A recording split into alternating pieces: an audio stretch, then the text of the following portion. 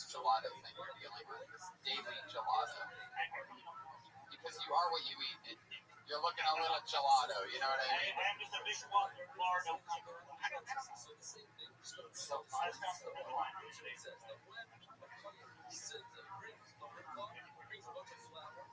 Really? That's what I'm doing. Real original? Dude, I'm doing it. I love it. Yeah, the worst.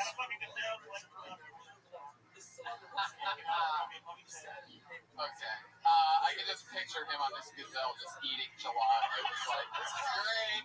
Doing it. Making big changes in my life.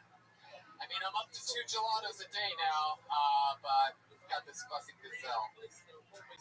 That's so interesting, Larry. What was your drink of choice back in the day? Really? Wow. Interesting. Alright, I like gin. Fucking hate you. Wow, man, you really saved yourself. Gin's one of those weird drinks that like takes over your face and you get too much into it. Right. Yeah. Yes. Get that strawberry nose and shit. That's what what was like gin and tonic was my first drink starting off as a child. I don't know why. That's what they taught you. Not mine. Mine was a good old Lynchburg lemonade back before What? Mike's Hard. Jack Daniels made Lynchburg lemonade, and my brothers took me frisbee golfing one time, and I had 2 of them, and I was fucking rocked. Oh, I was the happiest fucking 15-year-old boy in the world. I was shit-faced. It was great.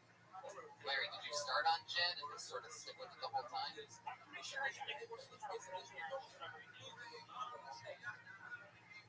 Yeah, I can tell by your haircut. You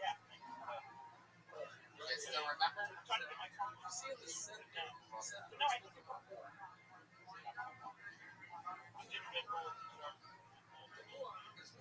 gin and Red Bull. Wait, what the fuck is going on here?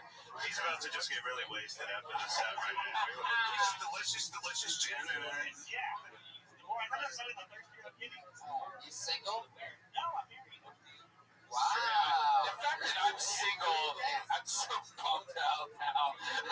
like this whole show, everybody, I'm like, no, they're definitely single. Nope, he's also married. Nope, he's also in a relationship. God damn, I kill myself tonight. Now the old lady, 15 years you've been married, she's stuck with you through it all. Do you ever share your gelato with her? No, actually. Is she bigger or smaller? She's small. She's not small. Asian? No, There's Asians over there? I didn't know there's any Asians over there. no offense to any Asians. Pointed one out real hard. Wait a second, wait, Tony, did you see that? I saw it. What happened there, man? He did the old eye pull. Yeah, the old Texas truffle, is that what it's called? Now, Larry, what else, man? Tell us something interesting. What was your childhood like?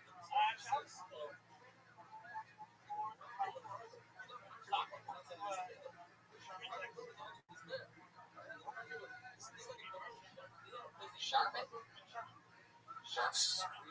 Charmin? Gotcha.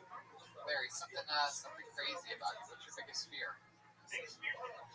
Now, the next biggest fear.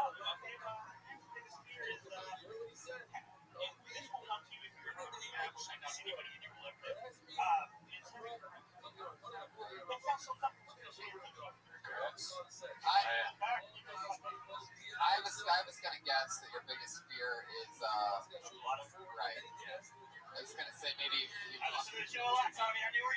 you son of a bitch. Tony, what's your biggest regret? My biggest regret. Yeah. Is it a girl that got away? No, it's probably no, it's probably not doing this podcast on my own from the very beginning. Oh! I'm just kidding, Brian. I love you. I love you. It's turned down. I can't even hit the button if I try. He has like a safety on his soundboard to where No, my iPad is sad that you even thought that. That's sad.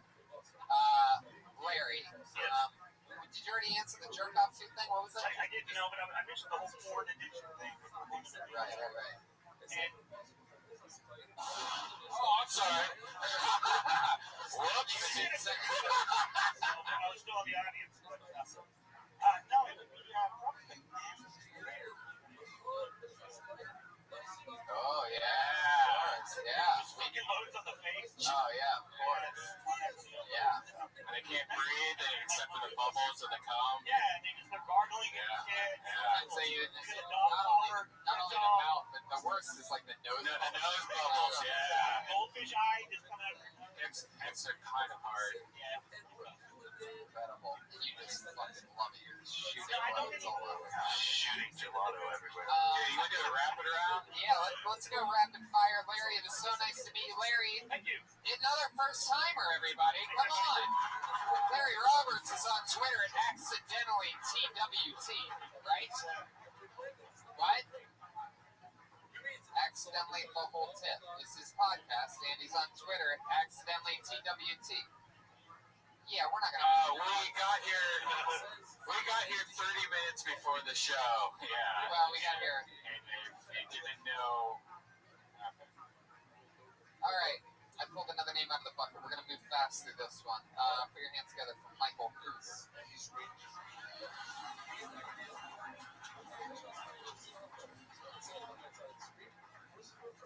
Hey guys. So I'm amazed how people keep managing to find a way to make Hitler relevant. I don't know if you've seen this on Netflix. Now they have like the new World War II color documentary. It's like narrated by Martin Sheen. Y'all seen that, right? No? Okay, somebody saw it. My roommates were playing it the other week, and for me, it's a lot like watching mommy and daddy fighting. I should explain that. My mom is German Jewish descent. My dad is German Nazi descent. So one side gas, the other in Auschwitz. At least that's what Ancestry.com told me. Hey, don't have that. It happened. No, but really, like, I'm amazed how people keep on finding ways to make Hitler relevant. Like, back in the late 90s, early 2000s, History Channel was the Hitler Channel, right? Back before they started doing Ancient Aliens. That was that. No, I feel like someday they might bring Hitler to IMAX. Just be scared. Do you remember those old Spy Kids trailers where like the pterodactyls were flying over people? Well, this one would be like a big Hitler doing a Heil and everybody, You know? Yeah, Michael Kruger, there it is with a minute. Biggest laugh coming off of the classic No line, which we always love. Michael, how long have you been doing stand-up? Just over a year and a half. Year and a half. How does it feel to do worse than the three people whose first time it was tonight? Oh, man. How does that make you feel? Why do you hate Hitler for?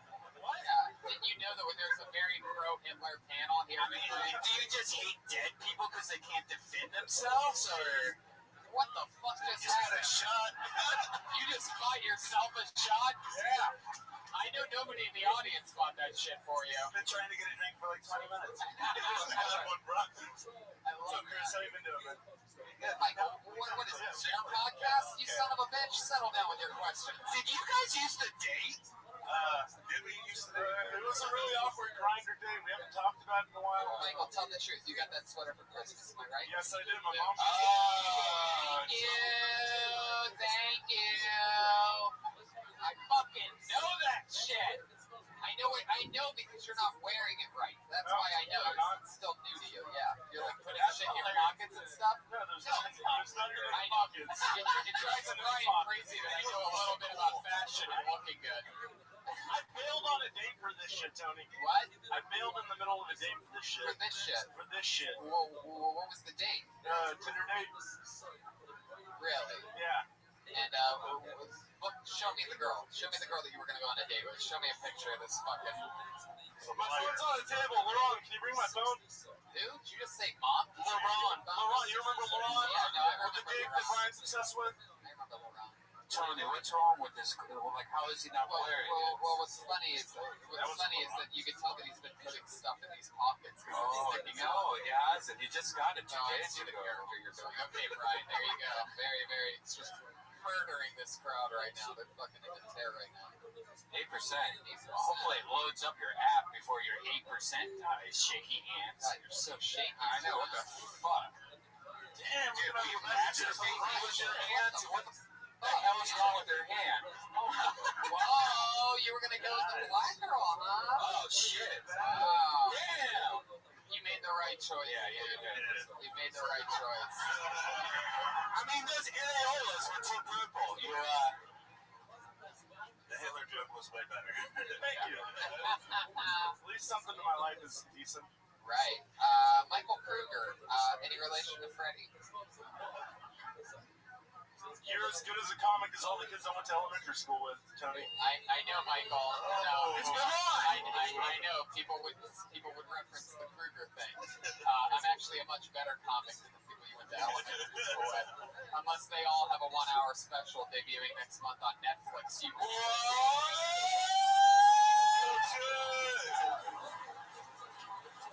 Oh, shit.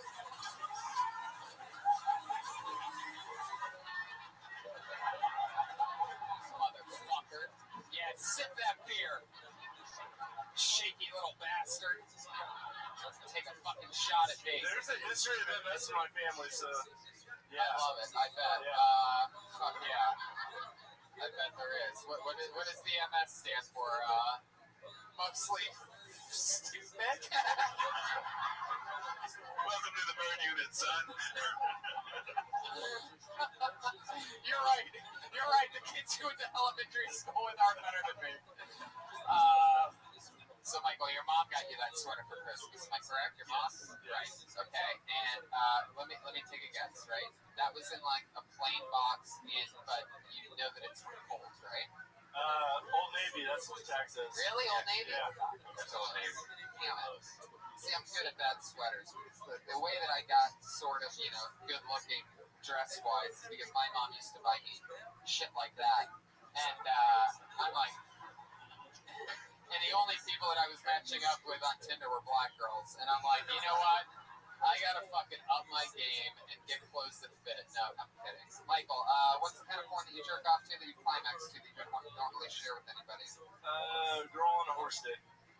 Oh. I like that. But get the little pony now. The little pony porn. It looks like an elephant trunk at the end. No. My pretty pony porn is like the best. It's like those little ponies, but girls and the little ponies. Because those dicks are actually bigger than black dick.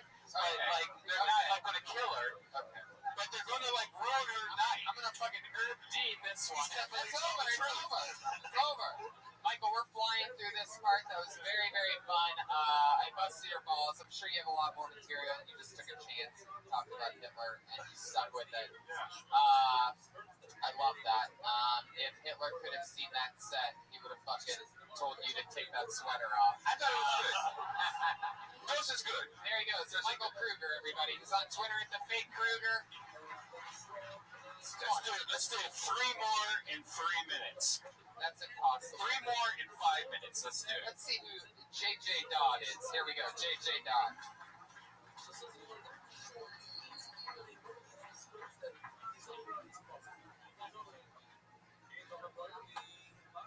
So, finally professional up here. Hey, so there's been a lot of talk about porn all night, so let's just keep that theme going, I guess. What the fuck happened to porn to where a girl throwing up on my dick is erotic? Like, that's so fucking nasty to me, dude. When she's going down on you, she's and I'm like, oh, man, it just fucking ruins it for me. And I don't know, like, there's whole categories, like puke on dick, you know what I mean? Like, when you go through the, what the fuck?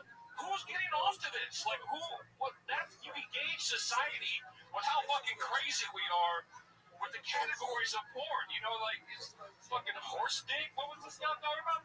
Puking on dick? I mean, it's all bad. It's all bad. I'm JJ Dunn. What's up? Yeah. The best way to end this set. Yes, JJ Dodd. That was fucking badass. And you're right, because like I had a blowjob cheat, like puked on my dick or whatever. And the next day I didn't wash it off, and like the stomach asshole has no, it curls up and becomes a gel. I had to pull it off and like throw it away. This is what's wrong with America. This is what's wrong. JJ Dodd, I fucking love that. First of all, I'm gonna be honest with you. You know what? I'm sort of a. Let's wait 1 second, Brian. I'm gonna be honest with you. I'm sort of into it. I'm sort of into the puking on the dick thing. And here's why. Let me tell you why. Show hands. Close. It doesn't matter. It doesn't matter by show of hands because here's the thing: is that when you have a big penis, and I'm not going to be braggadocious and say that I do.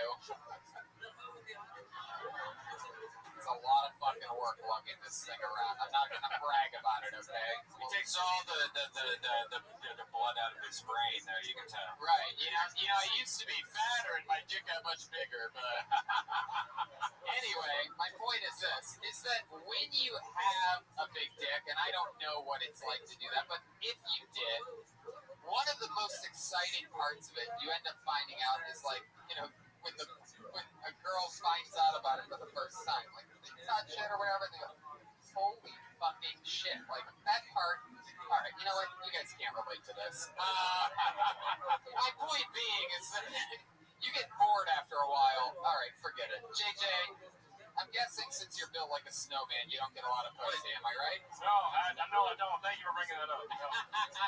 How long you been on stand-up? That was my very first time. What the fuck? That was awesome.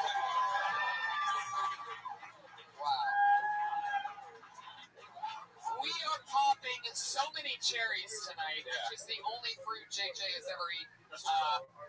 Chicken chocolate. Right.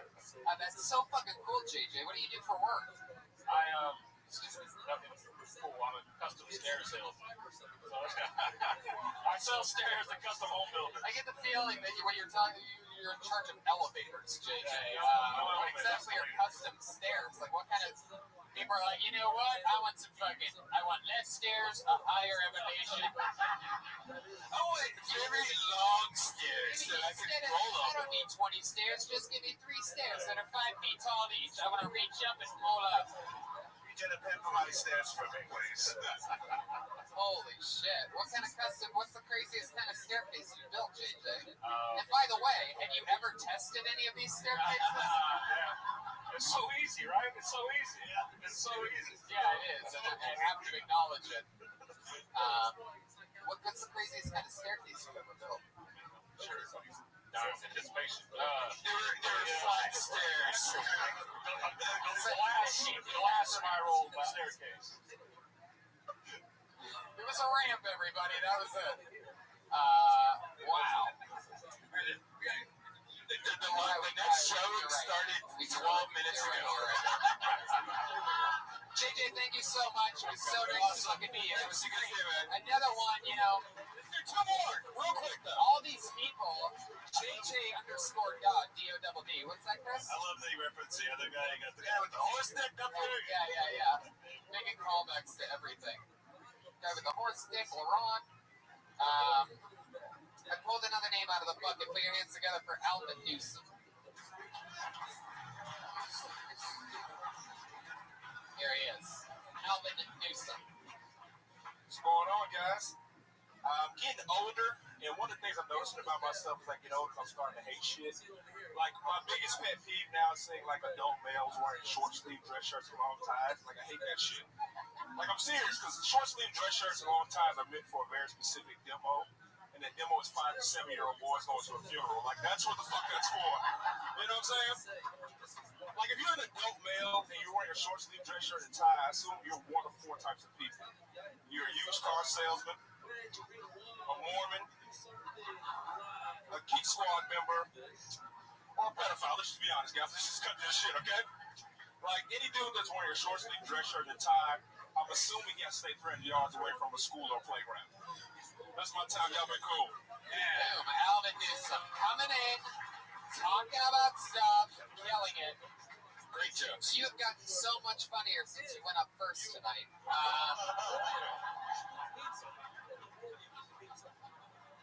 I'm just kidding. We love you, LeBron. You guys are both funny. How long have you been doing comedy? Almost 2 years. How much material do you have? Like, Honestly, about 35. wow. That's so fun. What do you do for work? I work in marketing and advertising. Everybody here is your job. It's like complete opposites. What's Kim Kardashian like? I've never met her. They're unbelievable. The Kanye thing, I get it. Yeah. You kind of Kanye-ish. Kind of like Kanye would like maybe Like a smile. Kanye with his smile. Yeah, I'll get it. All right, that's plausible. I'll take that. I love that, Alvin. You're from here in Texas? No, I'm originally from Memphis, Tennessee. Ooh, I love Tennessee. So lovely. How long have you been in Texas? About 6 years. Nice. Do you like it better or less? Besides the random white people pulling guns on me, I'm cool. Yeah. Everybody has one. It sucks to be a black guy in Texas, right? Yeah, it's kind of weird. Yeah, it's weird. Like every time I see a black guy in Texas, I'm like, what the fuck are you doing? Get the fuck out of here. Like there's 49 other states. Why don't you choose this one? You like getting choked when you get fucked, don't you? It is true. Like, if I was black, based on principle, I would go as far north as possible. Yeah, this is true. Like, it's Iowa. like, I'd go to Iowa, All right, let's do another where they have, Iowa and black people get along, because I heard they both have huge caucuses. That's not a little too hot for us. You know what? Anybody who's making that groaning noise right now, guess what? You're stupid. It's not like I was doing stand-up and 20 minutes into my set I made a back payment in Iowa. I had a huge caucus. No, I was in the moment, you fucking idiots. Black people was brought up, and Iowa was brought up. And I took it to But no, it sounded cheesy, so you, like you fucking know. Well, guess what? This ain't American Idol, bitches, and your vote doesn't count. Wow, Tony. Alvin. I fucking love your style. We're gonna fly through this part. How do you feel about opening up our stand-up show? Yeah. I love it, man. Alvin Newsom, everybody. Here we go. See him in a minute. He's on Twitter at ALVINSIGHSTS. Alvin Sites. Let's get one more comedian up. For those of you that signed up that didn't get up, we apologize. A lot of people signed up. A lot more than Way more. Okay, Lawrence Rosales. Lawrence Rosales, your final comedian of the night, everybody. And then we do a stand-up comedy show. I've been married for like a year. It's been going pretty well. Yeah, to a woman. And my wife asked me the other day, she goes, you ever think about kids? And I said, not a lot, that'd be weird. I thought that'd buy me a month. I don't know if we should pass our DNA along. I met my wife at community college in a remedial math class that I didn't pass. And I worry about the road we're leaving for our kids, Like, thanks to global warming, kids won't even get snow days in the future. They'll skip the day after a mass shooting off. I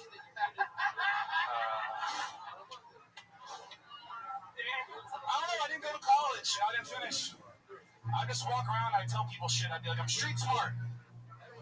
It's like, what does that mean, Street smart is like a 15-year-old that can't give my change back to me. But he can tell me how many grams are in an ounce. Got it. Boom, boom, boom, boom. Yeah. Boom, boom, boom, boom, boom. Wow, Lawrence Rosales. How long have you been doing stand-up, Lawrence?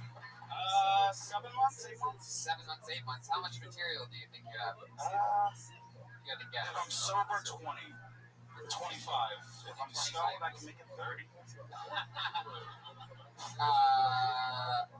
Seconds or minutes? Minutes. Perfect. Lawrence, we're going to keep this super quick. I think it's blatant and obvious that we do our load very quickly with Alvin, and we are going to also add you to the show. Cool? 5 minutes? Oh, man. There you go. Lawrence Rosales, everybody. He's on Twitter at Lawrence Rosales. And, guys, guess what? Guess what? Just like when the nurse gives you the shot, and you get the needle in you, and you didn't even feel a thing, we did it. That's episode 140-something of Kill Time. Yeah. Live from Dallas, Texas. We're going to regroup. We're going to regroup. We're going to have a smoke outside. and then we're going to come back in, and we're going to do a live stand-up comedy show. Lawrence Rosales is going to start it. Alvin Newsom goes after that. Motherfucking one and the only Chris Tellez, your very own, goes up after that. Brian Redman, Tony Hinchcliffe. We'll see you in a few minutes live from Hyenas, everybody. Good night. Thanks, guys. Thank you. This list over here, the 10 numbers are 2 numbers that are made out of money. Which 2 are going to say? Anybody? Something else? So,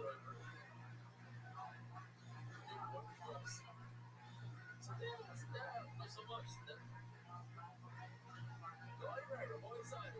Discussing what I've heard the last few weeks. For days. The under and the site they are revised. What it says, 10, 8 out of 10. I think they have a question. Keep them reminded of one side. Regarding the under and the site, to relate to the actual numbers, that's what we're discussing today. These 2 numbers, the one that's what's the under? The under is the 7 and a half pace out.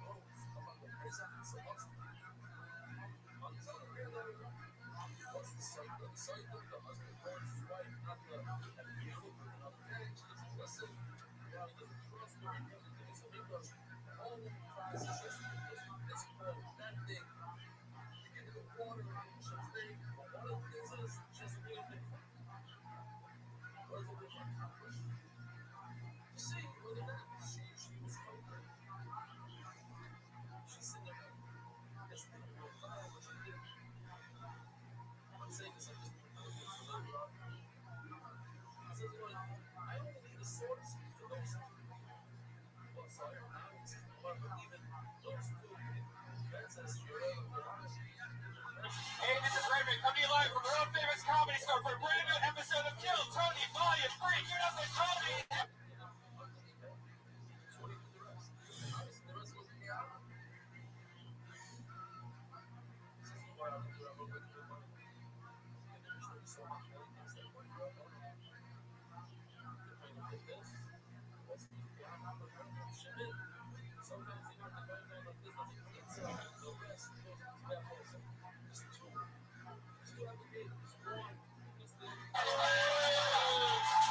Hi, everybody. Here we are. Wow, we did it again. Another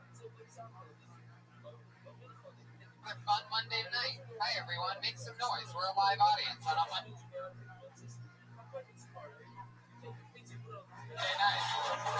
are live. Keep it going for the great musical stylings. You've heard them. You love them. It's Pat Reagan, everybody. And our house artist, Ryan J. Bell, who's going to draw tonight's episode. Clap for Ryan, everybody. He draws every episode. Starts out a plain sheet of paper, and somehow he gets us all in there and figures it out. All his works for Ryan J. Bell, stuff. And Brian Redman. Yay! And Josh Martin, everybody. There he is. Fresh off of some kind of Alaskan crab boat or something like that.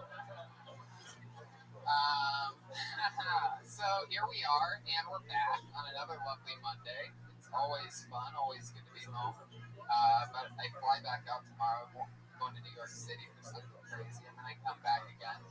But I'm going to be headlining New York City at Caroline's. For you people that are listening to this podcast right now, live anywhere near New York City, or maybe you even live a few hours away. Maybe you live, in the tens of hours away. Go to New York City at the first weekend of February. I'm headlining there for the first time in Caroline's. It's great. So, what else, Brian? This Wednesday we have a Death Squad secret show, and also Death Squad's going to Brea, California with George Perez. We're going to have a bunch of Death Squad guests on that show. So there you go. For you Latinos, they're going to be in Brea. Yeah. For the Latino podcast listeners, an hour outside of LA. Yeah. All right. Pat, how are you? I'm doing good. Welcome back. You missed your flight last week. Yeah, I misread an email and then showed up 3 hours late, and then they told me I couldn't get on the plane because it was already at its destination.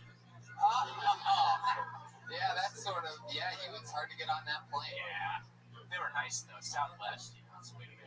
Really? You big Southwest fan? I love Southwest. It's amazing. They really turned their shit around the last few years, huh? Yeah, when we landed, the lieutenant was saying Silent Night. That's the only problem is when they go to sing and there's like silly songs that they sing. Well, I mean, they try really hard. They're like on. Yeah, they're doing comedy. What do you mean? One out of every 3 flights, they sing. Yes, they do. Yes, those black girls sang Silent Night a cappella over the intercom on the flight. Yeah, right when we touched down. Wow. Was it Christmas? It was December 23rd. That's a little creepy. I don't know. You know Joey Diaz. We once were on a flight, and they let us on American Airlines, and they said we were in a band. And Joey Diaz over the intercom did Biggie, and like no one cared. Like that seems illegal as fuck. Letting Joey Diaz sing Biggie on American Airlines flight in the middle of the flight. That does sound pretty terrible. Put your hands together for Jamie Vernon, everybody, back there on the HD camera. Everybody always forgets about little Jamie back there. Hardest working guys in show business. Are you guys ready to start tonight's episode or what, you crazy motherfuckers? Every single week I surprise you with two of the best comedians in the world. They always sit here and be hilarious and talk to us and these brand new comedians, and some of them established comedians that sign up to do 60 seconds. We always have the best guests. I take great pride in it because I always book the guests for this show, and I'm so fucking good at it. And tonight's one of those nights where I really get to bask in my glory because I have booked this so well that I don't even have to do anything for the rest of the show. Anyway, put your hands together for two of my favorite comedians. It's Doug Benson and Sarah Tiana, everybody. Come on. Yeah. How about that? Sarah Tiana, Doug Benson. You can tell which one's which.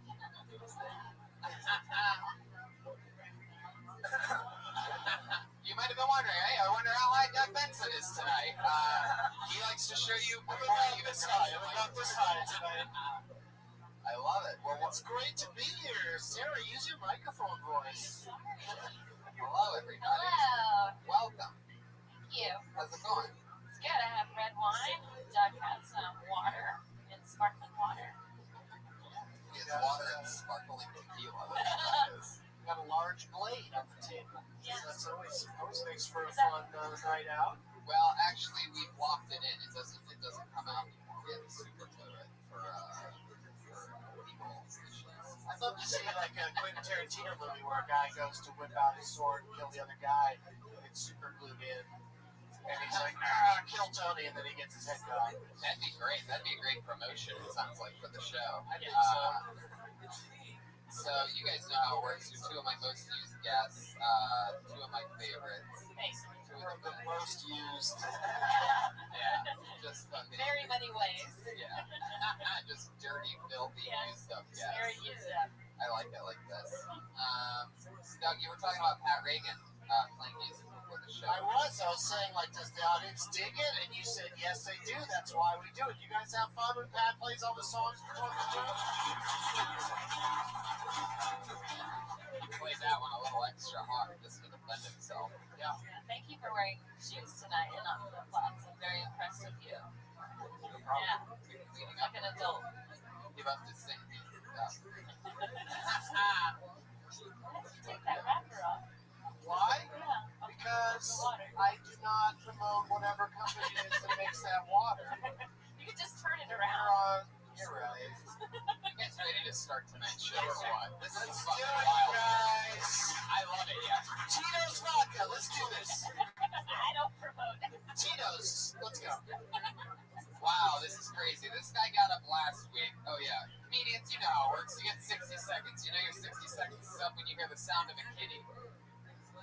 Oh, you can barely hear that little kitty. You hear it again, maybe? Oh, thanks. Or you can just jump in if you don't like, if you're bored. So what? If people don't even recognize the sound. There it is. Yeah, All that's a right. good one. That means wrap it up then, guys. Don't go over your time, or else you're going to bring out the angry West Hollywood bear. On a Nothing like a motorcycle. Just drove by the Also, store. not so angry tonight. That might be the most mellow bear that we've heard out of them all. I don't mind. I'll do the cat, you do the bear. And yeah, so when I pull your name out of the bucket, you get 60 seconds. And I already pulled one name out of the bucket. And what's crazy about this guy is he got up last week. And I gave him a very blown up, huge introduction about how he literally is the only person that I've ever pulled out of this bucket that every time has batted 1,000% on chips. A lot of pressure. I said this last week, and you know what he did? Did it again. He batted 1,000. I've given him this intro. It's gonna happen again? I'm giving him this intro, which puts him in a horrendous position. This means we're gonna see if it really shines or like is it possible? He is the Goldberg of this show. Undefeated, all home runs every time he stepped up to the plate. Let's see what happens this time. This is a great way to kick off the show. Here he is, together from Matthew Maloney, everybody. There he is.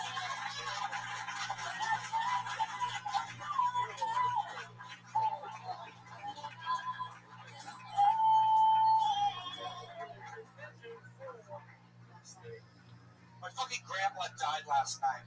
I'm not making this up. This actually happened. My grandpa fucking died last night. Last night, my mother got a call from my aunt letting her know that their father, my grandpa, fucking died. And nobody cared. Nobody gave a shit. This piece of asshole treated my mother and my grandmother like nothing but pieces of shit for his entire life. Total messed up man. This is how my mother decides to break the news to us. Still on the phone with my aunt. Carl's dead! What? Carl's dead! She called him Carl. His name was Dennis. I only ever met him once, and he wasn't mean to me, but he never gave me any money, so fuck him. Yeah, Matthew Maloney. Unbelievable. I'm guessing that this is all true, that your grandpa really died. What was it? Did you say last night? Yeah, last night. Wow. Very, very passionate. Matthew, you seem really worked out. This is a very new set, so it's not all together yet. Matthew, yeah, you really, really intense. You seem pretty emotional. Did you have like a family tragedy or anything? I did not. Did you really, do you not like your grandpa? I never knew him. Like I said, I only met him once, and everything I heard about him, not a great guy. So. Oh, so you never met him? Met him once. Met him once. How old were you? Middle school. That's an interesting age to meet a grandpa. How did he come across to you? Like, you know how it is, like, when you've just heard about someone and how much of a piece of shit they are? And, like, when I met him, he's just this weak old man who can do nothing, but I've been told stories about him. He kidnapped my mother after, like, What? He kidnapped my mother after, Isn't that what a dad's supposed to do? No? Alright, lost everybody? Okay. I don't know all these details. I wasn't there. I can't, like, fully tell the story. Is this the guy that you introduced with all that talk? Yeah. Did I mess up, Doug? No, I think you're an interesting personality. Well, of course, and that thing that he did to you was terrible. Yeah. But you overcame it, and I've been obsessed the entire time you were on. There was like a drink order going over in the corner, and I thought, what would I do as a comic if I ever did a performance where my entire set had a waitress talking to the customers the entire time. And this guy, what's your name again? Matthew Maloney. Nice to meet you. Nice to meet you. Full name. Matthew. Did you notice that was going on the entire time you were on? No, not at all. You were just all focused. It's what a professional does. Right, well, it's, Wow, he almost walked off the stage after that one. yeah, why did you drop the mic while you were at it? There's some truth coming out of this. Is that really a thing? What's the truth? what does it mean? It means that he said something true. I'm not a professional. It's not true. But it is what a professional does, so I guess it is. Yeah. Well, you're fantastic, and I. Kill Tony. 3 in a row. We did it. I haven't been here to see you. That thing's been the murderer thing's been around for 3 weeks. We've had Baby Murder. I said it 1 week, and then 2020 said the following week. Here's the thing. That became a thing so suddenly. Does he really look that much like him? Well, I think we unmade a murderer tonight. Is what happened. Well, what I'd like to say though is that I thought. The toucan of annoyingness. Let me just say that. I want to see a special that's a makeover of making a murderer. And when he gets exonerated, then they give him a new hairdo. Go ahead, Sarah. Sarah Tiana, ladies and gentlemen. I thought that your set was interesting, but it would have been more powerful had you not been shouting at the beginning. I thought if you just came up here and started talking about how your grandpa died last night, and and it was this horrible thing. It's not that I don't like shouting, but it's a balance, and then you charge. I don't. People were talking. They were ordering pina But coladas. I think I didn't even notice it. I think if you would have said He's a pro. he was a fucking asshole louder at that point, that would have been a little bit more like that would have been a nice twist, and that's where I could have gotten a bigger I twist see over what you're after. saying. I agree. Dial it down a little bit, but also like he has a minute, and the audience was just told that they're all gonna come shit in advance. Yeah, but also remember that sometimes when comics yell, it's to cover up for the fact of like not hearing laughter. It's like a defense mechanism. So being able to embrace the quiet is super powerful. So if you can come up here and keep your voice down a little bit and then say something loud, then you're captivated. It is. Come on, truth. There was a truth cat. This is confusing. Yeah. It's all there. It's a true. That's true though. Like if you see people shouting on stage, then you're. Like, not to say that you always do that or anything. I just thought that particular bit would have been more powerful. That's true. Yeah, to use it divisively. You know what I mean? That's your acting background. So you're very dramatic on stage. I think there's something else going on. Yeah, I remember when I saw you walking through the streets of New York at the end of Ghostbusters. All the way back then, I'm like, this fucking guy has acting chops. Yeah. Don't listen to these guys. Stay pumped, my man. Boom. There he goes. Matthew Maloney, everybody. Come on. He's supposed to be Matthew. I put way too much pressure on him. He's on Twitter at Matthew E. Maloney. I feel like his intensity was intense, but it was caused by taking the bullet in that intro a lot. A little bit. Sometimes shit's And not he had a long walk to the stage. That's where you really amp up like Eminem, Yeah. Everybody that's in this bucket should stand right here. Just be ready. How about this? This looks like a new name. Gary Curtis, everybody. Come on. Gary Curtis.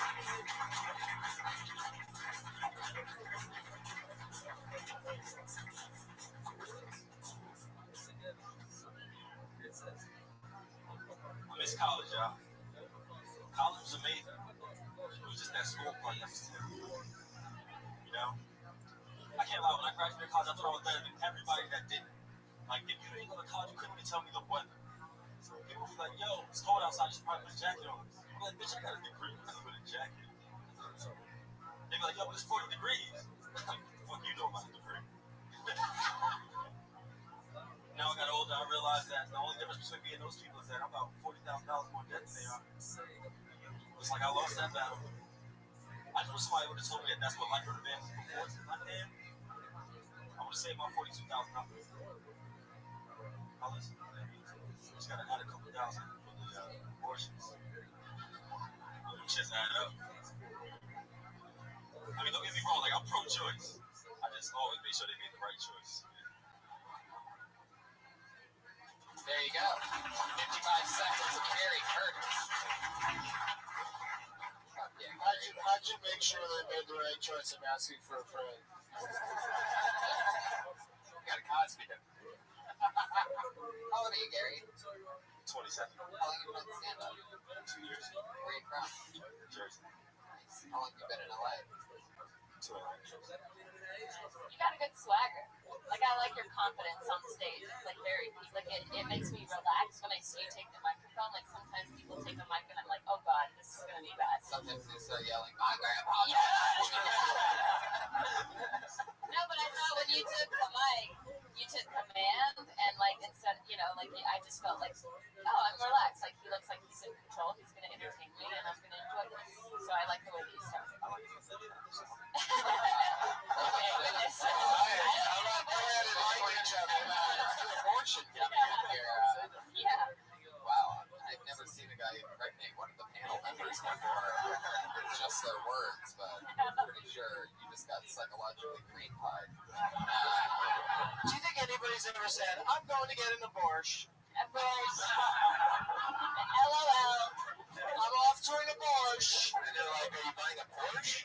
I'll call you later. I'll need a ride. Appreciate it. Oh yeah, you would have to have a lot of abortions to start using that word. Yeah, it'd have to become rather commonplace. This week's abortion. Off to do it. Get my nails done. I found a place that does both. Porsches and petties. You seem like I meant nails did. you seem like a good-looking guy, a lot of swagger. So you don't have a steady girlfriend right now? I actually do. Yeah, how long you been in that? Wow. Oh. What did she do? Personal assistant. To what? Ooh, can you say what actress? I'm so excited. Tell me. Give me a clue. If I guess it, can you nod yes? Yeah, sure. Okay, so give me a clue. She's an actress. Give us, if we can name that actress in 3 movies. Yeah. Well, it might not be a movie actress. Whoa. Hey, she's a BMA, you guys. Okay, so can you name 3 movies? I'll put you on the spot. Okay. Just say one. Oh, Oh, is that a good movie? Where did you go to school? University of Pittsburgh. See, I believe like all of your stuff about the degree, and then you said the abortion thing, and I didn't believe it. I felt like it was a cop out at the end of your joke for an easy laugh. I felt like you could have kept going with the degree stuff because everybody has that pain of like paying back student loans. Okay. Oh, wow. Yeah, but I feel like getting into that. He's right. The men have it worse in those situations. Have you seen the magazines in the waiting room? Dreadful. Why were you in the waiting room? Did you have to sit next to her and hold her hand while like the vacuum cleaner? Oh, they got car wash and something. Not that at all. If you want to save money, a dustbuster has a reverse function. But no, it didn't seem. I thought we were trying to blow dust into her. It just kind of came out of nowhere, and I felt like it was a whole. Like if that's really happened to you, that should be the whole bit, as opposed to just bringing it up lightly and then moving on. You might encounter people that also like when you say I've made or have an abortion. I figure out how to make her have one. It's like we all know in this room that I'm a bad person or anything, but well, that's one thing. I didn't do it. That's one thing, but then to make it sound like you made her do it. And also, you said you have $40,000 in debt in college. So what's another couple $1,000 for abortion? Like I Right, feel like let's do the math. Come on, $2,000 to get rid of that fucking kid? Why the hell not, man? I was on your But side. 40,000. That's the thing you should, and you probably have. Do you think that's really how to hit it? Do you think they charge by the baby? Yeah, triplets, more money. It's not like they hold hands when they're coming out. They have to scoop 3 of them out. Hey, listen, bad news. We had to pull out 3. So Is there an abortion here tonight? The extra. Little extra. For your abortion. here, everybody. But I think that's a legit question. Gary, how many abortions do you think you've had? I've had none. there you go. Make love to nuns, and then you'll be good. Yeah, good shape. But So explore I think the college tuition $40,000 thing is very super relatable because most of society is being, especially people coming out to comic clubs, have been fucked over by that process. Like, it really is kind of crazy. At the end of college, when you know more than you did before you went into college, how to go to college, and then you may have picked up some knowledge along the way that's helpful. It's probably an area that you're already fascinated by. Didn't need classes. You don't need classes to get up and do what you just did, right? And you can keep doing it without classes. In a way, the student loans is more meaty than the abortion. In a way. Pretty sure Douglas had a I'm just steering him. That was my impression of the first 90 minutes of Hateful Eight. A lot of talking that doesn't necessarily go anywhere. But I'm just steering him towards the college thing. I think is a better subject. Right, and I mean, it's like if your college was good, then you should have that shit paid off immediately. So it's almost like they're not doing their job. Like, well, I mean, anybody who gives money to a college.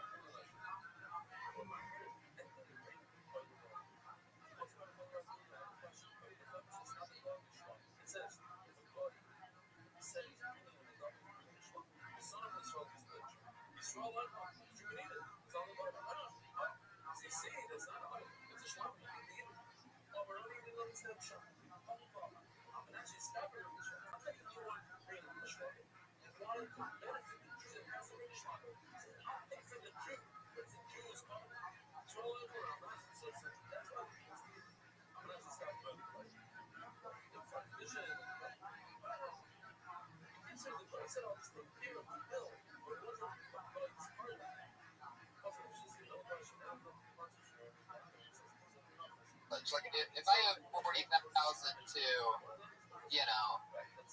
Pittsburgh, then Ohio Community College. The college should be on the line for that money. They only get it back if you get employed and make that money. yeah, exactly. This is getting into a very theoretical. I was watching Futurama today, and they referred to college as expensive daycare. That's what it is. And also, Gary, you're pretty like a woman's pretty. Do you know what I'm saying? I hit on you last time, but he did. He hit on me last time. I'm just saying, you're likable. You don't need to talk about. If you're going to talk about the abortions, it needs to be in a whole different likable manner. I think you're already likable. You don't need to bring that up. It is true. Telling a girl that she has to make the right choice. I mean, how would you do it if you were going to convince a girl to work persuasively? Like, how did you do it? Like, how? You just use the right words. You guys both agreed. Yes. Yeah, exactly. That's the truth. Right? Yeah. You didn't force her. Convinces her to agree. You could say you have Down syndrome in your No, I family. feel like the way men.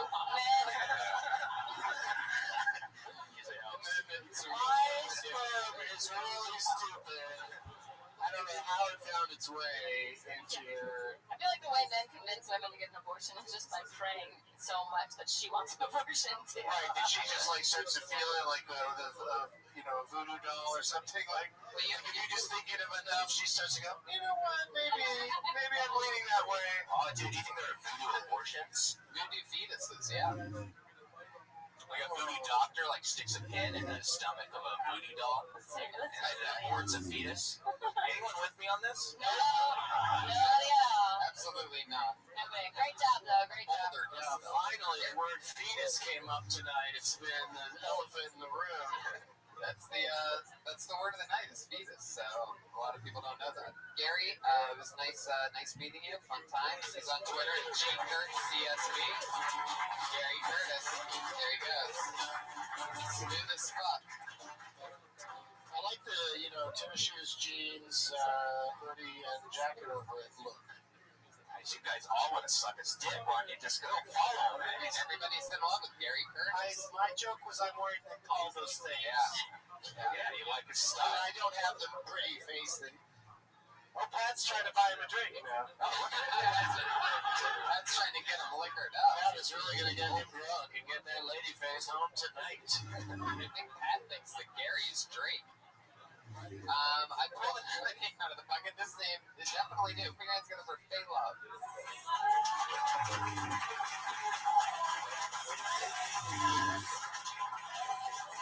Oh, yeah.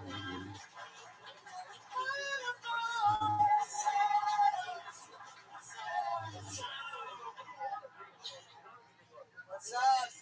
I just came out of the woods on a 10K meditation, and it was great. They just they have you sitting there meditating for 10 days, and they feed you what they want to feed you.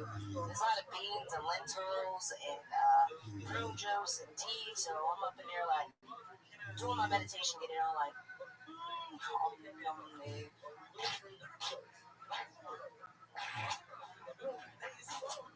it's like an orchestra of farts going on while I'm trying to meditate. It was great. And then I was thinking to myself, what is the cooking staff trying to do here? Like, see how much they can mess with you, you know what I mean? So one day I walked in there and it's prune juice and orange tea with black beans and rice.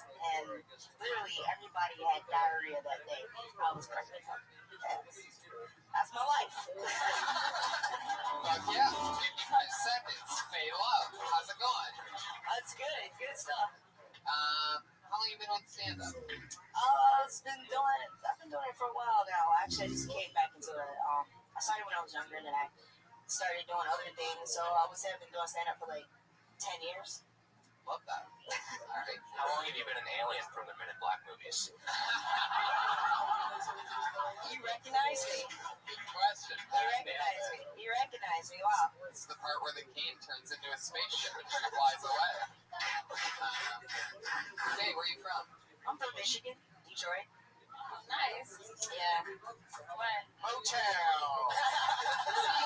So you've been smelling shit your whole life. Exactly. I felt right at home. Yeah. So where were you when this meditation thing was happening? I was up in Occidental, California. I just came out of the woods, just started talking.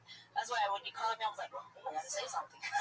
You were in the woods? Yeah, it was up in Occidental, 2 hours north of Sacramento. I mean, San Francisco. So, yeah. What were you doing in the woods? Farting around. Are you usually that gassy? Are you a gassy person in general? Actually, let me clarify. Realistic? Let me clarify. I saw what was going on. I saw the where the cooks was going with it. Come on. So I didn't eat as much as the beans and fruits and rice, but everybody else was getting down, and it was like treating like a buffet. So I'm so confused right now. So you're at some place that's meant for meditating? exactly. And you were speaking. And they were feeding people beans. That's what I'm saying. I gotcha. Yeah. And then you went to meditate, and everybody else is farting, or you're farting? No, I'm listening to these beautiful the fart orchestra. It was beautiful. It, it was like just in the ground. I'm in my zone, and we're just in touch with nature. So you're saying that a lot of other people around you. Yeah, I managed to hold on to my. Okay, I lied. I did, perpetuate a little bit of the fart sound effects, but Okay, Brian. Wow. What's with all the hardball? Did you just download that? Yeah, it's a fart. It's a fart board. I love it. You can get more sounds. I would rather have that in my basement. What did you hear a gentle I'd fart? rather hear multiple farts. Here's a gentle fart. That's a good one. That's someone's mouth, dude. Someone's going out with their mouth. Yeah, someone got paid for this. Quick Uh-oh, one. here comes. That's Reggie Watts. All right, what's a sustained fart? I like to do this on this sustained. Because I can do a pretty long one. I can do a pretty long one if you want to hear really long. Let's hear it, Doug. Let's hear it. I brought up the.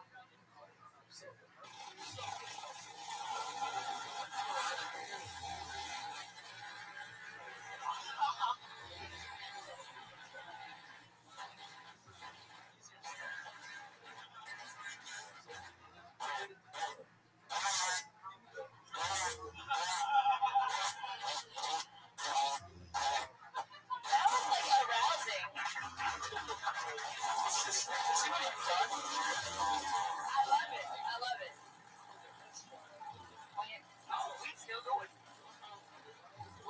supposed to be again? This is the longest joke Doug's ever done.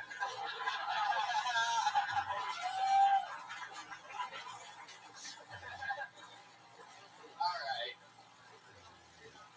I learned a... There it is, the longest part. I love that.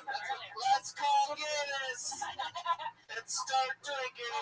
What I have to say Guinness. is I think like you walk up here, you're talking about going on a meditation retreat. You obviously seem like this like cerebral, like strong, powerful woman, and then you did a fart joke, and it was very weird. I know. Yeah, you said it more like he really did more like your tone instead of like doing sound effects like it would work. But when you just break out a fart noise, it's weird. Yeah. I mean, you meditate a lot. Huh? You seem like a peaceful, like, you seem like someone that, like, you know, Pure I divine would, energy. you know, trust in Joshua Tree or something like that. Yeah. You seem like a good spirit. Right. Yeah, like if I was gonna do mushrooms for the first time, I'd be like, you'd be a good person. I'll be Yeah, your guy. Yeah, I'll yeah. be your guy. Spirit guy. Do you ever talk about things like that? Like, you have jokes about this other stuff that you find in meditation that doesn't just have... Oh yeah, I never ever did a fart joke like that before. I was just talking about outside, and it was funnier when I was talking about outside, and then when I walked in here, it was on the tip of my. But also, you walked up on stage. Farting with your mouth just kills and it confuses you. But you also walked up on stage with a chain, and you didn't bring that up. Oh, I brought it up before. Oh, okay, so that's why then. Yeah, but In 2009. no, I actually Did you root for Russell for this minute? I mean, this just happened. Like my spirituality and like walking the path and like having like this presence of like seeing God Almighty. You know, that's how I actually became. I was paralyzed for 4 months this year, Wow. and it was just spontaneous. And you couldn't fart. Actually. Well, that's an honest question, And Candace. it is actually, and I'm trying to think about the gas was there, Yeah, but I was not. The gas was building up and it was there.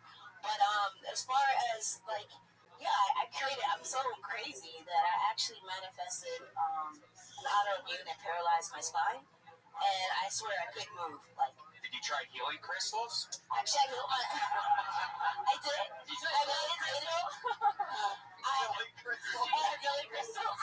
Those are really good. And Billy Crystal. I did a lot of laughter. Billy Crystal. Where's your dad at? Did you have your dad here Yeah, last last time? time she was on... Last time I was funnier because my dad was with me. That's right. Actually, no, your dad just came up and just started killing. It's great. Yeah. It was insane. Yeah. What's he dressed like?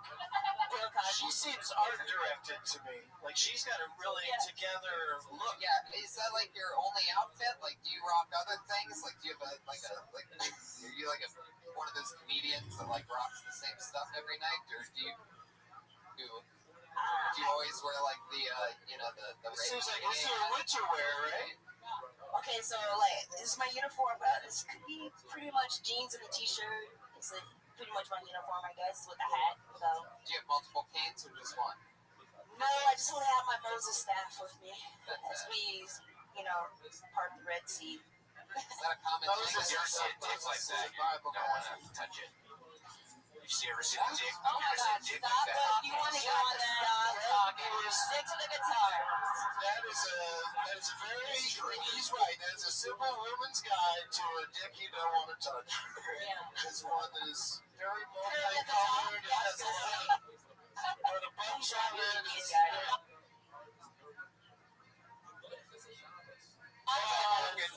Hey, what I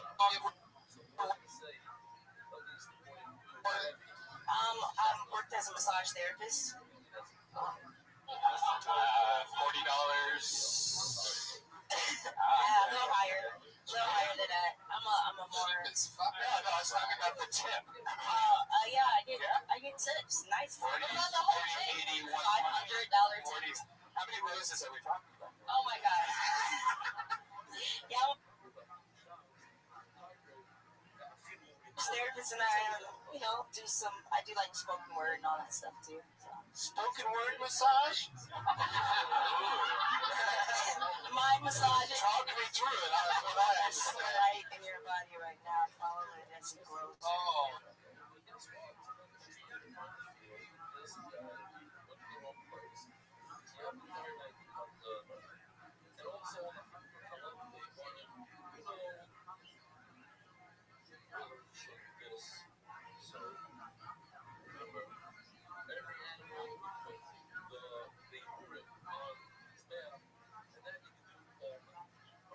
says, no. Rashi says, finish here, that's referring to when the famous video of the Israelis level out. When Allah the Yemen, when Allah is there, if I don't feel like that, so I says, like that. Why did you discuss why Rashi says that? But in fact, just because I feel like you're not really supposed to put it on that night to give me like a siyah or stuff. So we're referring to bring it back.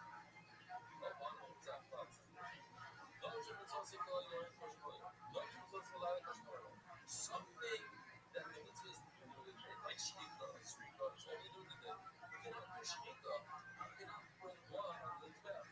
And then, and some of the mitzvahs do it like that.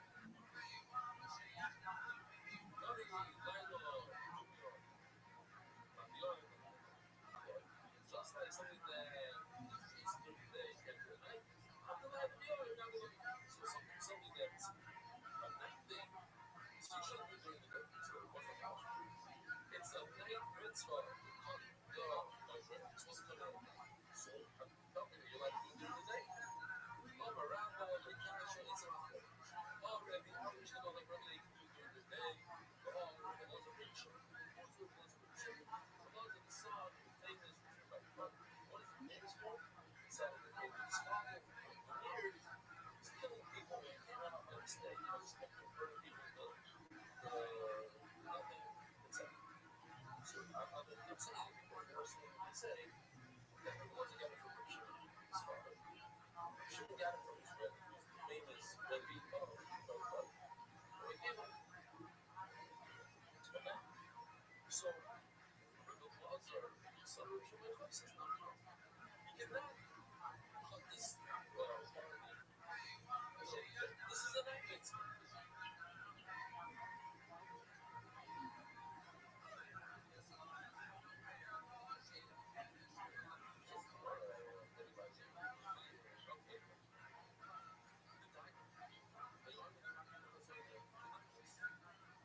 Person was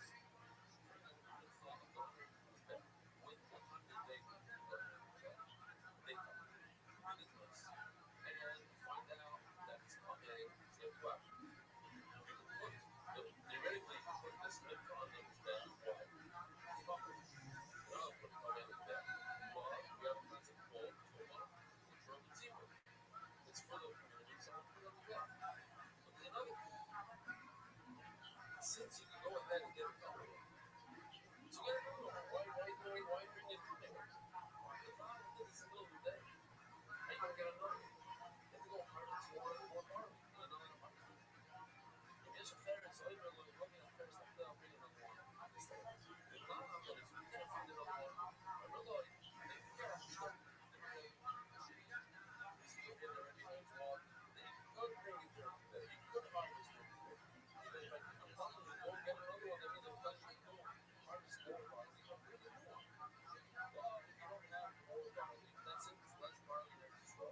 So I think the number one, I put it up in his back, and I tell him, you're very smart. Shut up. Be quiet. Why? Why be quiet? Because I don't want them to know that you are coming, because maybe next year they'll start making more people their money without realizing that this was just acting fun. You were looking for what you were making. Venga, venga. Oh, this is no, you got a problem here, my friend. And you cannot argue this in the middle of the day. And it's the middle of the day now, we just found out that it's coming. You know what we do? There's no other way out of this. So you tell everybody, don't tell anyone who's coming, show this one. Should the life version is like it's outside. If you are in the middle of the day, also, also, should it should this from Kiva, Rabbi, Shabbat, Amar. Now you know the sessions. It's too late. Also, you saw Shabbat Khan is saying it like Rabbi Kiva wanted to be his father's daddy. It's not. So I don't know. It's the famous Rabbi Kiva because it's not. So then it's not over here. This is in general. Say so. Rare shots. Any lovely shots. You know what?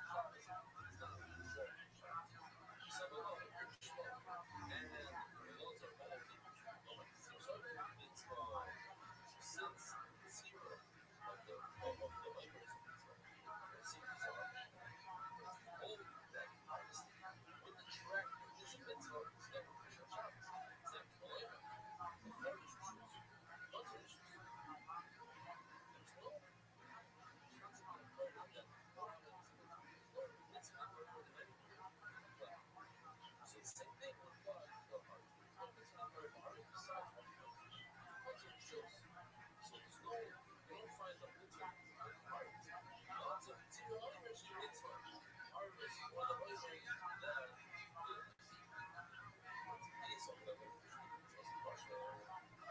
I'm going to go to Shabbos. But if you help me, that I can do this, then they about it. So just do it in the day. Why do you have to push on Shabbos? Don't do it at night. Do it on Shabbos. On other Shabbos, it's your very Shabbos. You should harvest it before Shabbos, and then you don't have to go. It's just like coming away. It's night before Shabbos. So you don't harvest it before Shabbos. And now when you come to Shabbos, you don't need to touch the lake. It's also here you see that if you these are one, there's no Shabbos. Every Shabbos, every day, and it's possible to ask him, Rabbi, like particular shit. Understand?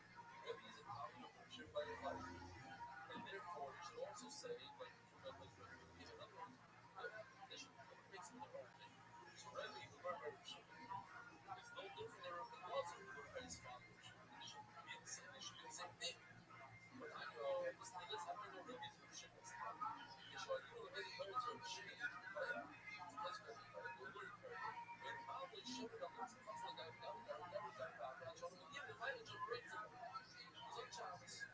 And Rabbi Shimon was going to keep it back or whatever it was. And you had to get it now. You had to get it checked out. How do you get it checked out? The Rebbe on Shabbos.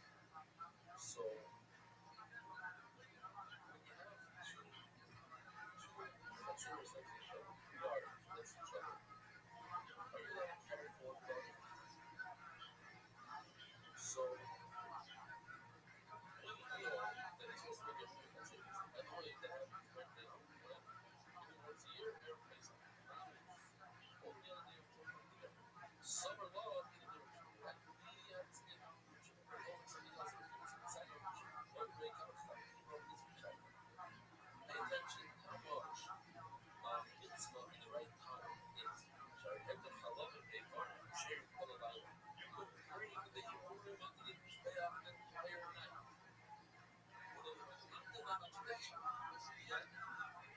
Even though you do it the whole day, do it right there on Shabbos, on Shabbos. Any part of the year on Shabbos, like what I'm going to say. So, you do it on Shabbos. Why? It's better to do it right then and there than to wait until the night and go to bed. It says,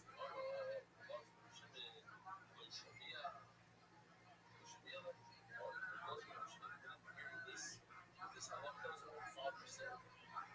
Also, listen to this. So the Gemara says a big finish here that the difference is when we're Shrev Shabbos, Shechita, then we can go ahead and bring the Yehudim on the Mizbeach. You already pushed off Shabbos here. You already, Shabbos already pushed off for the Sukkah, so they didn't push it off. But by the Omer, you go ahead and the harvest for the first time on Shabbos, that we don't have that. Hello, so my Rebbe, listen to this. He was big pop, mama's a pop. He's going to shake everything up. So we're having to so in there, you go with that for Shabbos. There is something, the concept of the Shabbos, or not the harvesting, not the tractor going to the field. You're not even as bad when pushes off Shabbos. But at the harvest, as I'm one of the 3-4 questions now that are all the same answer. What? Maybe doesn't hold that the harvest that pushes off Shabbos. Well, it's not whenever it doesn't Shabbos, but it's called. Surely show you why. Even on Shabbos, that people harvesting.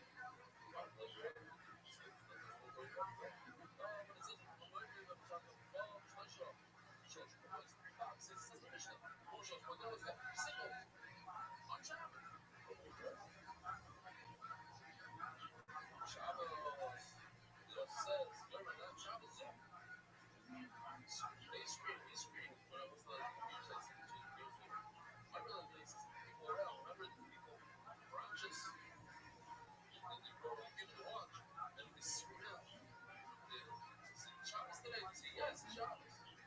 And they continue reaping because they harvest the field. But like wherever he's looking at, makes it in Russia, if it was 1 week, It says that if we harvest during the day, it's kosher. During the Shabbos. Now we have a big problem because it says that you're still Shabbos and you can reap during the day. That's it. The only person who says that you reap during the day, get on a plate.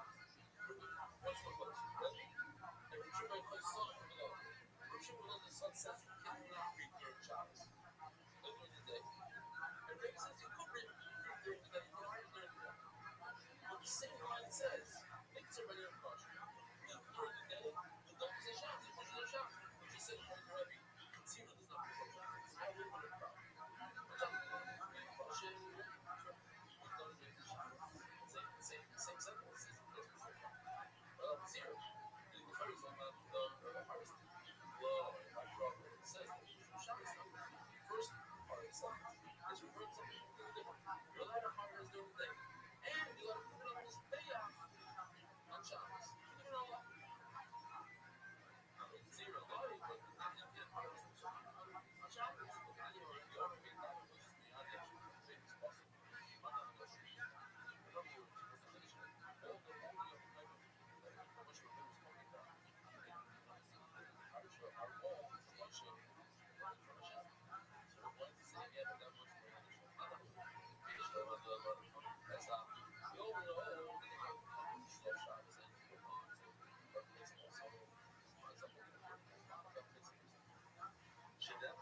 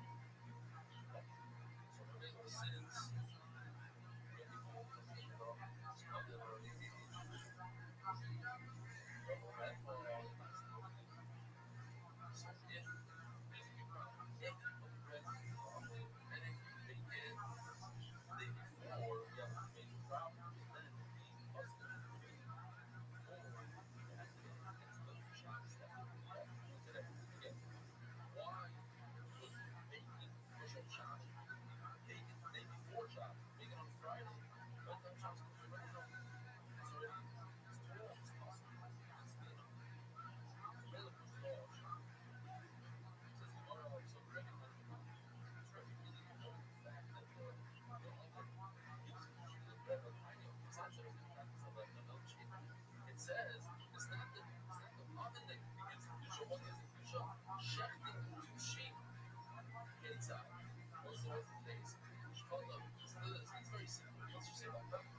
and the word to the worship.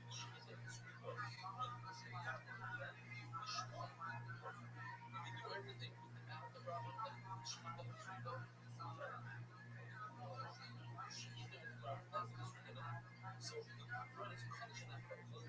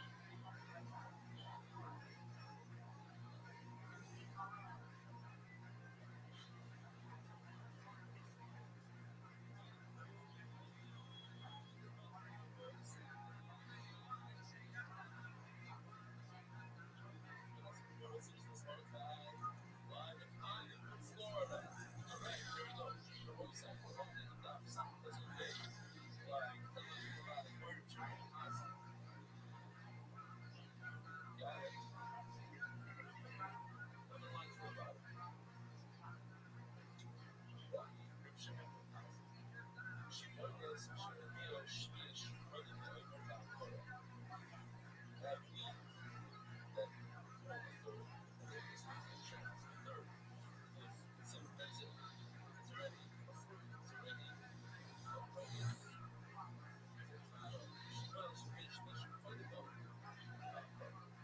once again, we're talking about spirits. So you're talking about the Pesach celebrate. It's not another day of Hanukkah. The second day of Pesach, we do a permanent.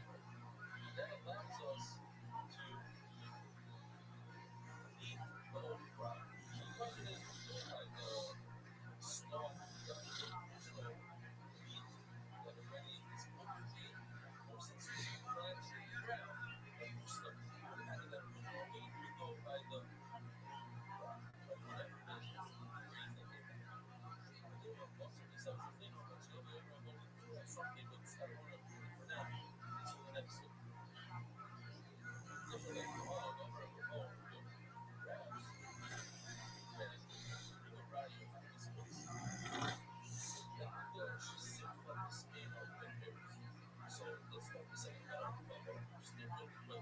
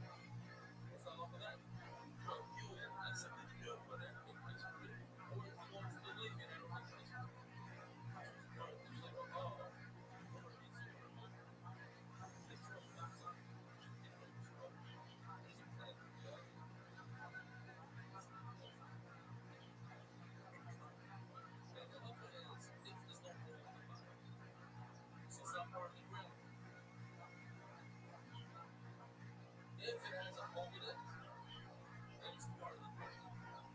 It becomes the meal. If it has a hole in the bottom, the whatever grows in the plant, or is this sometimes it grows less theorized. It's not. It might be like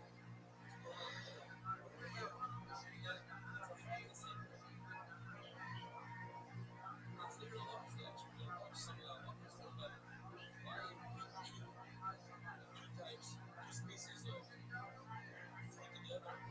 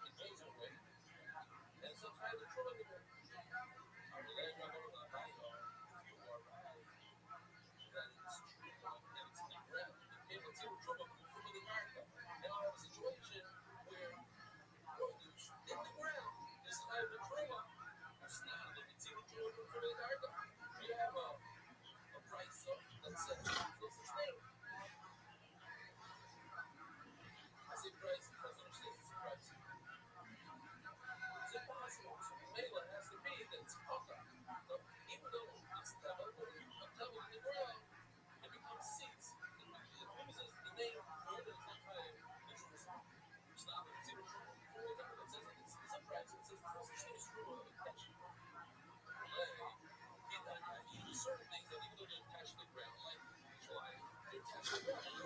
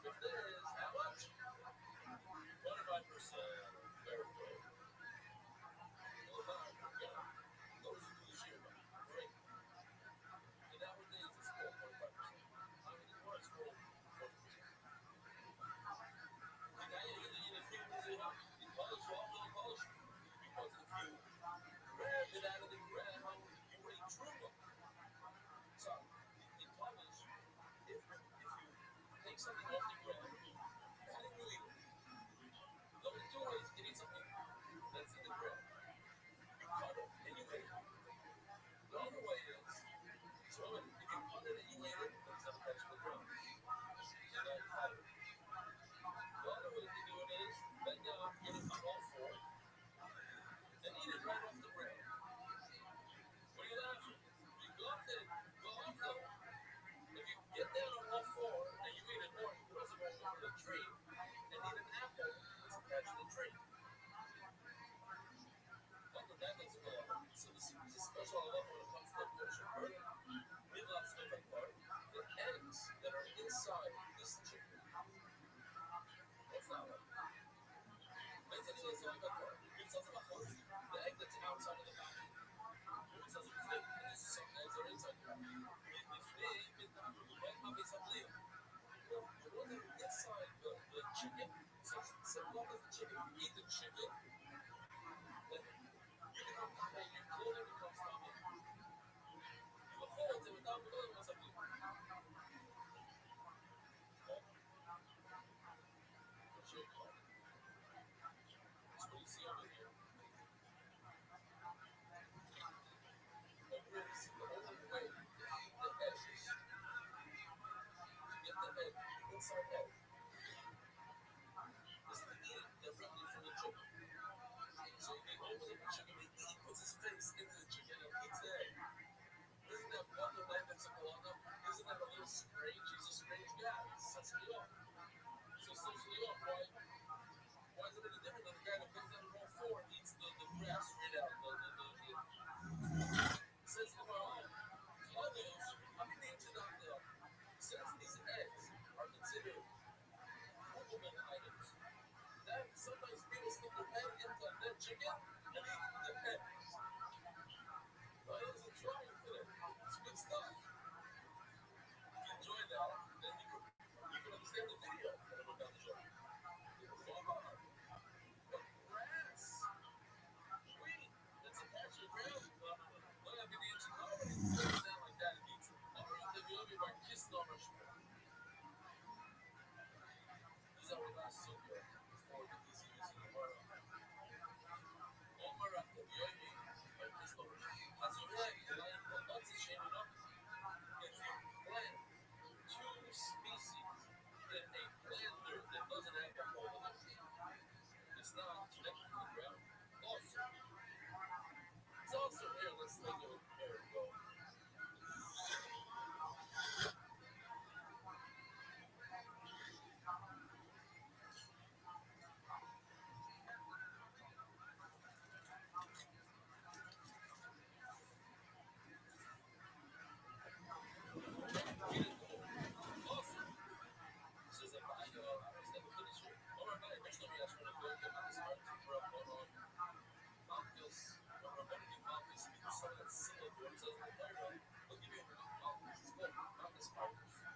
It means that they put you in a place, they give a kind of, doesn't mean that they'll give you 39, whatever the number is.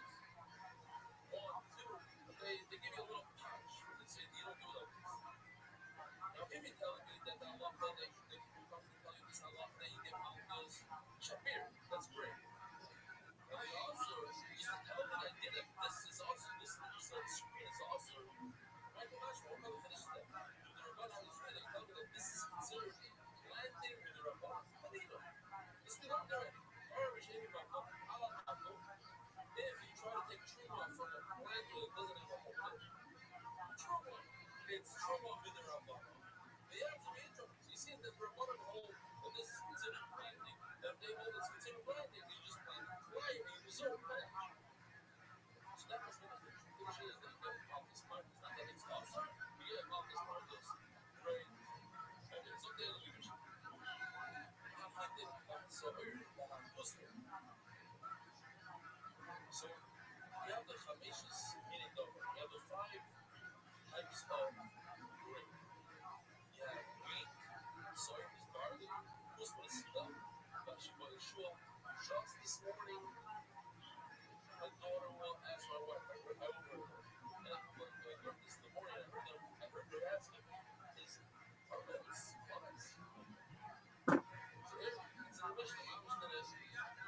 usual oats. Shifon, anybody know what shifon is? What does it say by you? Let's say Rabbi. Right. הכי נבצעים והפוסמן והשיפוט שהוא השifon. הרי הם חיות בחלה. These are all grains that if you make a dough out of it, you have to give something to bite. You have to give challah to the bite. And it starts in said and said. So in order to give challah, we said you have to give approximately 5 ounces, 43 eggs, 2.2 kilos. So let's say you have, let me ask you something. So start with saying, you read the mission, start with saying, so let's say you take wheat and you take broth. They combine. It says when it starts from Zimzim, they combine with each other. So the answer is no. That combination doesn't. But there are other combinations that do. So go down to the tomorrow. Ariel Bayu Bashava, when it starts from Zimzim, that's sort of the foundation. Let's say the Gemara is here like it's also to eat all these 5 grains before drinking the oil. There's usually a little over about 0. The Rab Asur Hachiani Agrapa. If it didn't take root, you planted it, didn't take root, now you have to wait for a year until you can eat it. It says in the Gemara, Hama Muslim Min Hikim. Muslim are in the paper. So let's look it up and try it. But Hikim, Muslim spell. Spell and wheat are the same thing. So I did this just to give you a little bit of these two are here. These two combine, because the mission says they combine with each other, you know what I mean? These two combine with each other, and the other 3 combine with each other. Get it? Because it actually similar to wheat. The other 3 are not similar to wheat. The other 3 are similar to barley. So shefa, but shua, is similar to barley, that's why those 3 combine with each other. They're in team. There's 2 teams here, basically. Not a Muslim mid-team. Period. She was shua, shefa, mitzayr. What's the word doing here? What's not? Oh, these 2 go together. These 3 go together. Because the reality that when the mission says that everything is in start, it means within your team is in start. Muslim, you guys talk about Muslim that it might be, it might go in their teams. Okay. Muslim, I love Rashi here. Look at Rashi. Does everybody see what I see? Lupa? No. Spell. Spell though. Yeah. Let's spell. She invited whatever friend. Find out what it's called today. She invited this wrong. She invited this wrong. It's like it looks like a tail of a fox. She invited Kalo. Says the Gemara. Honey, where is the Dokan Lake? It's only these 5 grains. But when it comes to rice and millet, no, they're not 5 grains. You know immediately, how do you know that rice and millet are not included? There's only things on Misha Misha. Over as long as you pass it up and up and up. We learn from out. So Allah, it says Mechala. So also it says Lechem. So okay, it's just like matzah. You can be going to rice. So too, you also do for how do you know you can be going to rice. Always like nobody do it. Nobody do it. Like yeah, I'm like well, say hello. She will say the hello. Say something.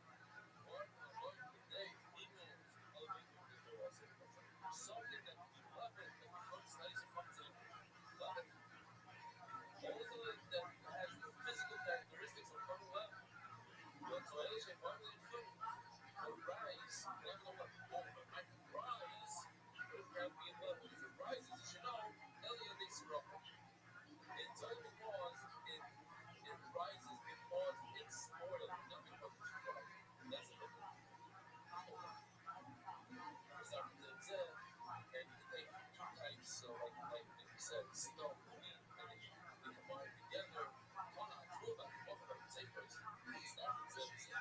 So it's very interesting. You get these 3 things, okay? And flour, and gold. It can combine with each other. That was the case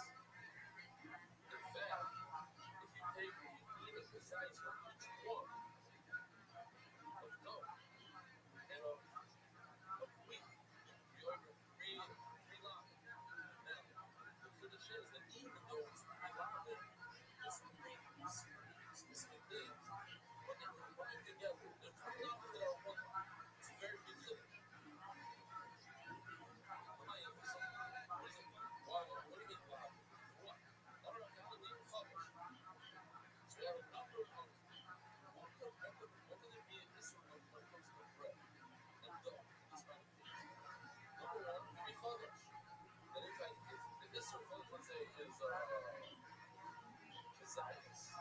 So you take a third of Kezias out of flour, a third of Kezias of flour, a third of Kezias of if you under, you eat it, if you under focus.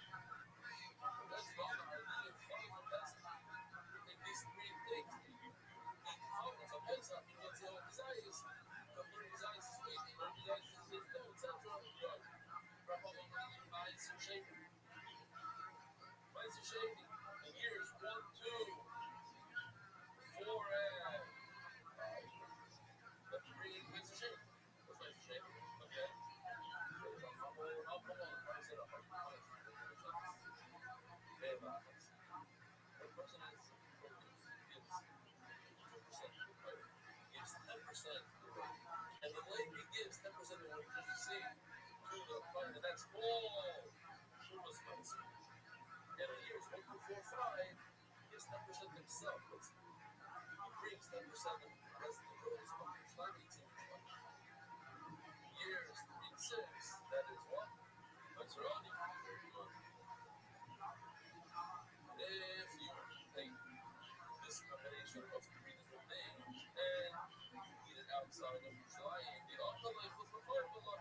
It happens to eating outside. It's only 30 cents and 30 cents and 30 cents. These things are inspired. The wheat and the stuff. What am I eating to myself? Going down, give it over to me. Oh, come on, we have one direction. Over to me. Except to me.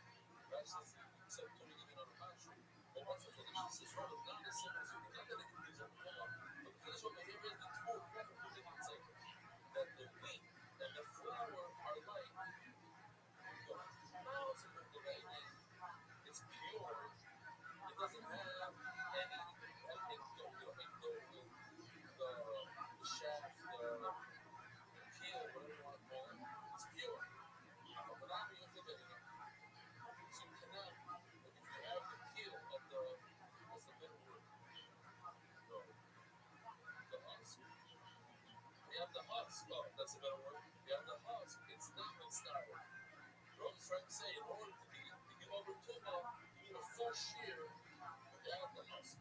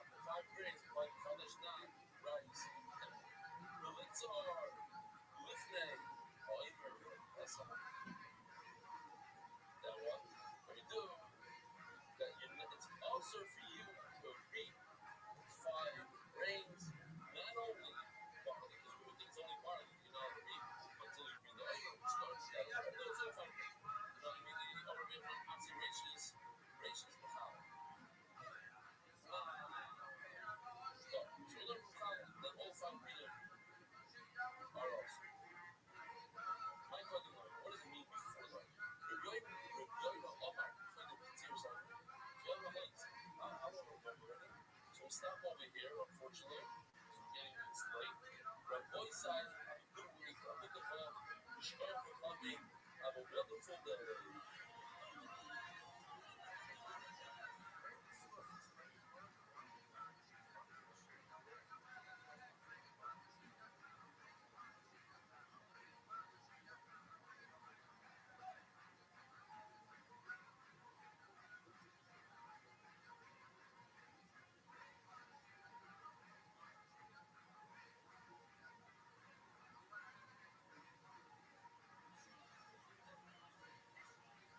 Good morning, Rabbi side.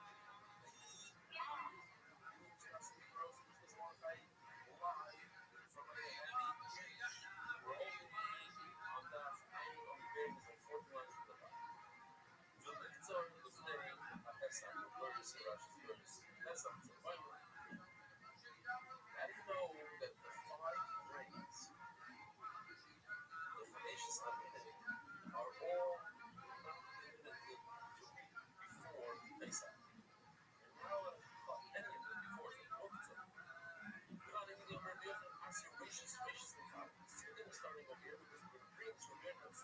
Just go quote his name, and you're gonna have to remember what he says. He says the word from left-handed bottom. I'm sorry, gracious. Oh, I was before. Gracious from column, just like column. All these five grades, you have to column, you have to take a piece and get to the column. So too, the five grades you're not allowed to read. You learn from gracious. Now, you're not permitted to read any of the five grades before the first week. Might tell you what. Start off like see one of those records. Going on a page seriously. It means before you come back. Typically come back here up on Sunday. Come to my here. Well, what time of the day? Cut it over. Right after what's the other. Right after the cup.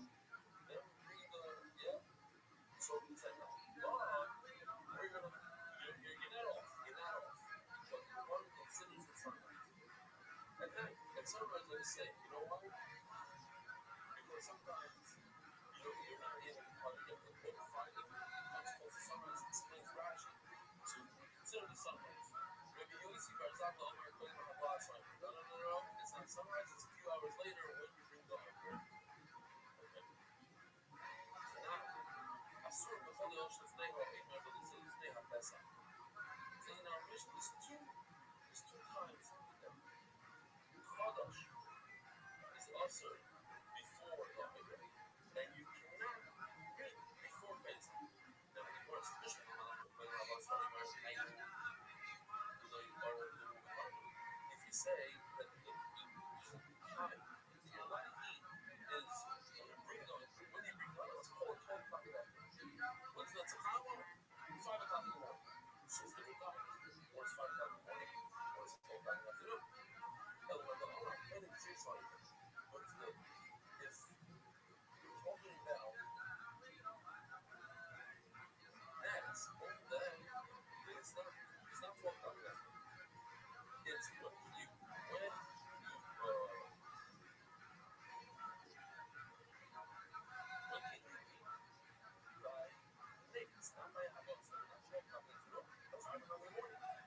so it's one time of the day that these two halachas apply. We both at 5 o'clock in the morning.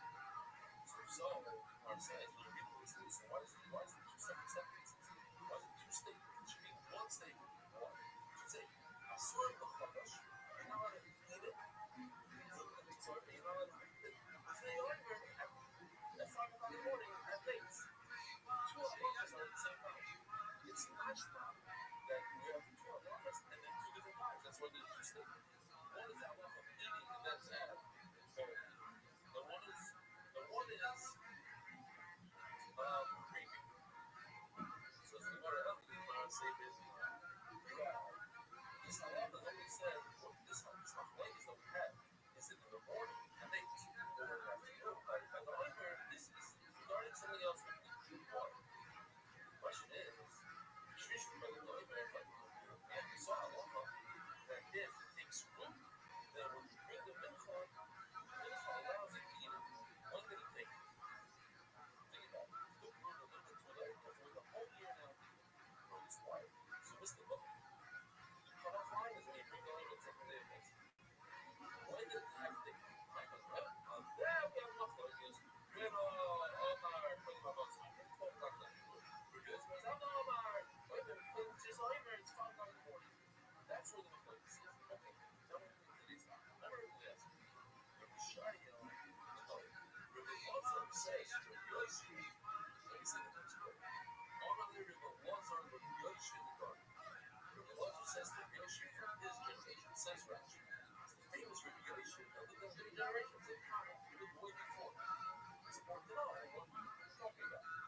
So a great example would be when I was in Shiva, everybody said, the Chaim says this. What do you mean? You know what's been 10 years ago? But things have changed a little bit. Today, what's emphasis on Chaim said, could very well mean Chaim. So there's the Chaim of your generation, there's the Chaim of the previous generation. So you have to be careful. What I'm saying, you know, this generation is not generation, his generation. He says, when things like, I don't know, I don't want to sit here on your knees, or like, you know, like they sit, I don't know, like in the middle.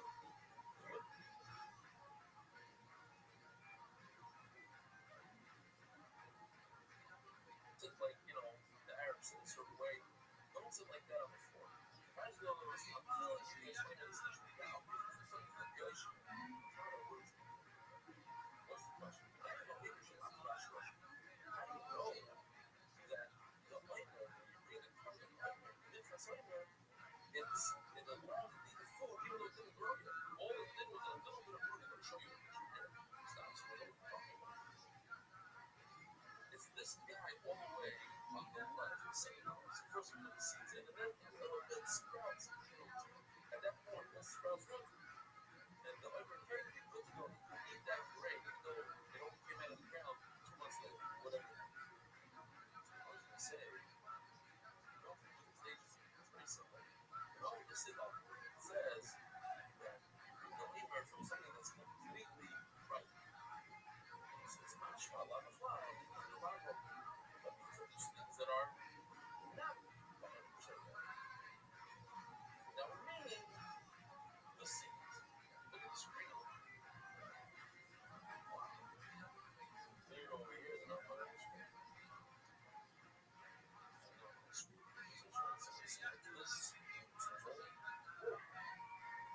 So it says, wait, jump from the left, off it, all the way to the right.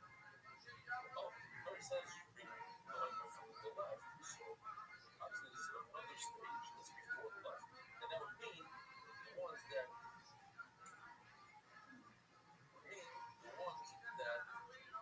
have rights. Because there's other things in between. Oh, yeah, well, I'm thinking right on.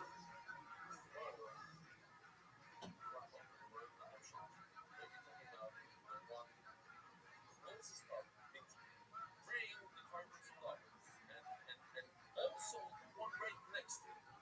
As you jump over to the end, maybe we want to call it there. And we're sure on the bottom finish. So again, and each time we bring another puzzle, try to go down one more step, one more level, until we get to the tiny seed that has a little bit. It's a that can start using single lava furnace it's not at that point. The lava furnace below the chakras also. So how do you go from furnace all the way to the seed? Maybe it means the third from the right. Chakras. It's on top of it. So also that's stepping up. Lava cover is something that's less than which is lava cover. Could be lava. Say something not on this chart. That means that you can take it and bend it over. So you have enough that you can bend it over. Similarly, we have this by Uncle that gets a haircut. What is here is basically every day. If the haircut, you can turn it over and touch the screw, then it's long as here also. When you take a piece of, you know, as the brain is starting to sprout, you take it and bend it over. At that point, which is much later on than the word is.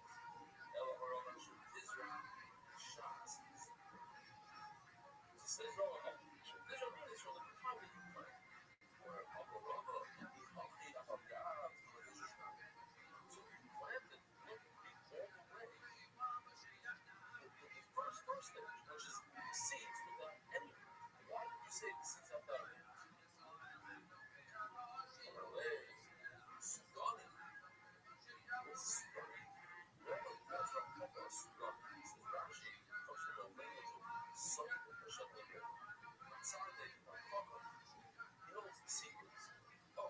So he calls him a Sidoni. You know the secrets of Hashem? That's something. You should be asking this question. Is this Hashem's Israel? This is animal fodder. That's what the animals eat. Shabbos. Okay. Says the Mishnah. We said until now that the Chodesh means the true crop. I know you guys are hard to say the word, so you can come to this word, but it just goes to show how important Chodesh in Russian is when it comes to that. Anyways, I did that in permitted however, if it's Mizashlachet, if it's irrigated fields, Shiva, two conditions. It has to be irrigated, not just for rain water, and it has to be in the valley. And it's on top of the hill then. So I want to point down here. Look at this video. I'll show you. You'll see that we're in the valley. Even this first picture of the valley. See what the mountains are? This is Rashi. Either the bottom, I feel like that is not proper for this efficiency, inferior product, or because of the great planetary loss without I like those. Relax, take it easy. Don't go. You don't need to read them. It doesn't mean they can start piling it up. I see a reason. The people from the reason, they also live in the town. Some of the roads are from so they come down. They get the allowance. So how about when they choose leisure of the common but pile it up, make bales out of it. No, that they did, and I don't have happy with them. But why needs to be like, everyone's gonna say this is a luster. And the father didn't protest was the proper word. The father said, "Come close." What does it say? Good Gemara over there? Let's see how the official edition is going. The law is the Rabbi's beyond them. Didn't go. This is a law. Comes to the shop as a matter of behavior. So the Tanakh says that what? What did I say? Comes to the shafran said a matter of behavior. Shafras, that I just showed you, that animal food, you can cut it and feed it to the animal. Or if you do a wasabi, this is a very important word for me. Because one is going to use this word later in the show, and even though it wasn't arguing on the top, he's explaining. Rothschild is the only wasabi, he has to explain. And people are going to say, so it's impossible that Yehuda is his own opinion. It's his own opinion, because he's just explaining that. When did you say that you're allowed to read this animal food? It wasn't this much unconventional behavior. All this stuff processed before the grain food. That's what I found.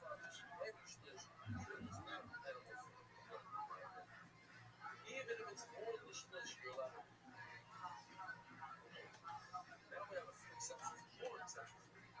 Culture things, you're also allowed to read grain if it's interfering with small plants, small trees. Why? Because of the concrete walls that you're going to have in the streets or just quiet. You got to get it. The day makes our life. Today they're slow to have, but starting to have a giant tents for the Bela. They sit in the Shiva, but now they also make all these large areas that do it. They have a tree called grain. Some of them are Rabbi, so they feed them with some skill and stuff. Good day, tell me something. So I'm going to talk about the scorpions. The scorpions, you let her read. Probably to know there's no consequence yet. So, they got some Greek like this. I'm a Greek like this. There's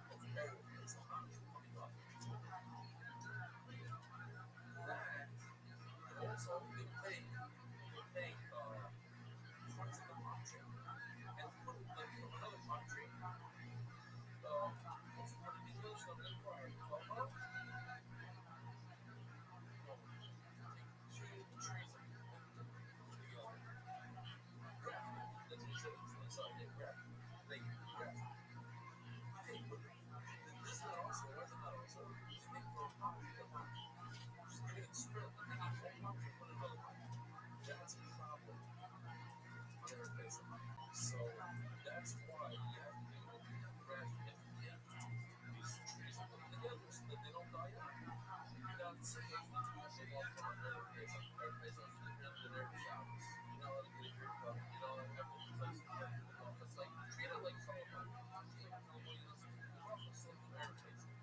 special. However, to grasp the depth of your learning ability, okay, carving a shrine. You know what shrine means? You're supposed to pause between verses of shrine. So one of your songs, shrine is not like a poem. You pause. No, they would say in one shot. So I just want to get up to a fucking position of that.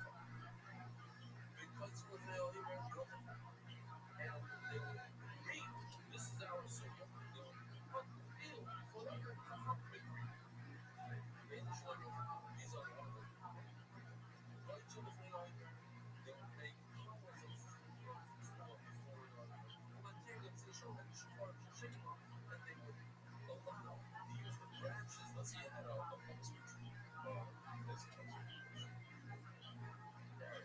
This is Lumps of tree. Now, hang tree as part of the tree. And they only need the actual tree, but now the this something. What is this? Just the trunk. The trunk. Still taking that. The whole trunk. The whole trunk goes back. And then all of a sudden, some people, you know, even on the trunk, you think that's the trunk. Just think you are. Branches are not considered big, not considered part of that condition.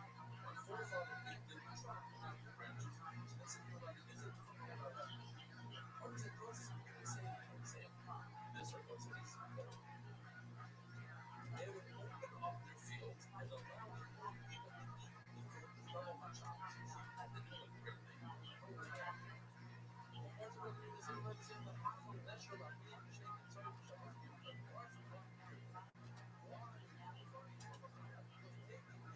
Sorry, and that's a big problem. So, that's what I'm trying to show you the home that from the zero before the struggles of this is not. She says, yeah, I'm going to do the heroes and comrades and people through the combat, the great name for this legend. But it comes in and say, hey, the wild and beautiful. Anyway, and trying to take adventures of all 6 things that come in and out. And not let you be the focus. So, and just what? Translation. You'll be able to translation language will be on. It's great information. They didn't allow any reading. That's the reading and progress. That is what one of the three that they progress. Even come up with a drug, what's the good for the which is actually for these four they that's the big issue. The other one of the everyone gave them the fish, right? Part of the second, part of the drugs you can say and say that I'm just drugs. Well, notice that they are like so right? What's the reason that payoff is one of the gifts that we get from the Lord. And we have a feeling the beautiful payoff is like that. You're supposed to leave the quarter of every field, 1 quarter for the poor. You don't reap it, you have to take care of it. No payoff. Very nice explanation for that. Because only gives something that lasts a long time. Since vegetables, they run. So, it is shut down. I want to go back for a second here because we have a over here around the that we have put on jobs. It's a great thing. You can have a good hobby. So listen, even if something like there's a show on they want to, they should give it a hobby. The only great thing about being with the poor people is all that. Relax. That's not about money. Yeah. It's still easy to get more business. It's not exactly.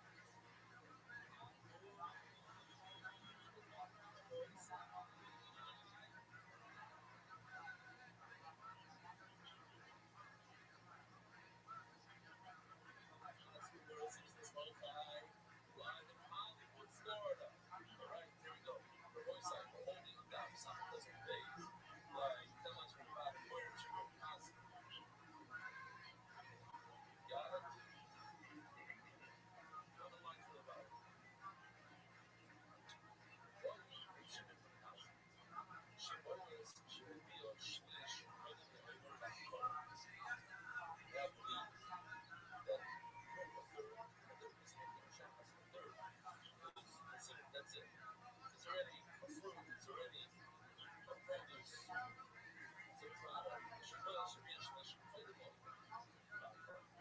So once again, we're talking about space cellular, we're talking about the infrastructure universe. It's not that you go there coming up.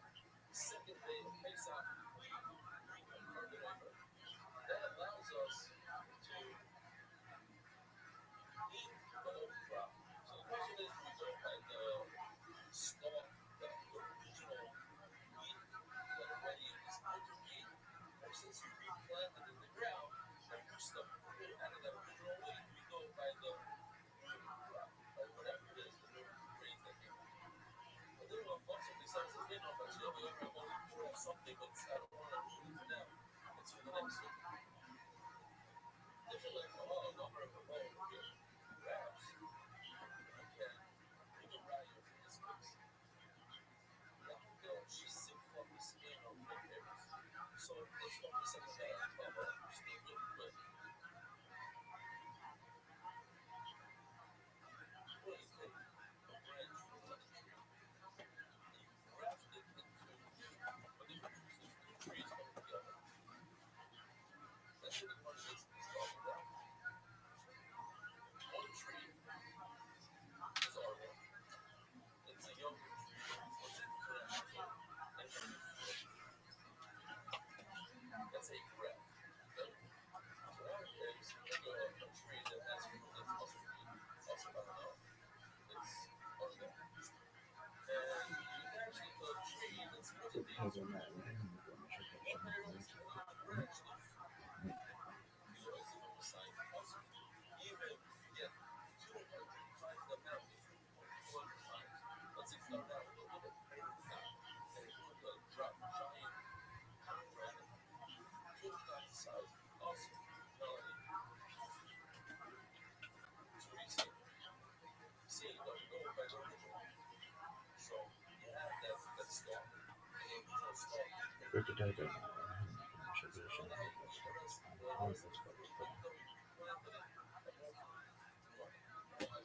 See from Oregon. Yeah, but we go by Oregon, by Oregon. Say it's also, but we go by the original. So everything go by the original. So it's two different things. One is a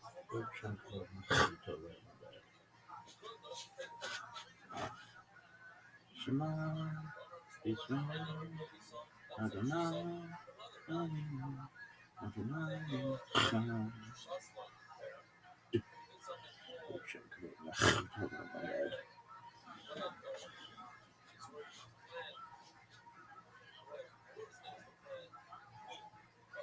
even other times say that even if you plant banana together with the grapes, it's also illegal.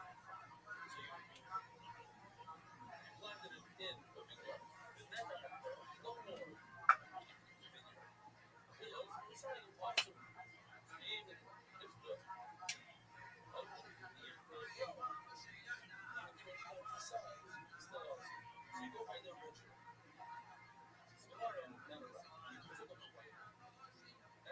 That's exactly the question. Bishop should be able to do I say I'm 100% certain that I go by the original Gershon See, by Chodesh, I want to say it's good. I want to say created. Once you go around the word, I say you cannot eat it.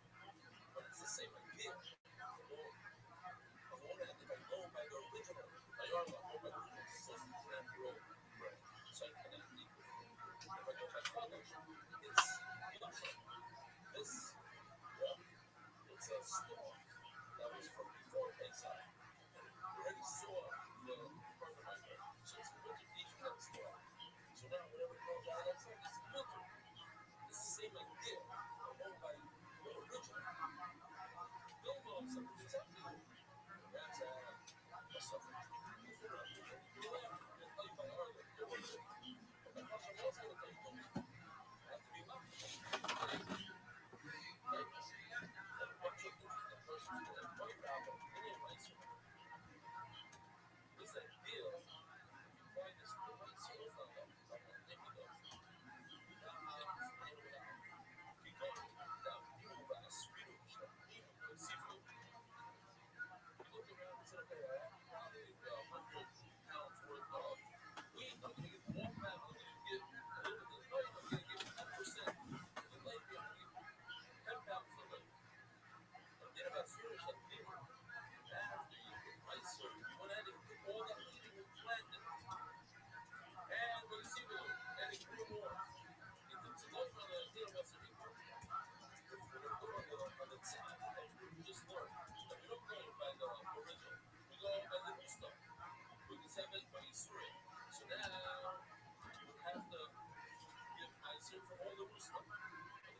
question is, in your mind, what about the original? The left hand, you set aside for the like, you get those left hands, instead of getting to the leg, you put them in the ground.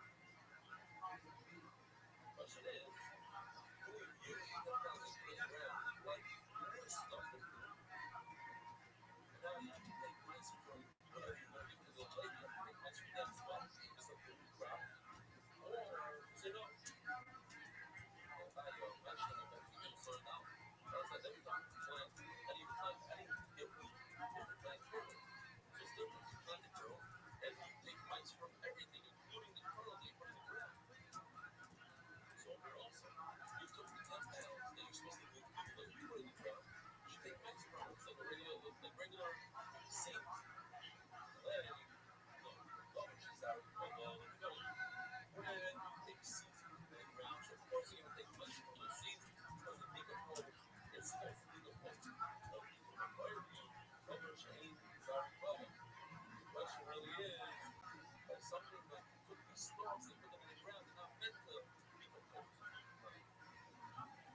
What's all of that? Do I view it as something new or that I take mice from it? Or it belongs to the lake and I don't take mice from it? Or if it's like, oh, or it needs to go away. It's no pencil. Take one of these straw. Here's a plug for you.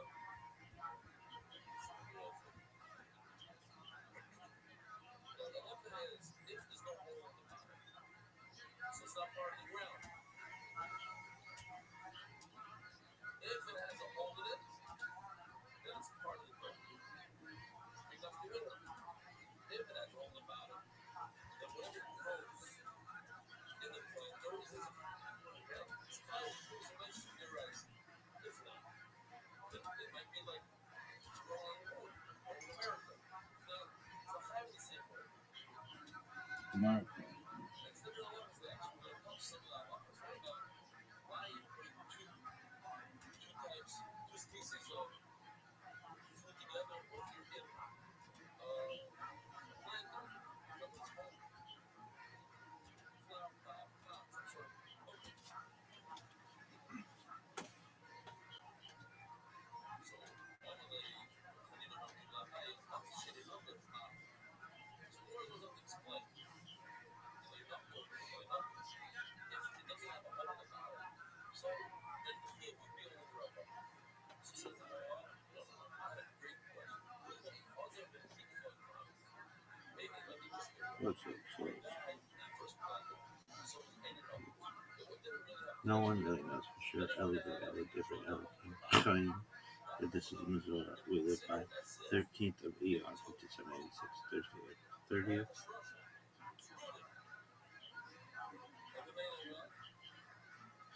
Been in this bitch 125 days. Do I go from that point on, everything in the pond by a certain century? Or not? 3761 creation of the world birth of Adam and Eve, however. 3631 136 son Adam is born. 3526 235 Enosh son of Seth is born.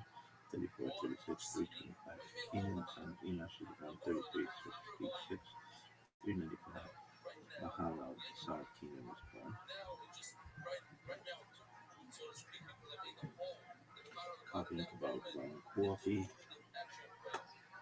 Also stays twisted. With the other plants done on two complete in crew, you chopped it down, and then you plant it again. It's the second time it's different. Oil the hook. Oil is Shamir from the Greek. You know, Ruach means this. It's going to show you. I'll show you how to look for that. There's an older version of Ruach. Ruach means to smooth out the pile of grain. But once you smooth it out, that's the final level. That's at that point you're frying it into nothing. Blessed are you, Son of God, King of the universe, and sanctified us with his commandments, and commanded us to teaching the end of honor. Today is 29 days, which is 4 weeks and 1 day of the honor. May the merciful one restore unto us the service of the faithful, make the astral place speedily in our gifts and lights of life. At this point, when you just smeared the pot, you smoothed out the pot, at that point you became 5 introsamizers. So therefore, it's 5 introsamizers in the ground, and he says,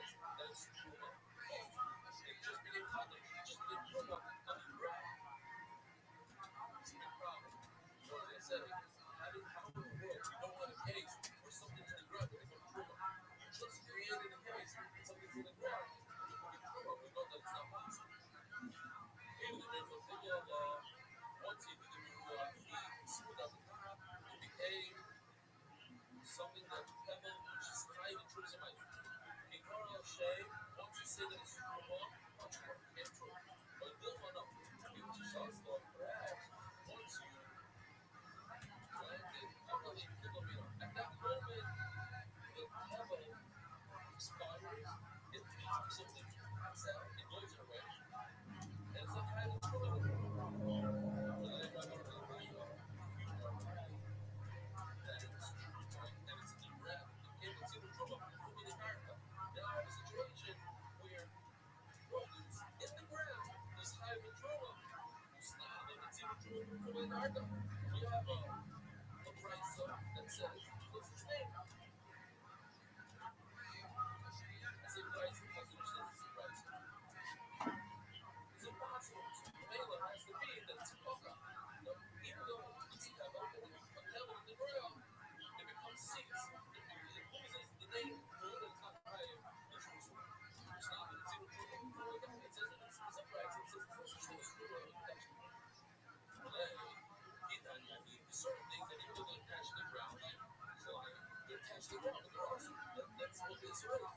What's true is a gift they give to the party after you go through a whole process, and after you finish the whole you smooth it out, so everybody says not attached to the ground. So how do you have a situation where something's attached to the ground, and it's like, and it's true?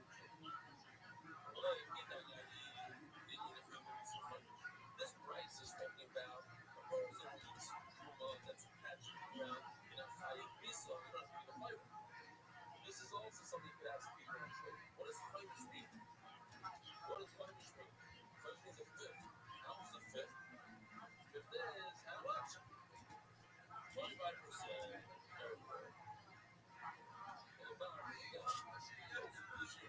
Great. And nowadays it's full 25%. I mean, the bar is full 20%. Because if you grab it out of the ground, you ate trouble.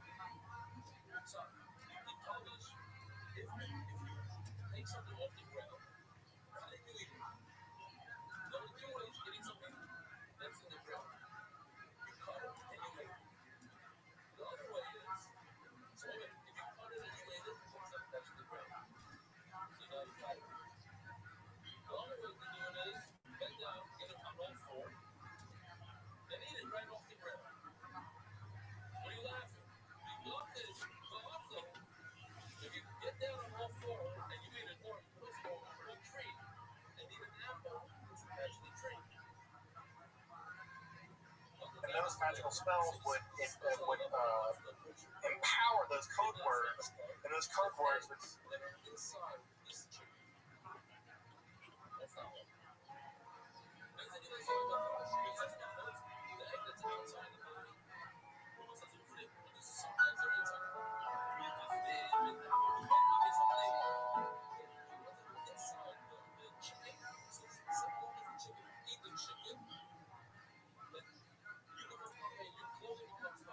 I'm Dr. Justin Sledge, and welcome to Esoterica, where we explore the arcane in history, philosophy, and religion.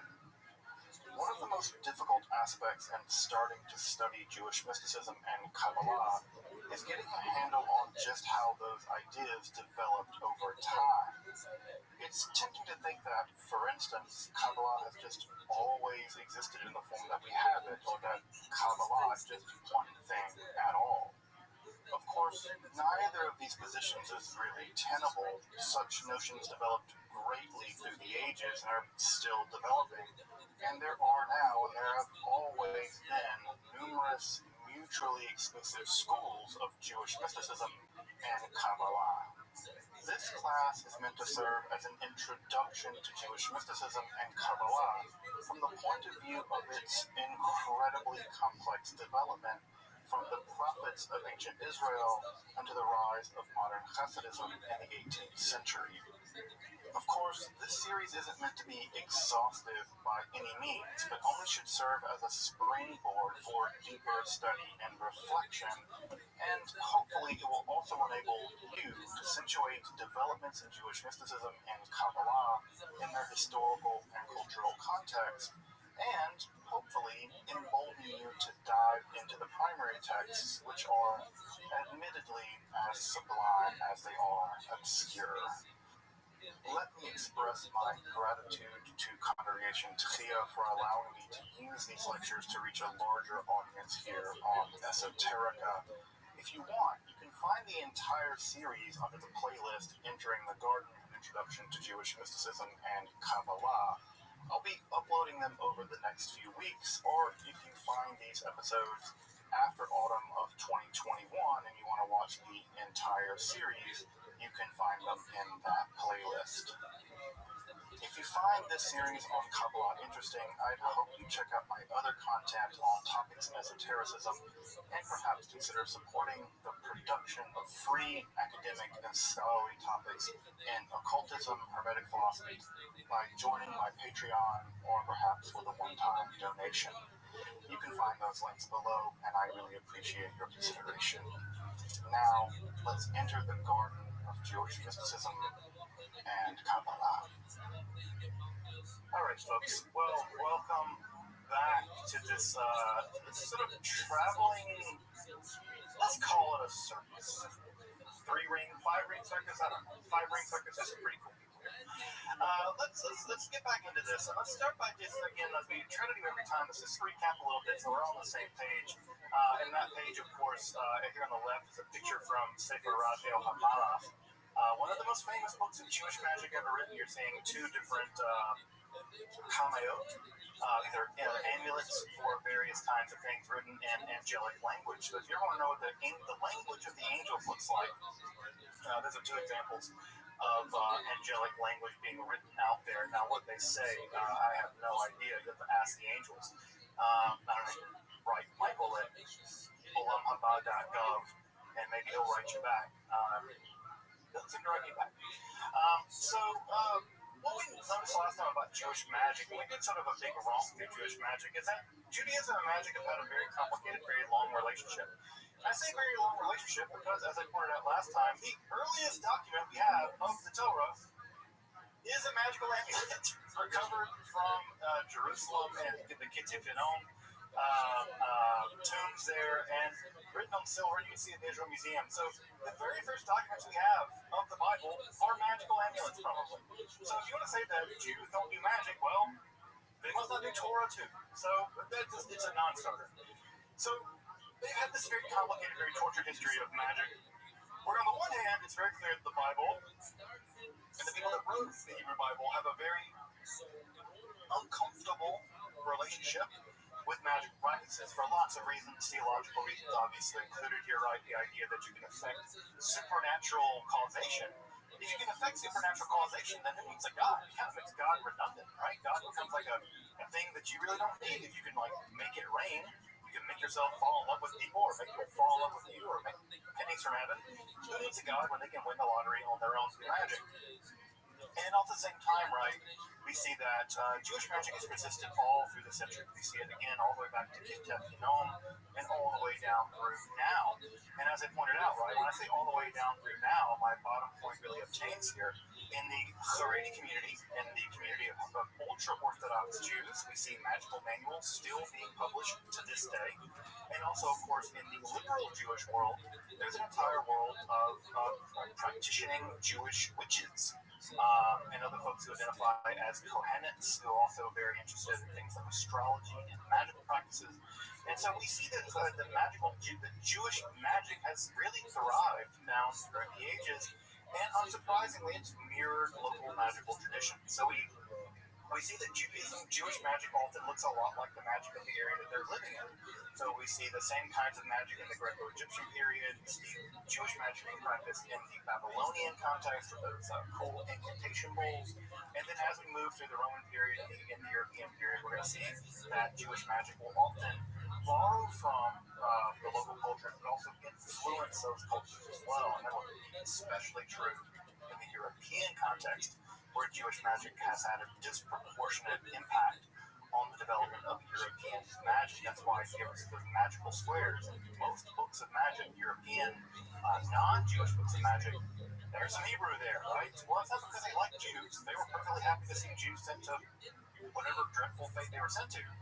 But they did admit the Jews had secret powers, magical powers, and they were perfectly happy to use them. And as we saw, Jewish magic ran the gamut, right? It ran the gamut from curses, because everybody gets something, right?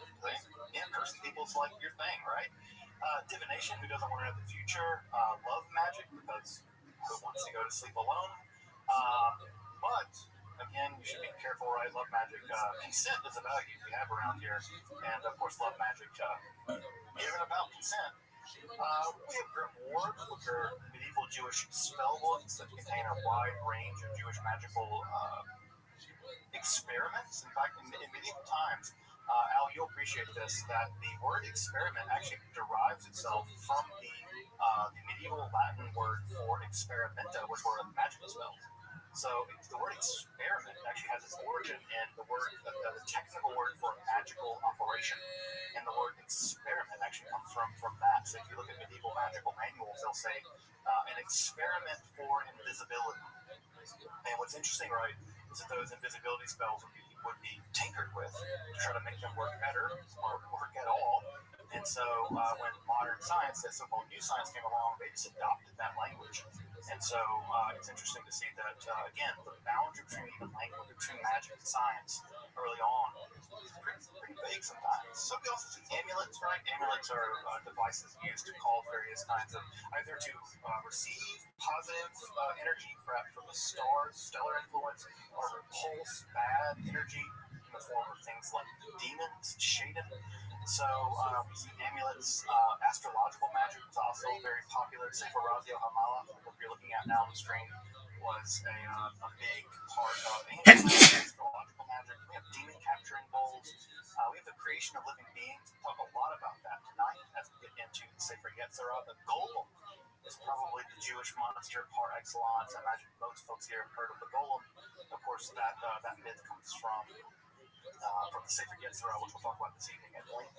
Of course, we also have angel summoning and the whole thing. So Jewish magic really ran the gamut. So again, what I really want to drive home about the process of Jewish magic is what I said last time, is that people who want to tell you that magic isn't Jewish, there's no such thing as Jewish magic, well, they got some archaeology to talk to, right? That's my basic argument. You can say that this is not a thing and that's not a thing. You can say it's not acceptable in your community, fine.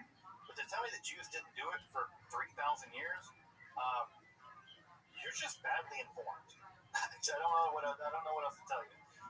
The scientific, archaeological, paleographic data tells you that you're wrong. And if you want to just sort of put your fingers in the air and go, la, la, la, la, la, Jews didn't do this, well, have fun being wrong, because it's very clear that Jews did. So, now, again, whether your community accepts it, whether you go to Oak Park over there and whether they are okay with it, or Borough Park, or you go to Crown Heights and see if they practice magic, I don't know. Well, probably. You know, that, again, but I'm down the street. He's up 12 in the middle of the night doing some weird stuff. He might be up to some magic, right? And he wouldn't be that weird. And if you think about this from a historical perspective, but the fact that there are magicians, sorcerers operating in Jewish communities all over the world through history, any community that doesn't have one is probably the weirdo community. That's probably the weirdo community. The one that doesn't have one, right? The much more likely outcome is the two. So Jewish magic has been here, it will be here, it's not going to go away. And by the way, that's true of magic in general. Magic is more popular now than ever before, right? So for better or worse, it's here. So tonight, we're going to do it, folks. We're going to get into the very first vestiges, the very first layer strata of the Kabbalah. So we're going to do it. We've been talking about this distinction between Jewish mysticism and Kabbalah. We're not going to hit that. We're going to begin to get into the world of Kabbalah. But to do that, we have to introduce things a little bit from a philosophical angle. And that's because while people often think of Kabbalah as a kind of mysticism, and people think of mysticism as somehow opposed to science or opposed to philosophy, those kinds of oppositions just did not exist in the late classical world, and they certainly didn't exist in the Middle Ages. So we have to loosen up our categories a little bit here, right? Because we often think of these things existing in opposites, right? Science doesn't like mysticism, mysticism doesn't like philosophy, and philosophy and science can't really get along. And so if they're all fighting, and this is the way we believe, this is our world, right? It's not theirs. Their world is a much different world than ours. And the first thing you have to do is kind of, take your modernity hat off and put a different hat on, whatever that hat is, or wig or whatever. And so we have to understand that in the late classical world, the relationship between philosophy, mysticism, magic, religion was very complicated and very mixed together, right? So drawing a line between one of these and the other of these is just really not possible. And so what we have to understand is that Judaism has always had a very weird relationship with the outside world. Always very weird relationship, right? Because on the one hand, Jews want to maintain their cultural, religious distinctiveness. On the other hand, well, the outside world's kind of cool. They got Greek science, and they got like TV, and they got Xbox, and all this stuff, right?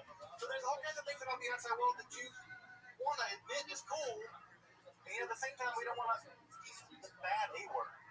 You know what the bad A word is? Assimilate. Assimilate, right? This is the bad A word, right? So there's this idea that Jews do not want to assimilate, but they always have to some degree.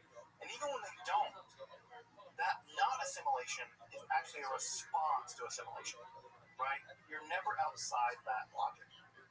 So with the relationship between ancient, late classical Jews and Greek science, because the Greeks had a lot of stuff figured out first. Whether you like it or not, whether you agree with it or not, whether they were right or not, I don't think they were. The Greek model of the world was a far better model of the world. It explained, at least at some level, why the planets did what they did, right? Greek science, Greek math, right? When you see it, I don't know if folks here have ever done a geometry class, right? But when you prove to yourself that Pythagorean theorem is true, it's magical. It's magical. When you see proof, mathematical proof of something, you're like, damn, that's really true. That's for real true. Not like I made it up, like I had a fever dream about it being true, whatever. That's true. And it can't be otherwise. The Greeks pioneered a lot of this stuff. Now, it's not to say the Greeks invented everything, right? The Pythagorean theorem has been known by the Babylonians in the form of what are called Pythagorean triplets well before Pythagoras, right? Pythagoras leaned heavily on the Egyptians for a lot of his mathematical knowledge. As you might imagine, the Egyptians knew a thing or two about triangles. So, again, the Greeks had things going on, right? And the Greeks were the big pioneers in what we might now recognize as something like empirical science or theoretical science. Now, what's really important about this is, right, Jews have always had a sort of pull relationship with Greek science. But what increasingly begins to happen is that Jewish philosophy begins to be deeply influenced by two distinct forms of Greek philosophy. Now, these two forms of Greek philosophy, we have names for them now, right? We call them Neo-Pythagoreanism and Neoplatonism. Now, I'm going to do a lot more Neoplatonism next time when we get into Kabbalah proper. But tonight, what I really want to focus on is a school of Greek philosophy that we now call Neo-Pythagoreanism. Now, you can imagine how many Greeks called their philosophy Neo-Pythagoreanism. The answer is exactly zero. No Greeks called their school that. Right? Everyone just thought they were being philosophers. But there are two things that are really important about what we now call Neo-Pythagoreanism. Right? I know we put off by the name. It's one of these $4 words that make philosophers sound smart. Basically, what we're talking about here is two things. One thing we're talking about here is the influence of Pythagorean philosophy. And Pythagorean philosophy is the same philosophy that many string theorists probably will believe in today, and that is the world is fundamentally mathematical. Right? Not describable in terms of math, but math. The world is mathematical, right? And so that's the main thing, right? The structure of reality, the fundamental structure of reality is mathematical in nature. Again, this idea probably is more popular now in some forms of contemporary physics than it ever has been. The second thing that's worth noting about this is that for the Neo-Pythagoreans, the union with God was possible. One could be like God, right? God, singular God, right? Because the Pythagoreans are all about like everything going back to one they really thought that fundamentally things were basically one. And so the idea was you could be like that too. You could unite your consciousness, you could unite your being, you could unite your nous with the divine. And as you can imagine, those two ideas are going to be part and parcel of a great deal of what becomes mysticism in the ancient world and, of course, in the modern world as well. By the way, what the image you're seeing on the screen here is an image from a Pythagorean or Neo-Pythagorean basilica that was actually discovered in the 18th century in Rome. It's recently been reopened. I've always wanted to go there. It's perfectly preserved. This is where Neo-Pythagoreans hung out in Rome. It's basically completely preserved. It was only discovered on accident. And so it's really neat that you can go into these places where these guys are like hanging out, talking about numbers and stuff. And it's actually preserved in Rome. I think they allow a very small amount of people to go in there. So next time I go to Rome, I'm going to try to be one of those very small group of people. So let's combine that, right? Let's look up this idea with some ideas from Judaism. Now, Judaism, as you probably know from the book of Genesis in the Bible, Bereshit, that the way that God makes the world in Jewish lore, in Jewish mythology, and Israelite mythology, is that God speaks the world into being. That the existence is a speech act, right? God says, Yehi or, let there be light, and Vayehor, there was light. The very act of speech causes being to come into existence. And thus, right, if God speaks Hebrew, which of course Israelites thought, Jews think that God does, that's the language of God. In fact, that's what we call Hebrew Lashon Kodesh, right? Lashon Kodesh, that it is holy language. Then the very reality of Hebrew is that Hebrew itself has magical power. It's the case that the language itself is special. It's metaphysically powerful. It's quasi-divine. Because if God speaks it, then it can't be just a bunch of random sounds, right? We make random sounds, dog, right, or whatever, right? We think of sounds as being random, but God's speech isn't random. God's speech is the opposite of random. It's ordering. Because in the ancient Israelite imagination, remember back from the first talk, that part of what goes on in the ancient Israelite mind worldview is that God is ordering the world out of chaos. For the ancient Israelites, it's chaos versus order. So what does God's speech do? It orders the universe. And this is unsurprising, right? Because grammar, if you've ever studied some grammar, if you've been tortured by some grammar, you know the thing that's torturous about grammar is that it's orderly. And that's what's hard about it. It's about learning the patterns, learning when there's exceptions to the patterns, and why there are exceptions to the patterns. It's orderly. And so language as an act of order is how God created the world. There was nothing, tohu vohu, chaos, and then God spoke, and it ordered it.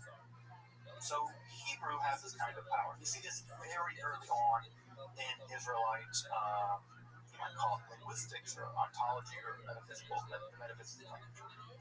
But there are two ways in which this plays itself out. The first, of course, is that language is magical. This is unsurprising, right? Can you imagine a sorcerer? The one thing every child knows about what sorcerers say, right, is abracadabra. Well, you might think that's just nonsense gibberish, but it's not. It's Aramaic. Abracadabra literally means in Aramaic something like, I create as I speak.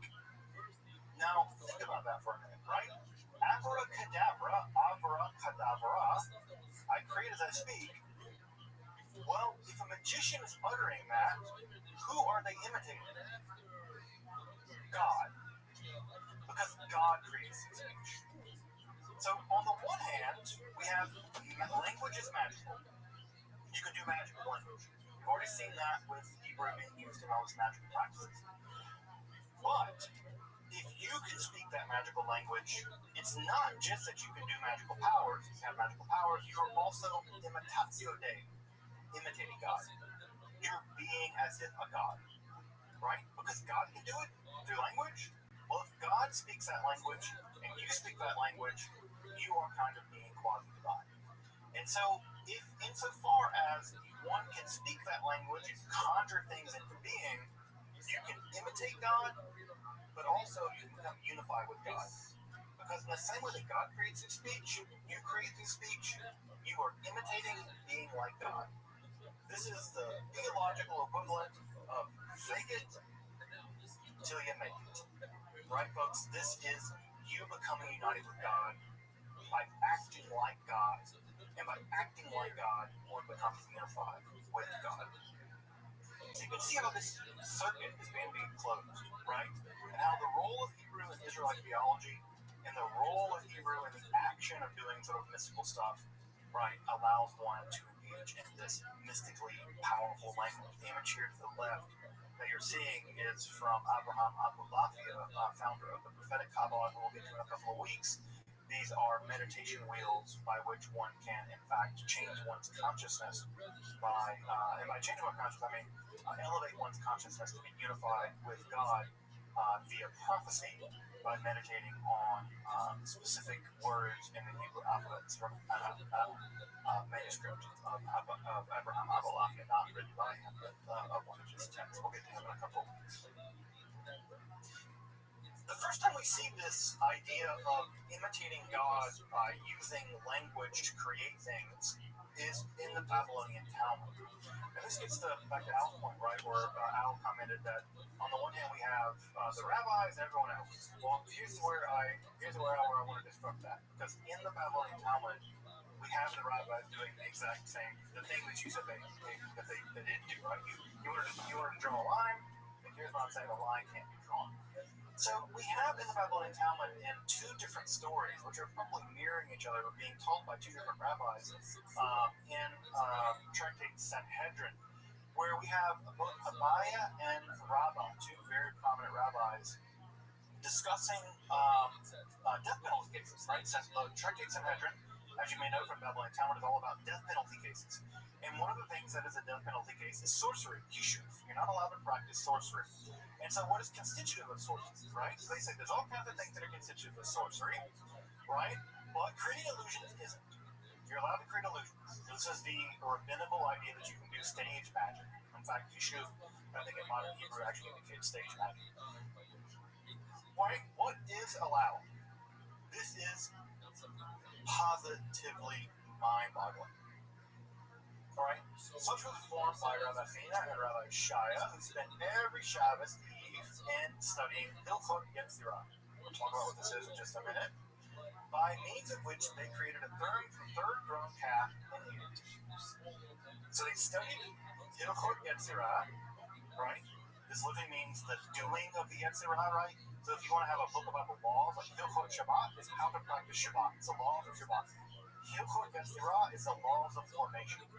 How you make something. Well, what did they do? They studied it on the eve of Erev Shabbos, on the Shabbat Eve. They created a third grown calf and they ate it for Shabbat. They made a calf. They made one. Rabbi said, this is even more dramatic. Rabbi said that if the righteous decided, they could create a world. Now, this translation is hiding something. This is a translation from Sefaria, but the actual translation in the Aramaic says they could create a world just like God. They could create an olam. Now that is positively mind-blowing. That if you were righteous, you could create a world, right? But you have inequities, so you can't. Now, Rabbi created a man, right, and sent him to Rabbi Zerah. And Rabbi Zerah said to him, right, spoke to him and said, he received no answer, right? He was mute. And thereheupon he said, you're a creature of the magicians. Actually, in Hebrew, or Aramaic, rather, it says, you're one of the company, right? Like, you're one of those guys, right? It's in Hebrew and Aramaic. And it says, go back to the dust, right? And Rabbi Chinia and Rabbi Shah said, also spent studying Sefer Yetzirah, by means of which they created the third row path, and they made it. So in the Babylonian Talmud, again, the central work of rabbinical Judaism, there is no more important book of rabbinical Judaism than the Babylonian Talmud. We have rabbis making people, making calves. So the distinction between what's magic and what's orthodox at this point has to be completely broken down. Because I don't know about you, if I made a person right from dust and then sent them to you, you're gonna be like, well, if it ain't magic, it'll do until magic gets here. Damn. Like, again, if making people ain't magic, I don't know what it is. So what we have in Babylonian Talmud is the idea that somehow they're studying some book, some text, and creating people. Creating people. Now again, the person's mute. There's no doubt about the fact that it's not a perfect person. They're mute, right? Which would have been thought of as a disability in the ancient world. Again, ancient ableism aside. What we have here is an image of creation by some kind of study. Further in Miracle 55 base, we have the idea that Bezalel was chosen by God to be the architect of the Mishkan, the tabernacle. Why? Because Bezalel, I have the story not because my Hebrew name is Bezalel, but because it's a great story, but because Bezalel knew how to join the letters by which heaven and earth were created. So again, listen to that in the Babylonian Talmud at Barefoot 55 base, that Bezalel was chosen because he understood how to combine the letters by which heaven and earth were created. So already by the Talmud, we have the idea that the heavens and the earth were created, the cosmos were created by the combination of letters. And here again in the tractate Sanhedrin 67-65 base, we have the idea that you create if you are righteous. If you are righteous. I'm not that righteous, thank God. Now, what's this text? Right, what's this text? Sefer Yetzirah is, without a doubt, the most enigmatic and important book of Jewish mysticism prior to the Kabbalah. There is no more important book prior to the rise of the Kabbalah in terms of Jewish mysticism than Sefer Yetzirah. I'm going to say also later, Sefer Yetzirah is canonical. It's scripture now. In the Orthodox world, you can make arguments based on it. It is a kind of Jewish scripture. We're not like the Christians. The Christian canon is basically closed. The Muslim canon is definitely closed, right? The Jewish canon kind of is open. Stuff gets in, right? And from community to community, right? Things get in. And Sefer Yetzirah has certainly gotten in. I would consider it to be part of the Jewish canon, right along with the Bible and with the Babylonian Talmud and the Sefer Zohar, etc.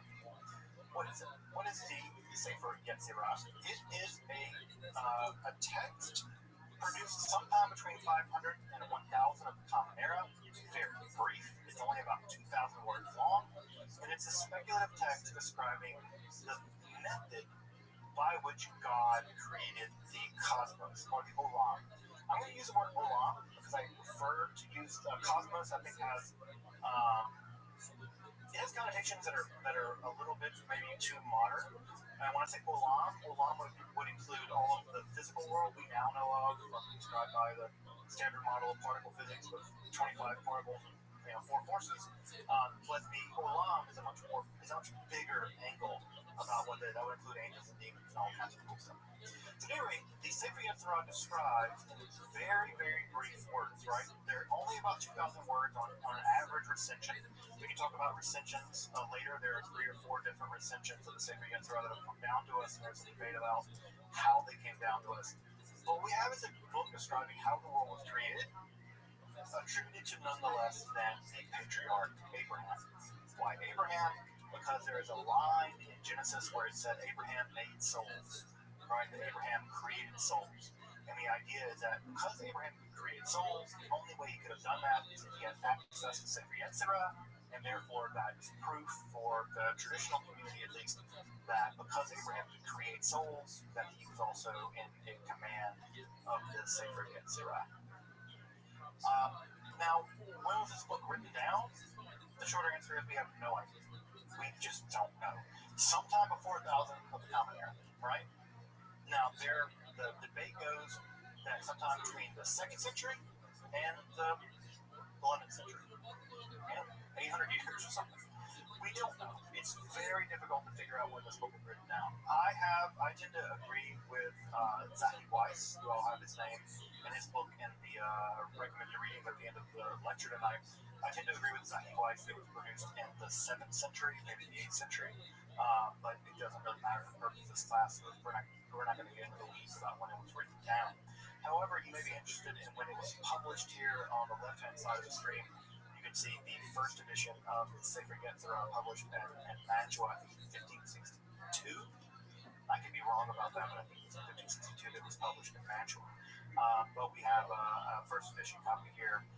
One of these copies, by the way, sells for about $60,000.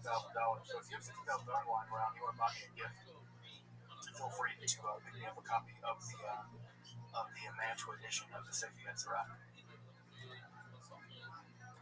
So, what is the Sefer Yetzirah? As I said, right, it's a book describing how God made the world. Now, what's also important about the Sefer Yetzirah is it is the first time we hear the word Sephirot.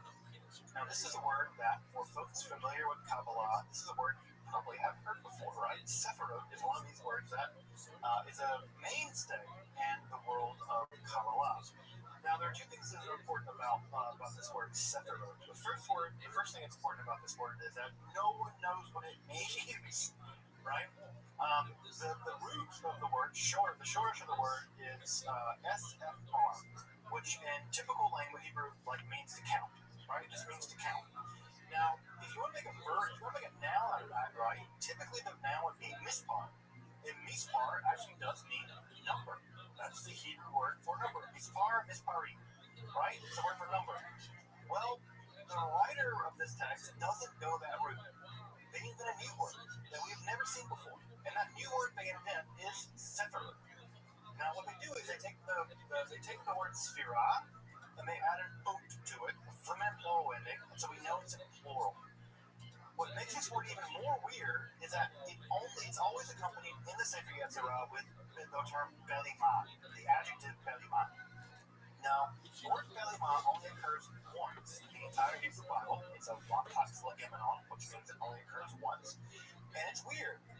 Well, we know that beli, right, means without, and ma means what.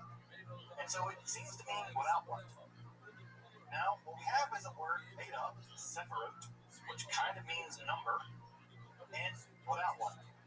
So literally we can translate it as number without what. Now, if you put that into the actual text, it makes no sense. Whatever the author's trying to do here, whatever they're trying to describe, a literal reading of it doesn't make sense.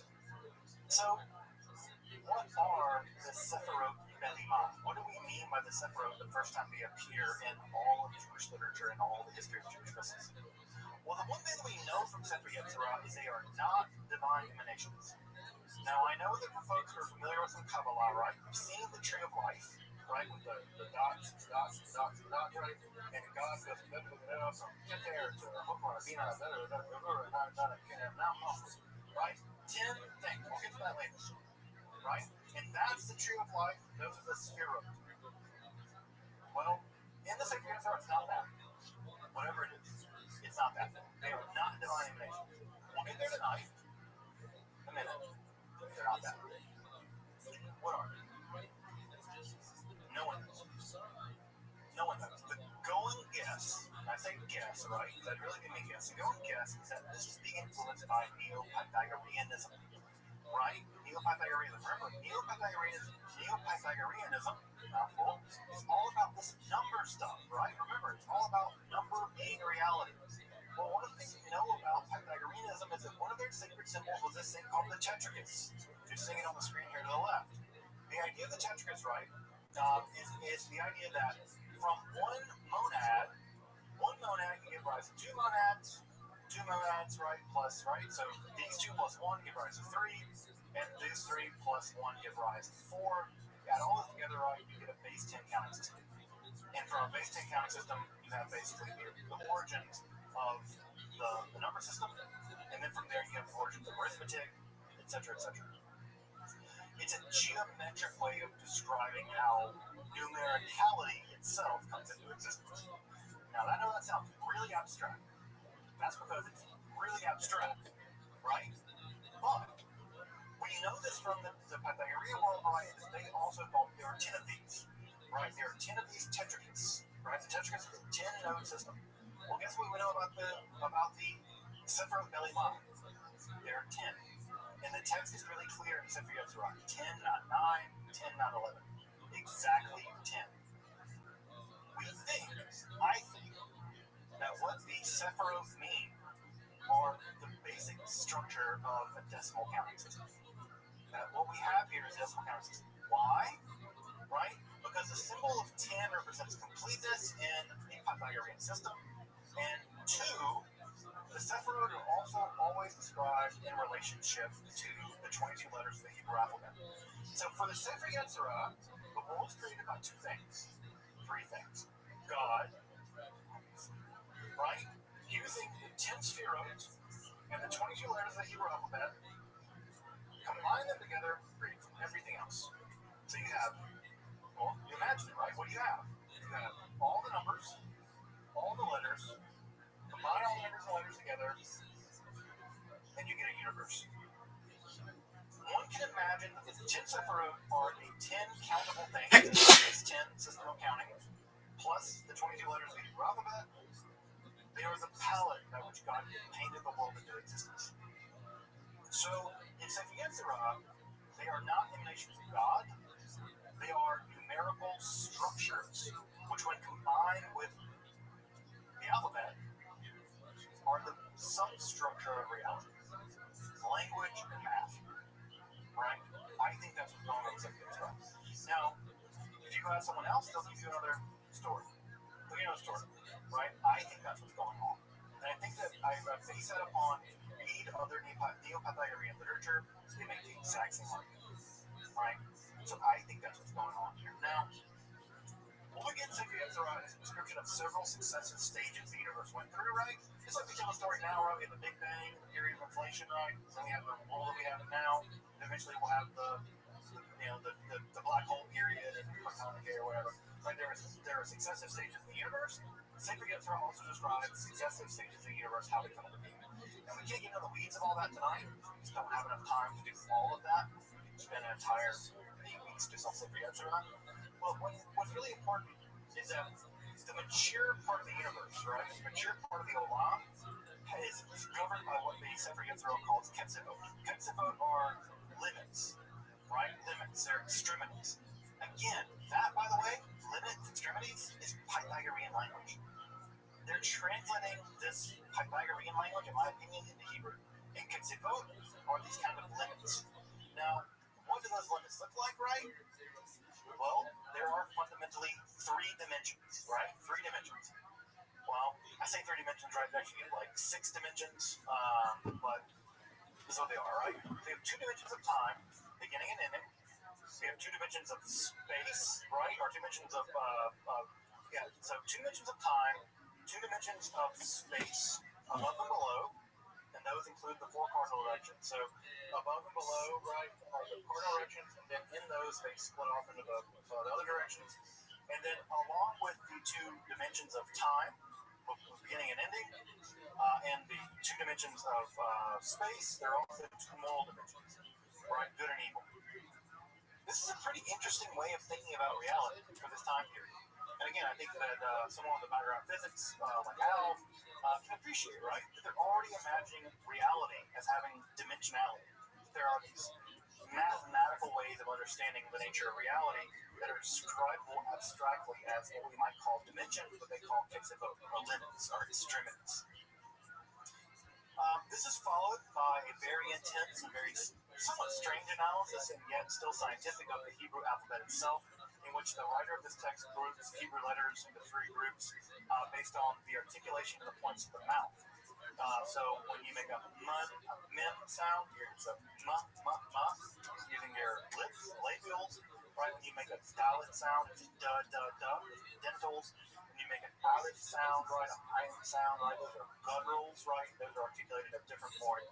And so it's a kind of quasi-primitive, right? When I say primitive, I don't mean backwards, but I mean ancient form of linguistic analysis, right? So they're analyzing language in terms of where these things get articulated in the face, in the mouth.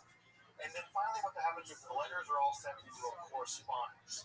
And the way that the writer of Sefer Yetzirah imagines the cosmos, right, or reality, is that reality has 3 layers. There's the Olam, right, the whole big Megillah, right? There's time. Time is the movement of the Olam, right? And there's the human being. And the human being is the center of it, right? Because they are something that exists, and they are moving through time. And so the human being, the nefesh, the soul, right, is the nexus of the cosmos and time, right? And so they understand this. So what you get in the Sefer Yetzirah is a very a very involved system in which letters are assigned to members of the zodiac, right? Shana, time, right? And then also letters are combined to describe the cosmos, right? Various parts of the cosmos, and they also describe various parts of your body. So your liver, your heart, your head, your eyes are set into correspondence with the various letters in the Hebrew alphabet. Because again, God spoke the world into being, and when God said ayin, right? Folks know this, right? The word ayin. Ayin is a Hebrew letter, and guess what ayin means? Eyes, right? God's not joshing around here, folks. When God said ayin, eyes came into existence. And what is sight? What is sight sees? He's light, right? So we get this system of correspondence. So the Sefer Yetzirah is a very rigorous, scientific, philosophical, metaphysical analysis of how reality came to be. There have been several different periods of time. I just want to talk a little bit about how those periods of time have worked themselves out, right? So we have a few different periods of time in the development of Sefer Yetzirah, right? The earliest period of time is when it developed. And the truth of the matter is, we don't know anything about that time. We don't know exactly when and how it was developed. We think it was probably in kind of a Gnostic, theurgical, magical Greek Syriac world, but it's everyone's guess. The first time we see the Sefer Yetzirah emerge is in philosophical scientific commentaries of the 10th century, right? The 10th to the 12th century, the leading Jewish minds at the time spent time writing commentaries on the Sefer Yetzirah. And they did it to try to show how this accurately describes the fundamental structure of reality. Now, again, when the Sadia Gaon, just to give an example, right? Sadia Gaon writes commentary on this. If the Sadia Gaon, the leading authority in all the Jewish world at the time, feels the need to write commentary on this, well, by God, that's scripture, right? If he takes it seriously, you bet your ass you're going to take it seriously, right? And it's not just that. It's Danilo, it's all kinds of people. Mars Alive, lots of people. So we have these scientific commentaries of the 10th to the 12th century. And then the book becomes magicalized. Because if it describes how God made the world, and if righteous people can make their own worlds, then this might be a roadmap to making our own stuff. And so it enters into its magical period, specifically in Europe with the Fassi Ashkenaz in the 11th and 13th century, right? And then eventually it's synthesized into the Kabbalah in the 13th century, and eventually it makes its way into modernity. We'll get into a little bit more of this other, more recent stuff in a bit. Now, of course, the Sefer Yetzirah is most heavily associated at the level of magic with the golem. I'm sure most folks here have heard of the golem. I'm not going to spend a lot of time talking about the golem. But the golem, of course, is an artificial humanoid made from clay animated by magical beings, specifically by techniques found in the Sefer Yetzirah. The earliest descriptions for the production of a golem are found primarily in the 12th century in the commentary on the Sefer Yetzirah written by Eliezer Burns, a German Ashkenazi rabbi. And he writes how to create a golem using various kinds of magical techniques, meditation techniques primarily, combining letters with vowels over and over and over again in a form of mystical meditation, and one can transform clay into a human being through these mystical meditations. And so the golem becomes this sort of artificial human. By the way, the word golem actually does appear in the Hebrew Bible once, I think, to describe an unformed fetus. It's actually sort of a word for fetus in the Hebrew Bible. It's an entity that's not quite human and not quite not. It's somewhere in between. That's why, by the way, in the Hebrew Bible, that if you kill someone, you're subject to the death penalty. But if in the middle of a fight, a man hits a woman who's pregnant and calls her a miscarry, he's not subject to the death penalty. Because the thing inside her is a golem, not a person, right? So the rabbis are actually very clear about what's a person and what's not. For them, unborn people, right, unborn entities are golems, not people. That's why there's a death penalty based in that matter. Which is something I think is weird. I don't know why more fundamentalist Christians and people don't really. Yeah, they're all about reading the Bible. We'll read the damn thing. Yeah, be about it. Don't talk about it. Be about it. Read the damn thing. So anyway, the golem, right, is how this idea came about, right? Because if God can make things and I can make things, well, I can use speech to make things too. And the golem becomes the quintessential legend for this. Now, you probably heard the golem of Prague, just as a myth-busting thing to ruin your night. The golem of Prague was invented by a 19th century German writer, a non-Jewish German writer, and ascribed the whole idea to the Maharal of Prague. The Maharal of Prague never made a golem. There was no golem legends prior to the 19th century in Prague. Now, don't go shouting that very loudly if you go to Prague, because they'll throw you out of the window. That's, Prague hospitality. Because they make a lot of money on tourism, on the whole golem thing. But Maharal of Prague never made a golem, never was interested in golems. If you read the Maharal of Prague's actual writings, he would have been very opposed to things like that. He was a pretty tinted to by the book kind of legalist, actually. So that entire legend is invented in some ways by whole cloth. Although the Golem movie is very important, what's also interesting about the Golem movie, I'll just mention here just briefly, is that the Golem movie as we have it is actually a prequel. It's a prequel. The original Golem movie and the sequel have both been lost. They're lost movies, sadly. So if you ever go see the Golem movie that we have is a prequel to a movie that's been lost. And the sequel, which we also know was made, has also been lost. Due to two of these movies that, a lot of, as you may know, a lot of film back in the day was printed on things like nitrocellulose or whatever, like really, really combustible film. And, even a spark could burn the whole thing down. So a lot of these movies get lost. So if you ever see the Golem, just know that you're watching a prequel to a movie that was very popular that's been lost now.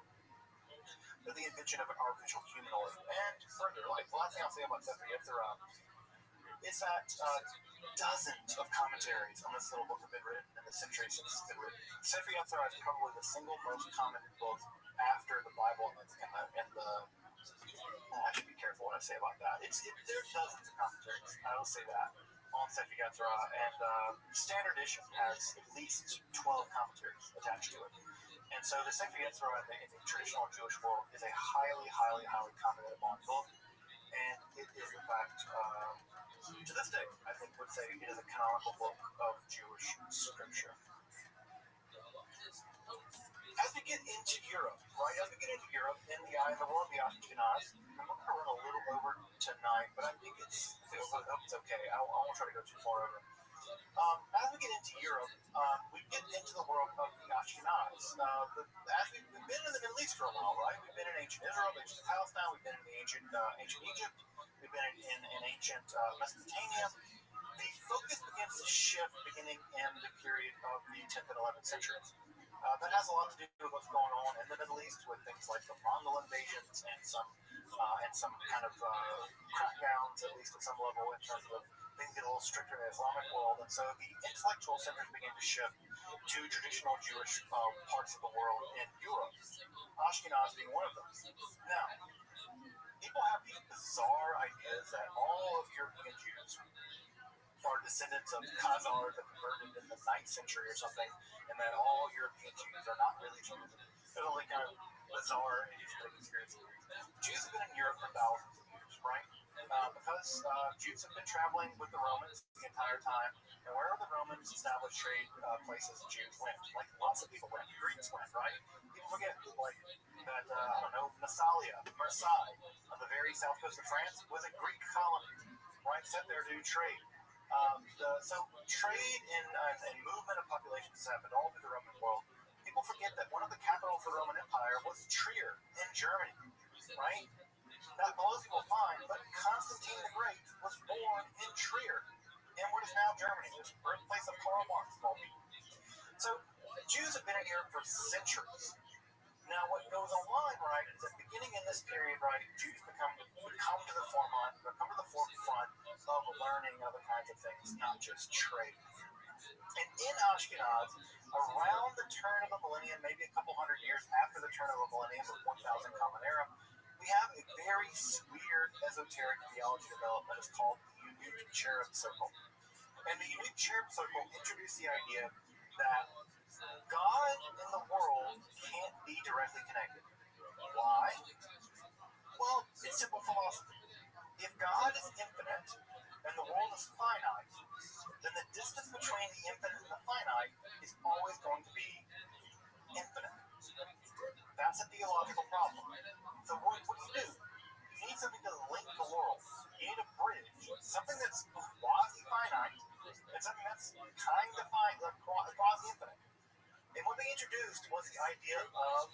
Hatzalah, right? Hatzalah, that God flows out of God's self, and somehow the flowing out of God's self bridges the gap between the infinite God and the finite world. And the thing that bridges the gap for this group of people was a thing called the unique cherub, right? The cherub is a kind of angel, as you probably know. And this unique cherub bore the glory of God. That God's glory had a hidden inner glory, right? Right? It's like imagine the inside of the sun, right? The inside of the sun is full of like energy and intensity, but we never see it. What do we see in the sun? We see the outside layer, right? We see the outer glory. And the outer glory, right, of God, the outer kavod, flows out and becomes a kind of special angel, a unique cherub. And that special angel is an atzalah, is an emanation of flowing out of God, right? And that bridges the gap between the infinite and the finite with the unique cherub in the middle. Now, we don't know much about this group, right? This is a very strange group of rabbis there in Ashkenaz, in Germany, and we're still doing research about them. But it seems like they've been introduced to the idea of Neoplatonism. And we'll talk about Neoplatonism next time. All right, we'll talk about it later. Now, what is happening is that infused with this idea of Hatzalah, of emanation, the Sefer Yetzirah gets fused to it. So the idea is, well, it can't just be one thing, right? Maybe it's 10. Maybe there are 10 things standing between the infinite, utter transcendent God and us. And maybe between those things, there are 10 things. Because Sefer Yetzirah says there are 10. 10 Sephirot Belimah, right? So maybe the ladder has 10 rungs. Maybe the ladder has 10 rungs. And that idea of the ladder having 10 rungs is taken up in the first Kabbalistic text in history, the Sefer Bahir. This is, folks, the first text of Kabbalah. If you want to start studying Kabbalah, this is the text to start with, the Sefer Bahir. This is the first version you can see here on the left-hand side. This is a midrash, right? Midrashim are texts in which the Bible is used as a stepping stone, or a diving board, if better, right? To riff, right? Like, folks here like jazz, right? You like jazz, right? One of the things is you'll go to a jazz show, right? You know, Coltrane might start as a riff, right? And then Monk might pick up, right? With the drums. And then someone else is going to pick up, right? And then they're going to riff. And they're going to riff, and they're going to riff, and a riff. Variation on theme, right? If you want to think about what Midrash is Jewish jazz. It's taking a riff and going with it, right? Commenting on it, legends, weird stuff, strange ideas, right? Don't read this, read that. You know, turn the letters around backwards, read it that way, right? It's riffing, right? It's improvisation on these ideas. Midrash is Jewish jazz, right? So, what we get in the Sefer Bahir is a work of Jewish jazz, Midrash. It was very popular in the Middle Ages, right?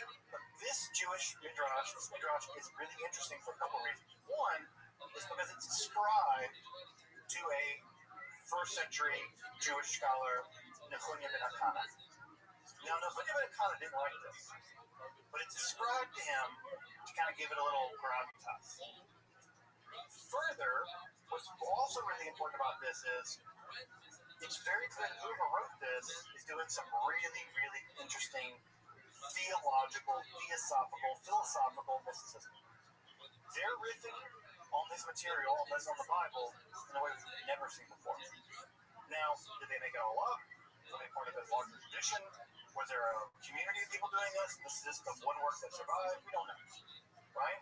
What we do know is this text introduces the core concepts that become the foundation for the Kabbalah as we know it.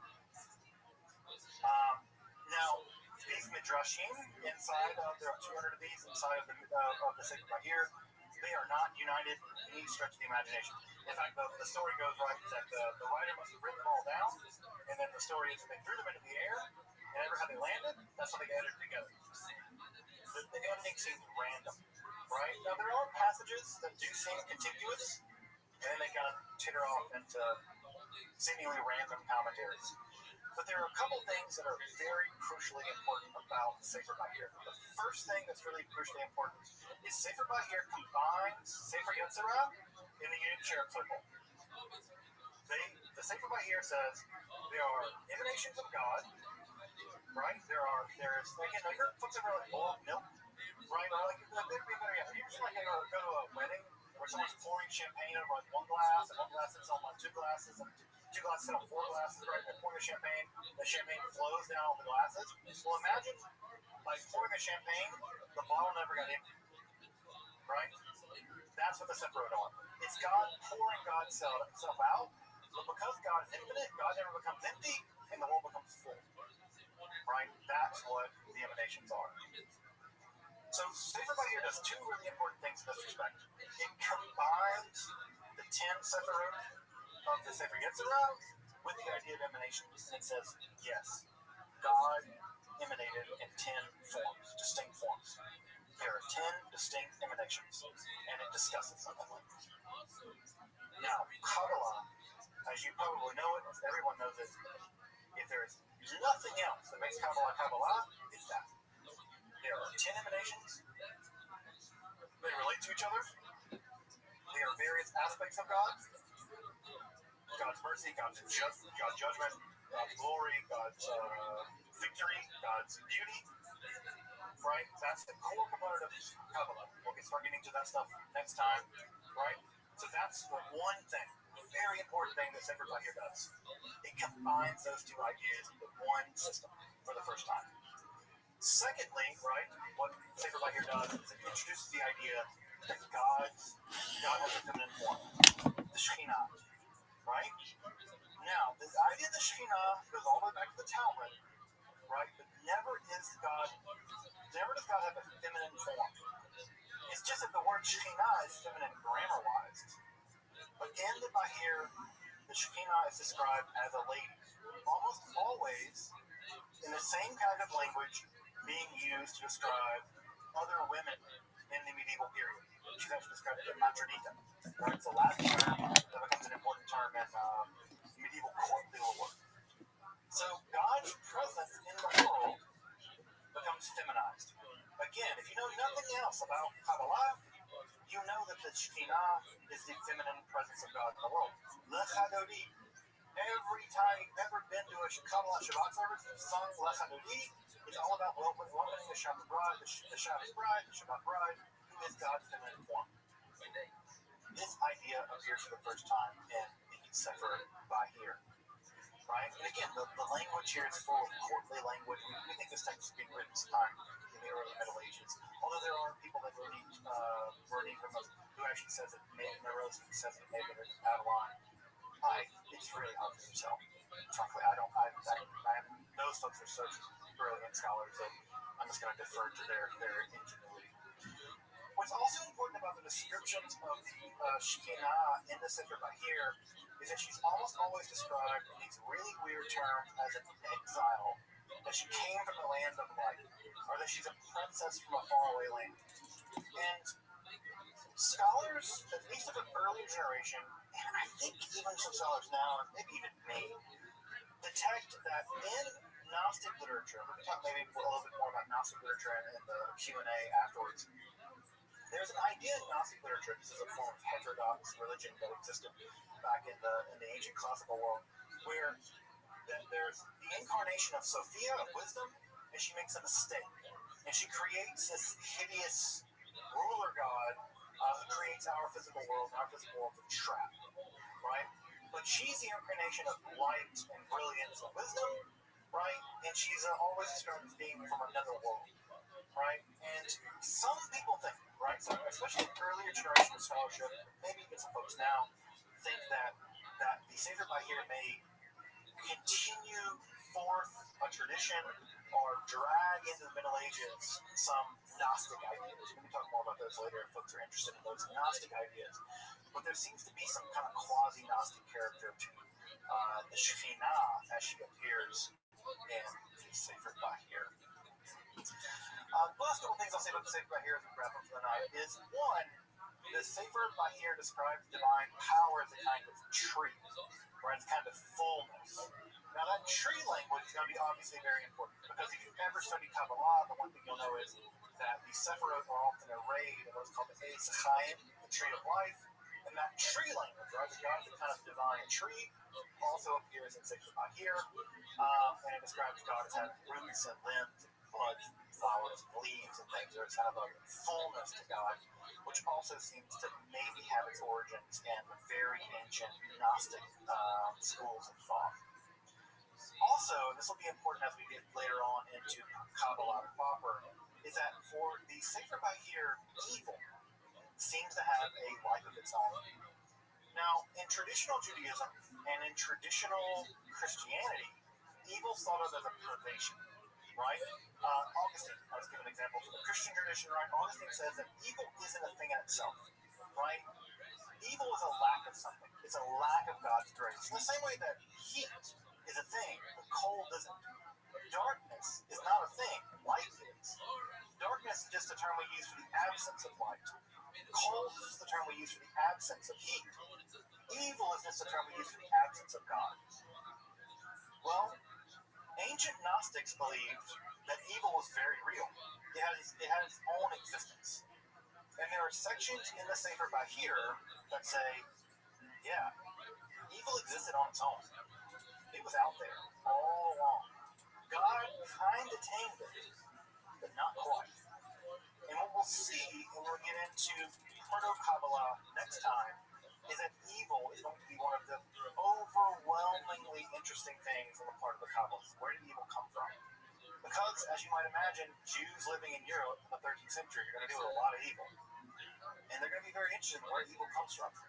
And the image that the traditional Kabbalists will use is the very image you're seeing here on the left. That evil is the sparks thrown off the anvil as God created the world. Right? Just as when you create a knife, you have to pound the steel. As you pound the steel, it throws off dross. Well, when God made the world, it threw off dross. And that dross, for the early Kabbalists, is evil. And it's always been here. It's always been here. And that image of the blacksmith hammering at the anvil will be an image we'll see repeatedly when we get into Kabbalah. Well, folks, we are there. We have now crossed the threshold from the Merkabah Hezbollah world. We are now into the world of what I call the Proto-Kabbalah. Now, what I want to just reinforce as we wrap up for the night is that Kabbalah was not born all at once. As you can see, these ideas are developing. We have the separate from the Sefer Yetzirah. We have the emanation sequence from the unique cherub circle. We have it synthesized by the Sefer Bahir. We're going to see that later texts further synthesize ideas from the Sefer Bahir. Kabbalah is a development. It's a development. So it's really important to understand that when people talk about the Kabbalah, they're not quite right. What we should talk about is Kabbalistic development and then schools of Kabbalah. Right? Now we'll see, we'll get into this later on at the end of Kabbalah. We'll see this a lot more clearly. Well, finally, I just want to point to some additional reading. I know that folks love to do, folks like to get into this stuff, and I know that literature on the Kabbalah can be a mire, right? It can either be really, really technically sophisticated, and you have to learn to read 15 languages to figure this stuff out, or it can be like a lot of hooey stuff that people just make up out of their mind. But these texts are all really solid. I mentioned earlier, right, that Zahid Weiss, I think, has written, I think for me, one of the best arguments for the early history and development of the Kabbalah. So if you really want to get into the weeds of how Kabbalah, about Sefer Yetzirah, rather, how Sefer Yetzirah developed, I think Zahid Weiss has a really great argument, in my opinion. The Peter Heyman text is a standard edition now, critical edition of the Kabbalah. You're going to need the IL, that one it costs like $800. So you're not going to get it from a university library, but it is a standard analysis of the Sefer Yetzirah. Already a Catholic, it's a standard one you get on Amazon. It's okay. He analyzes the Sefer Yetzirah from a Lurianic, Kabbalistic perspective, which isn't bad or anything, but I think it distorts the text in a way that I find to be confusing, especially people who've never encountered the text before. In the standard religious version of the Sefer Yetzirah, the best religious version, if you want to read a religious version with a bunch of commentaries, is the Sefer Yetzirah HaShalem. That's published by Rabbi Moshe Syrio. You can get that. I give folks a link if you want to buy that, but you'll need to learn. You'll need to be able to read Hebrew and stuff for that one. It's only in Hebrew. So if you want the copy of that one, I can send you a link to it if you like. And for Sefer by here, Joseph Don has a really great book on both the early Kabbalah and the unique cherub circle. That unique cherub circle book also is an IOL. It's very expensive. And we'll get to the books of contemplation here next week. And also, Ari Kaplan has a nice version of the Sefer over here.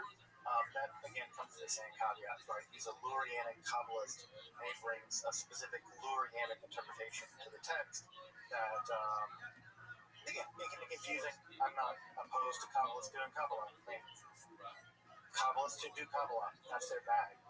But I think that often when beginner people pick it up, it's like, oh, this is what it means. I'm like, no, it's not quite that. It's more complicated than that. So again, I don't want to fault a Kabbalist for being a Kabbalist, but it's not academic, right? It's not an academic text. But it is easily accessible and widely available online. Well, folks, next week we turn to the early Kabbalah. We're going to be looking at some developments in southern France and Spain. We're going to be looking at how the earliest strata of Kabbalah developed. And then after that, we turn to the most monumental text in all of Jewish mystical history. That's going to be the Sefer Zohar, right? The Book of Illumination. My child is named Zohar. If you want to get an idea about how important this book is to me and mine, I got a kid named Zohar.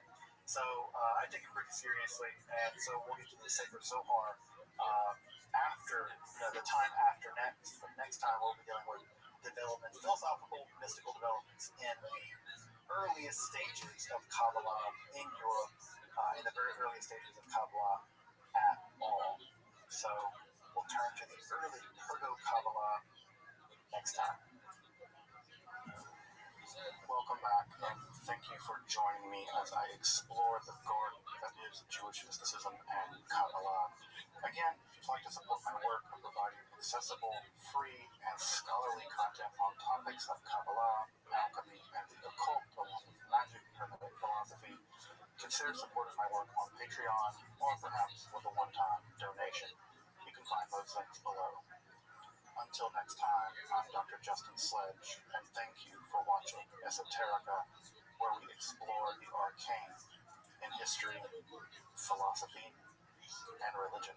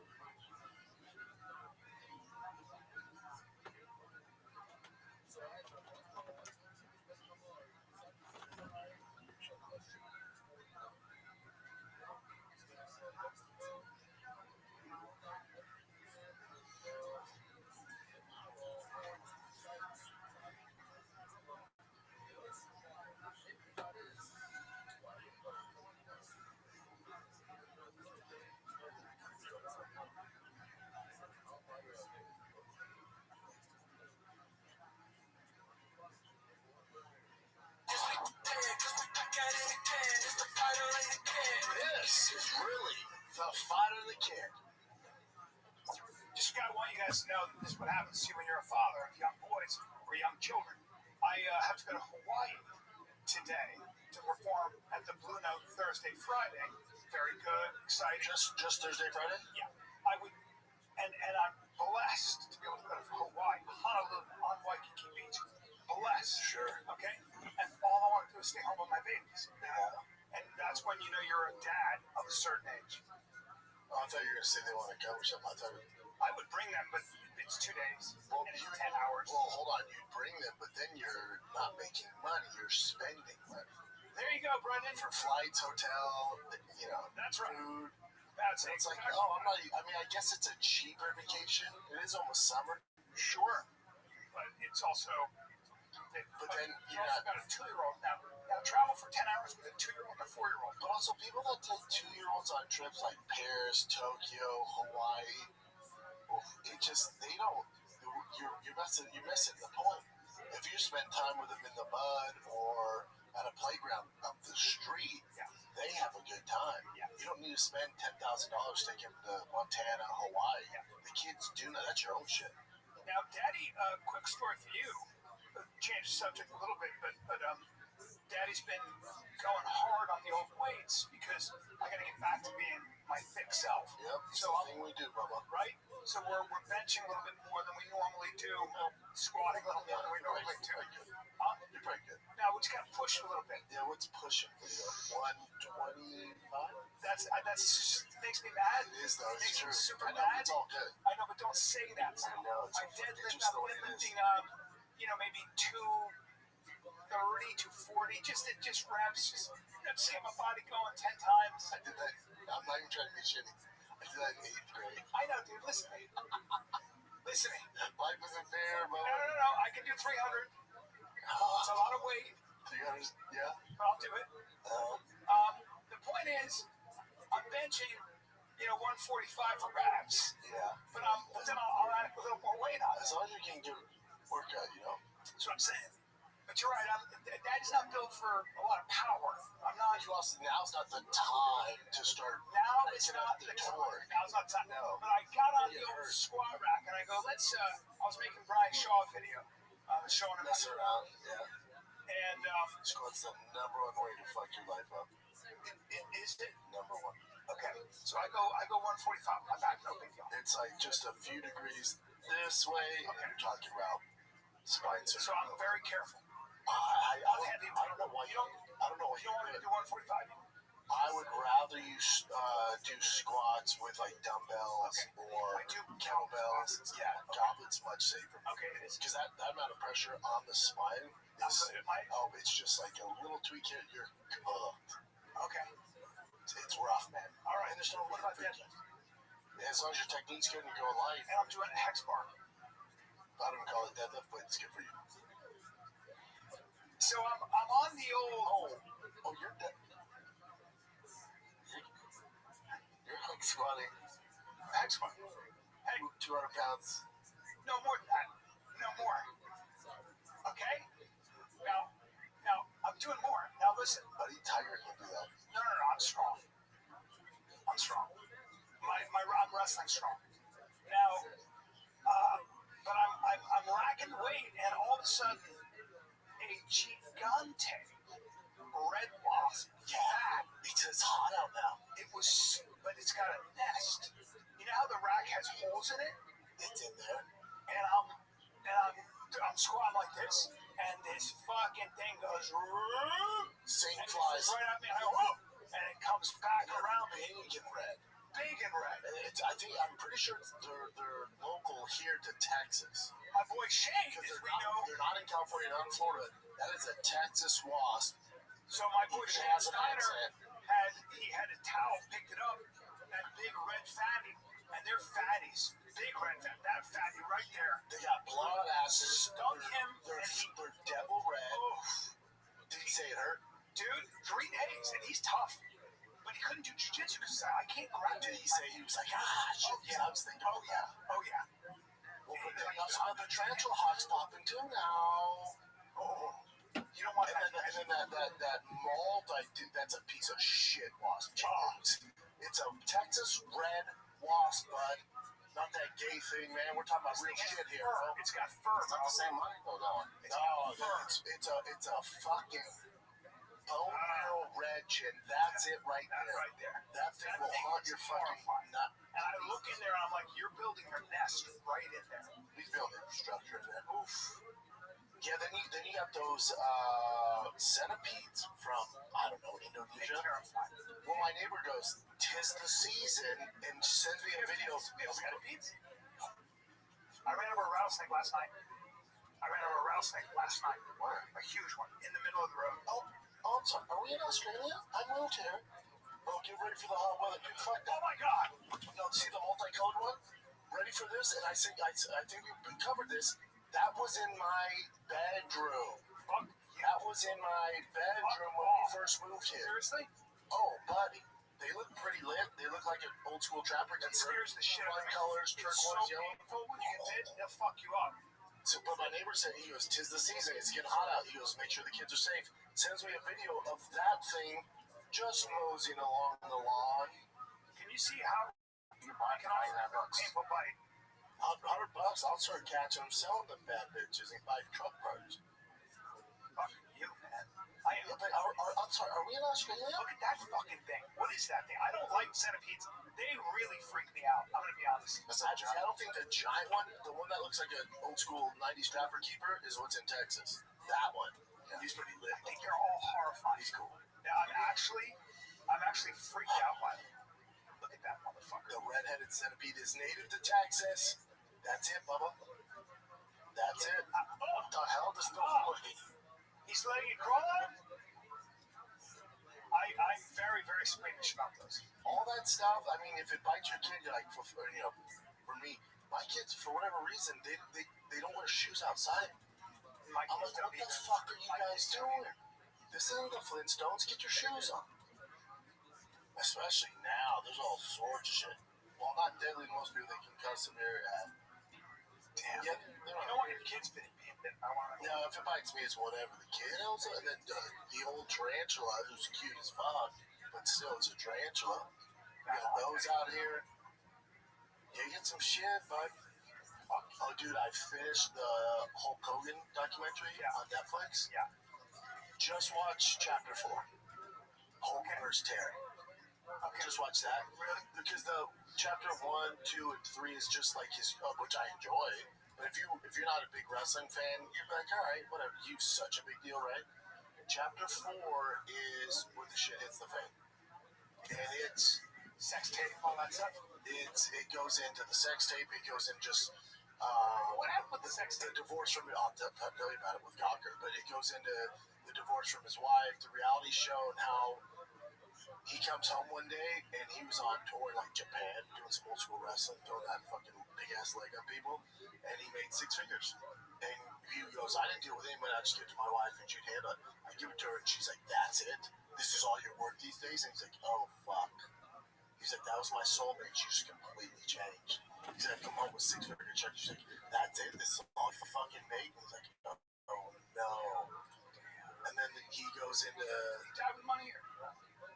I don't know. I'm sure the Hulkamania brand was still big, but and then remember, so he gets a divorce, right? Because he just made some really bad decisions. Like he got in trouble for hooking up with his daughter's friend. She was of age, but his daughter was doing music, and she was like the chaperone for the music label. He hooked up with her. He got caught from the nanny because she came with a gold earring. He was like, "Is this yours?" To the wife. Daughter's friend.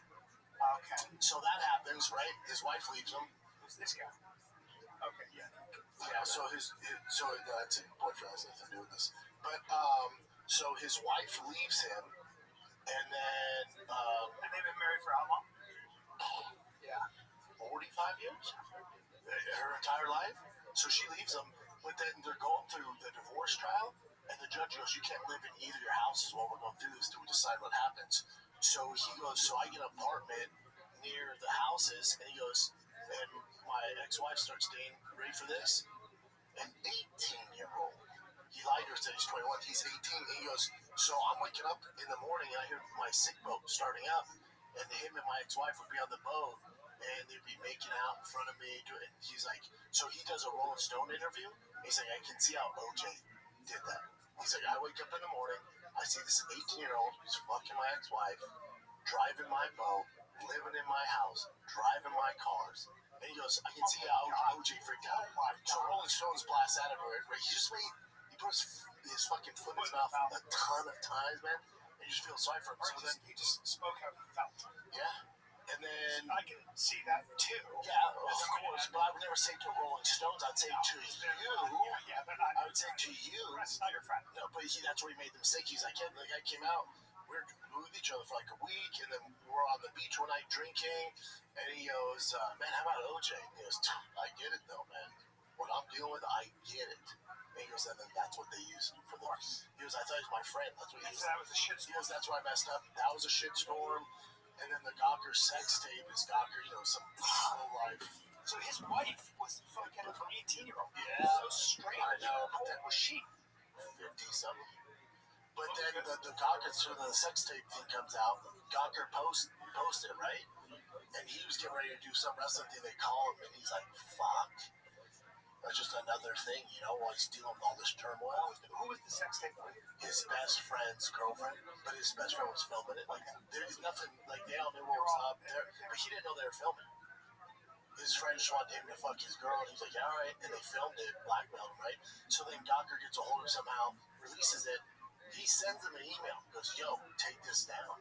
Is this fuck me? Take it down. They go, nope. So he hires a lawyer, he sued Gawker, I think he won Peter Thiel. I think he won $125 million. Peter Thiel said, I'm going to, because Gawker outed Peter Thiel as gay. So Peter Thiel, one of the richest men, goes, the guy who founded PayPal. And Peter Thiel. The AI getting out? So, PayPal. So Peter Thiel, who's worth $5 billion, he goes, I'll finance you. I'll pay for your lawyers. And he destroyed Gawker. Yeah, Gawker's screwed. They got crushed, and they shouldn't. The Hulk won $125 million, but he was just talking about how he's like suicidal, going through all this stuff. How about he was broke? He's just like, it's sad. And then You saw the sex tape, right? yeah, it's cool. It's just no ass anymore. Whatever. But he, it's at his level. He's the top 5 most famous athlete. When you think about it, like he was so big. You just see this ups and downs that he has, and then he's talking, right, and he shows his relationship with him and his son who are super close, and then he goes back on it. It's hard not to get emotional. Fucking watch it. He's like, I didn't realize it because he was always on the road. He goes, but the happiest and best time of my life were when my kids were little. Yeah. He's like, I really fucked up. I was on the road way too much, and I just didn't know when to stop. So then he's doing the interview, and he goes, is that good? He goes, yeah, we'll need you in 3 months. He goes, all right, you should have enough there to get going. He goes, oh, we have more than enough. He goes, I'll see you boys in 3 months. Died the next month. Went in for a neck surgery, and there's complications, and he died. It's horrible. A stroke, clot, or something. Something, I don't know, but they said if he didn't get that surgery, he would have survived. But there's complications with the neck. 71, not old, It looked like the girl he was having sex with on that sex tape was kind of hot. And then he got remarried, and she was super hot. So, it's just a sad story. You don't want to see Hulkster go out like that. You're like, fuck, dude. he still had a great life. He still was a great thing. Oh my God, phenomenal life. But again, Bring up his wife. was it worth it? Right. Like he said, he's like, I fucked up. Like I didn't know when he quit. Very hot. Mm-hmm. Yeah, man, she's very sexy. That's fucking Hulk. The Hulkster, dude. He thinks we're running around with Morlocks. Fuck yeah. Yeah, it's heartbreaking. You watch it. Episode 4 is just heavy, dude. It's just heavy. Did they show the 18-year-old guy? Oh yeah. I gotta watch this. Yeah, it's worth a watch. It's really well done. I got a show for you that's older, but it's called Mr. In Between. You ever see it? About a hitman, Australian show. What's it on? It's on Amazon. It's called But doesn't that look like a young Hulk? That's him. That's him. That was the young guy. So she likes. He does look like. It'd be like basically like, oh, you got a younger version of me. Imagine being Hulk. He's driving your boats, fucking your wife. Yeah. Well, at that point though, Bub, you just kind of go. Live your best life, girl. What do you want me to do? Fuck it. You give it up. I mean, you're just like, Jim, what's the girl look like?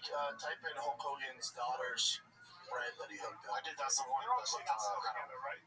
This one. The 18-year-old. Fuck. No, she were. That's not her. That's her. Christian Florence. No judgment.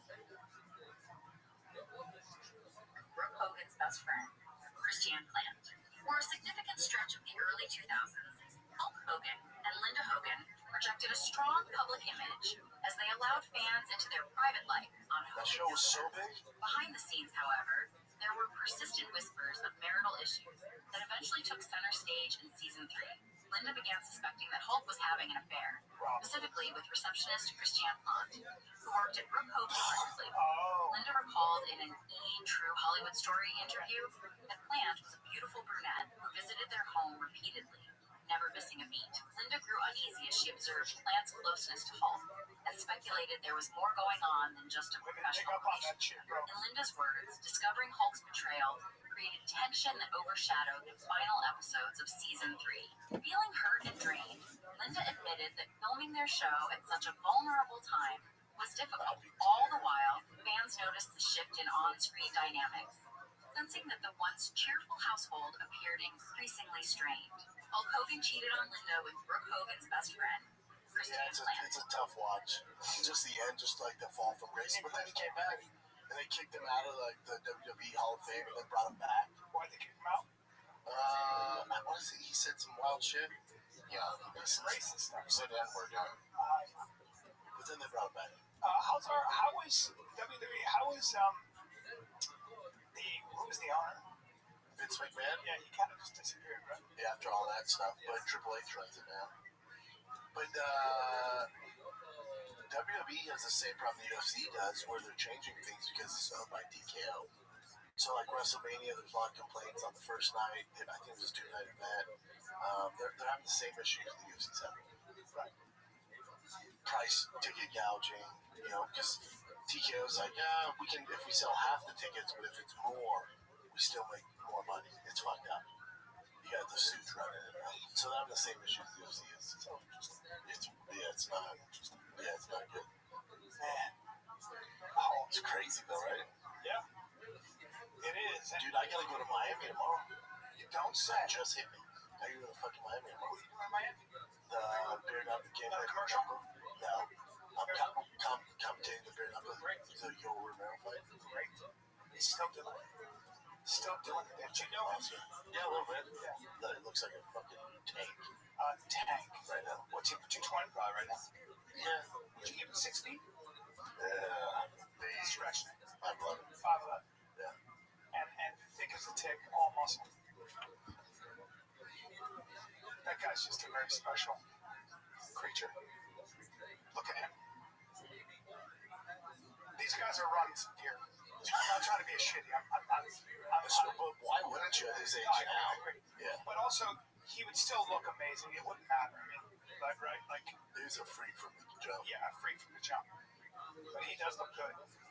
But yeah, Hector Lombard fell out, so then you had to find somebody at short notice. He is a superhero, dude. Yeah. He's a fucking superhero. I remember when he got kicked so many times by Izzy, and they're like, "How's your leg?" And he gets up and starts dancing. Like he's just a freak, an absolute freak. Yeah, that'll be fun because the fights are on Friday. So I don't miss any of these games or Boston's. We're hoping Boston beats this all-star team. Great. I know. It'll be all in June. I know. Can't wait. Look at Bo Nickel. Who's Bo Nickel? He's on the White House card. Yeah. Cal Duckus. He's from Cal Duckus. That's right. Yoel and Bo were supposed to wrestle, and then Yoel fell out. That'd be really interesting. Yeah, it would be interesting. Yeah. You feeling better, Jen? A lot better, thank you. 100%. Not 100, but way better. We switch studios tomorrow. Yeah. We have movers coming. Awesome. It actually looks You're dope, going to too. Miami to do with Masvidal. Masvidal. That's great. That's a good gig. Yeah, it's easy. It's nice. It's fun. I don't want Jimmy Smith, he makes it so easy. Yeah. He's such a pro. He's such a pro. Now you're going to dress accordingly.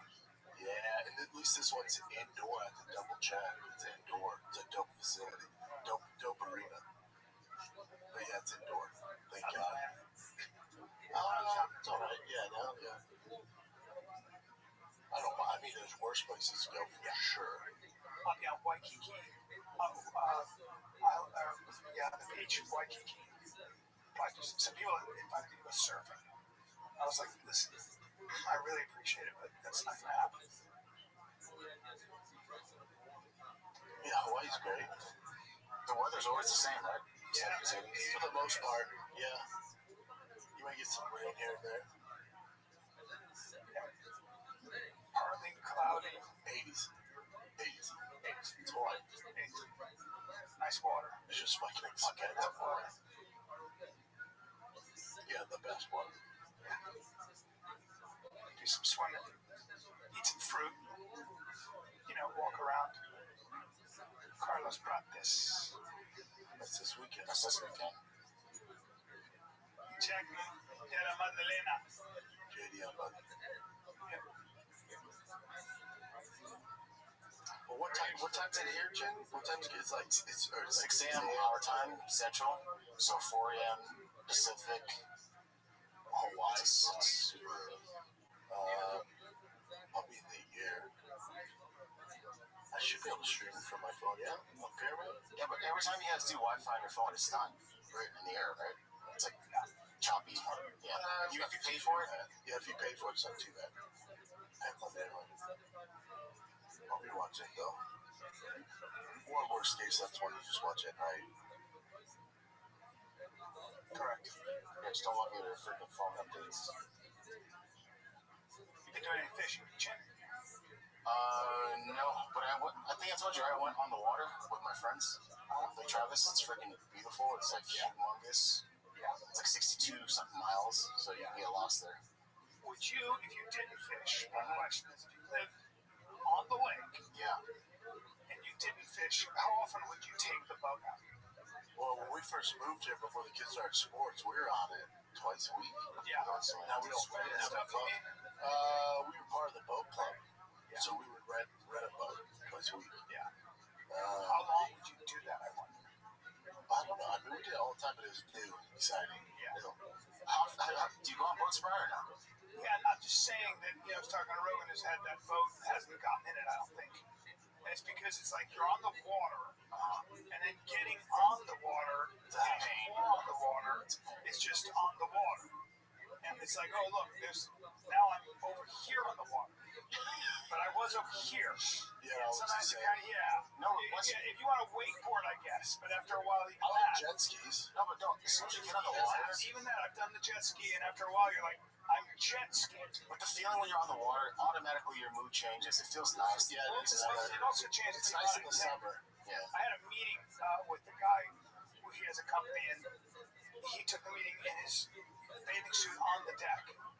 And I was like, I get it. You live on the lake. This is incredible. I didn't need to get on the water. And I was like, this would be very nice waking up. Yeah, we should go all the time now. But no weekends, right? Weekends, right? But my neighbors go all the time. Yeah. Yeah, you could just rent a boat if you don't want to own it. Own it's kind of a hassle. Yeah, that's the move. The move is being part of a boat club. You pay a monthly, fee, and you can rent whatever you want. They take it. You don't have to pay for a dock. They gas it up. They clean it. You just put into it. Yeah, it's great. That's perfect. That's the move. And they're so nice to the people at the docks. They're so sweet. I love this place. Yeah. Yeah, man, Texas. You don't want to own a Real boat. Texas. No, I don't. You do not. No, I don't want to have the maintenance is too much for me. And the price of it too.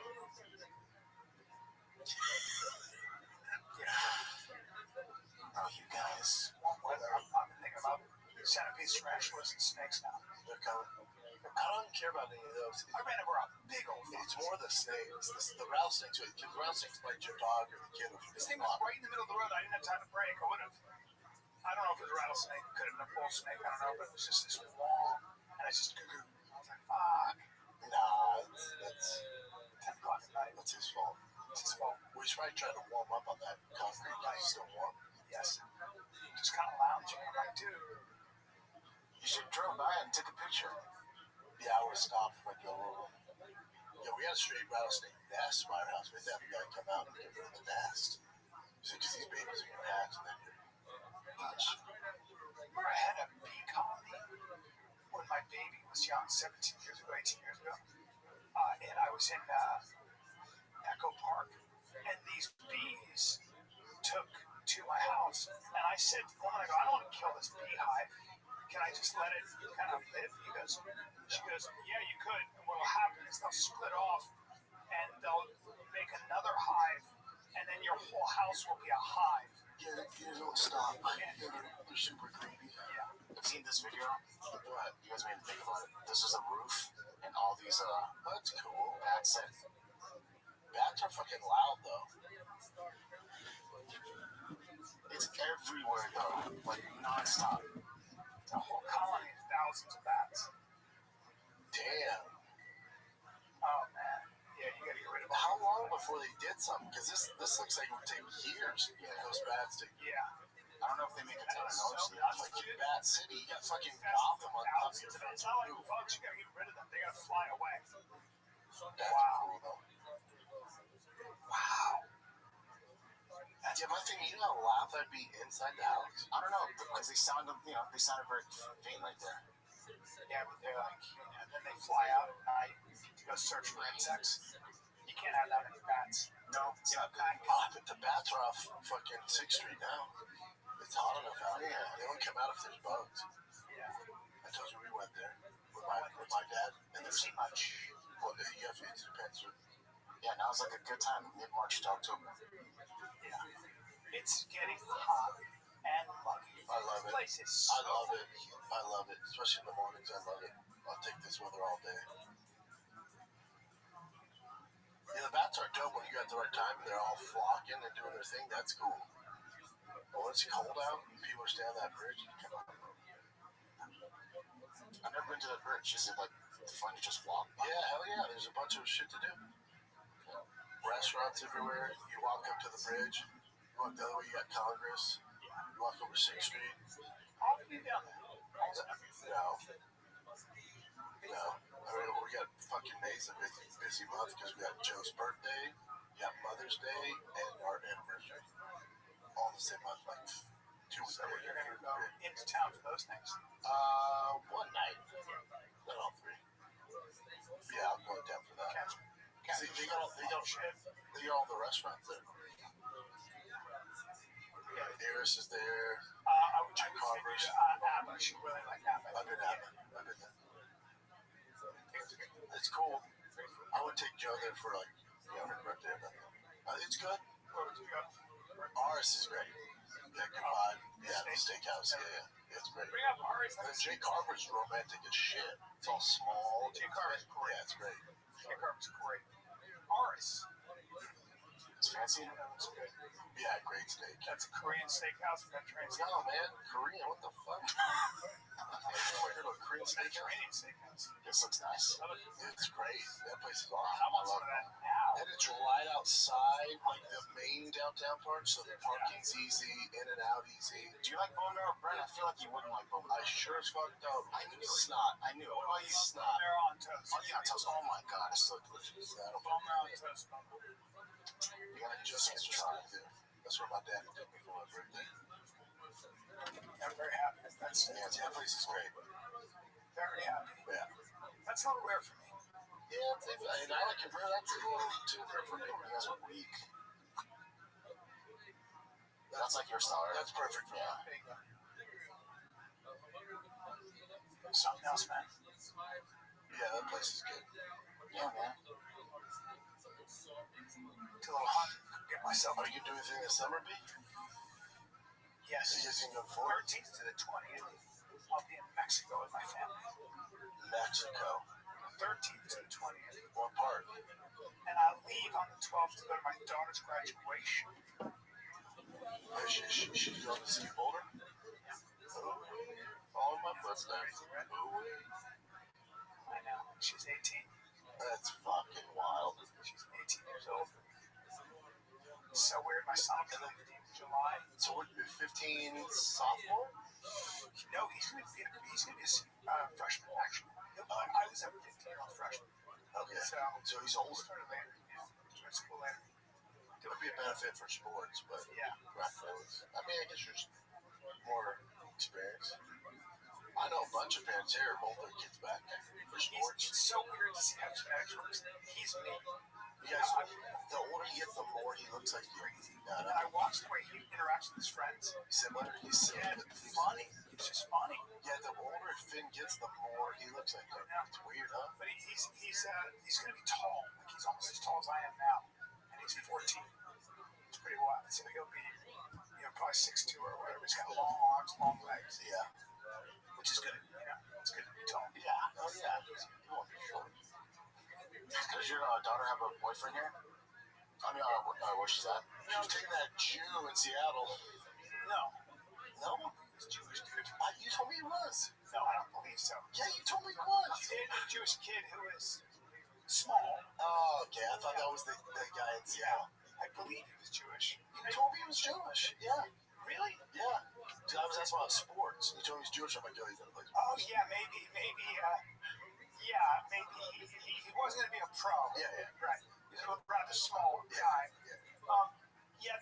No, there's nothing wrong with it. I'm just saying, she's he's a single Jewish right man in now. Seattle. She won't tell me anything.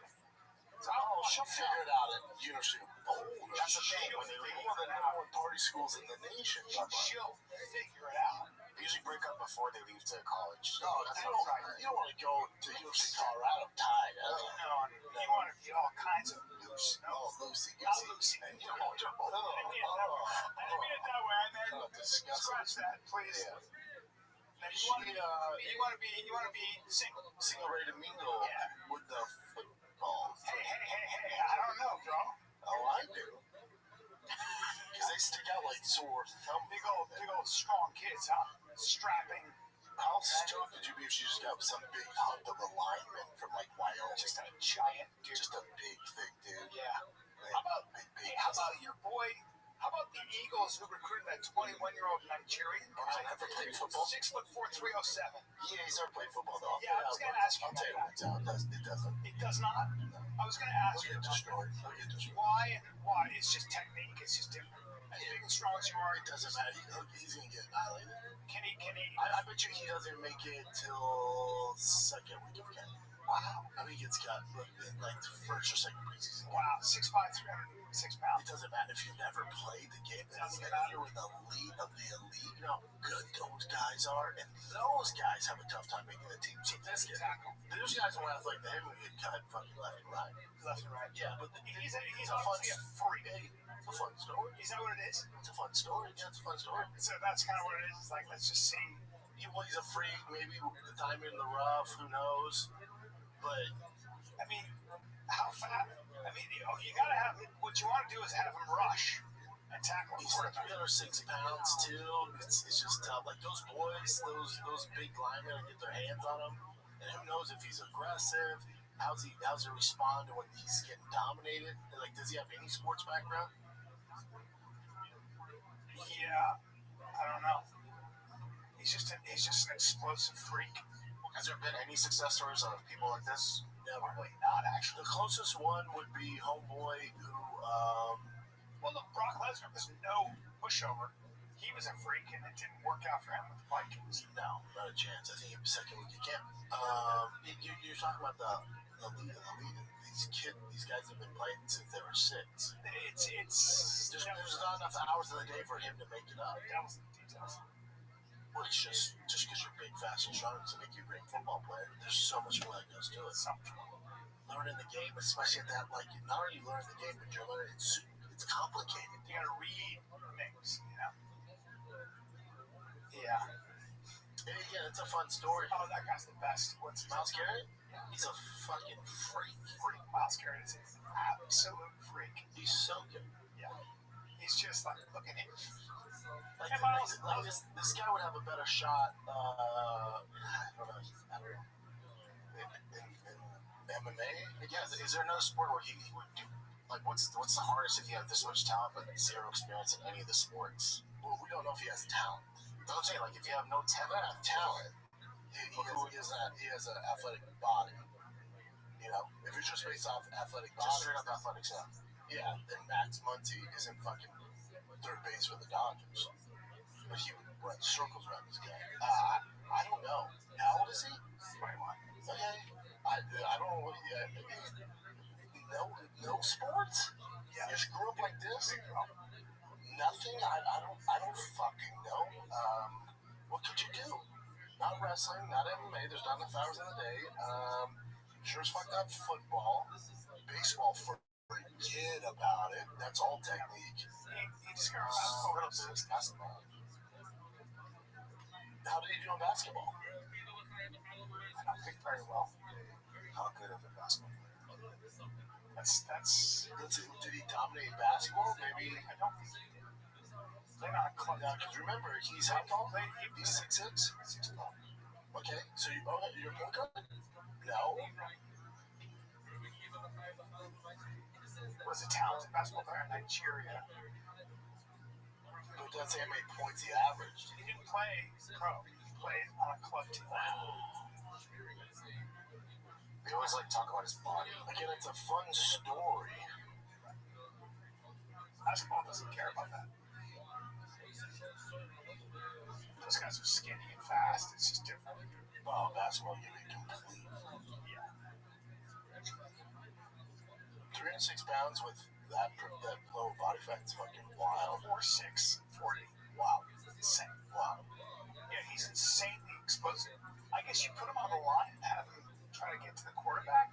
Yeah. Those linemen are very good at getting you off balance, and they have the ability. But even Philadelphia go, listen, we want to take a chance on it's going to take a lot of time. Well, also, I don't know what his endurance is, too. That's a lot of body to move around. That's a lot of muscle move around. That's a lot of muscle. There's a reason you don't see linemen really at that. Like, that's more body fat than Myles Garrett. Like, you want some fat for cardio. But imagine, Again, it sounds like we're hating on the game. I'm just saying, I don't know what we can do with him. At that level, I don't know. Because is he college educated? He should have started in college and then learn the reps. dude, Myles Garrett is so fucking ridiculous. It's so silly. Yeah, but look at him. He went to Texas A&M. Like, if I'm, you gotta quit showing buff black guys. Otherwise, you're It's not just me.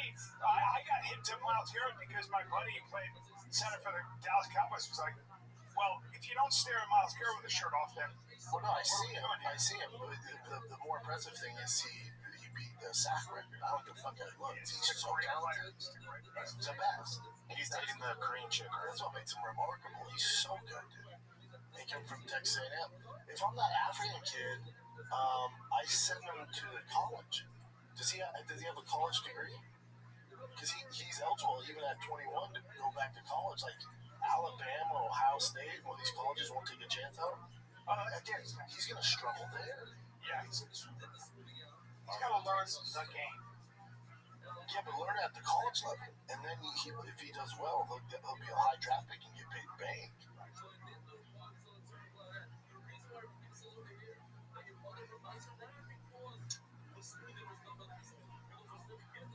Yeah, Myles Garrett's a freak. So they did some really interesting thing too. Bigger, faster, stronger in the NFL doesn't necessarily translate to being an all-star. In fact, bigger, faster, stronger. There's a saturation point where those guys get injured more. There's something about physics. The more explosive they're more prone to injury. There you go. Yeah, like Bo Jackson. That's been a surprise. It's like, yeah, you're so explosive that boom, and then you just create more torque on your body. Yeah, and you have the same joints and ligaments as everybody else. It's like putting so much horsepower in your truck or car, but you don't have the right internals. Yeah. They always have problems. Yeah. The NFL did a whole thing on it. And it was like, you know, it used to be like, let's just get the biggest, fastest, strongest guys. It's like, They used to do it with receivers. They'd be like, oh, as long as he runs a 4.24, we draft him high. And then it really didn't work out. The guy that ran the 4.5, 4.6, but had the skill, could do it all. He was never injured. the one exception in a way was Michael Vick. I still never seen anybody that explosive. And he was explosive, but he wasn't like super shredded, giant guy, smaller guy, really athletic. And played football his whole life. Yeah. Wasn't squatting 600 pounds in college. But yeah. But he wasn't like some freak visually. He's normal. Right. Such a stud. Oh my God, he's not gonna be on the cover of Muscle and Fitness. No. That's not him. Well, that's him at the beach there. Yeah. Like smooth build, like but same thing with the UFC for the most part. Like whenever you see like really jacked, shredded guys, they don't have great cardio. They don't fight that much. And then you guys got guys like Cain Velasquez or Sean Strickland. You know, that's the look you want. That's right. It's a fine You balance. see a lot of that with football players, actually. You see a lot of it with just athletes. Look at baseball. Look at Pitchers. like Otani's not jacked and shredded. That is way more common. You see the really great athletes, they look smoother. Well, that's because they're not bodybuilders. Like people get it twisted. You know, they're doing stuff that's gonna help Relaxation is a huge part of it too. Like just being able to relax. By the way, you see that with wrestlers. You think wrestlers be sick, crazy muscular? No. It's really wild. We had a football player on He's a little gay, one right? of the kids, right?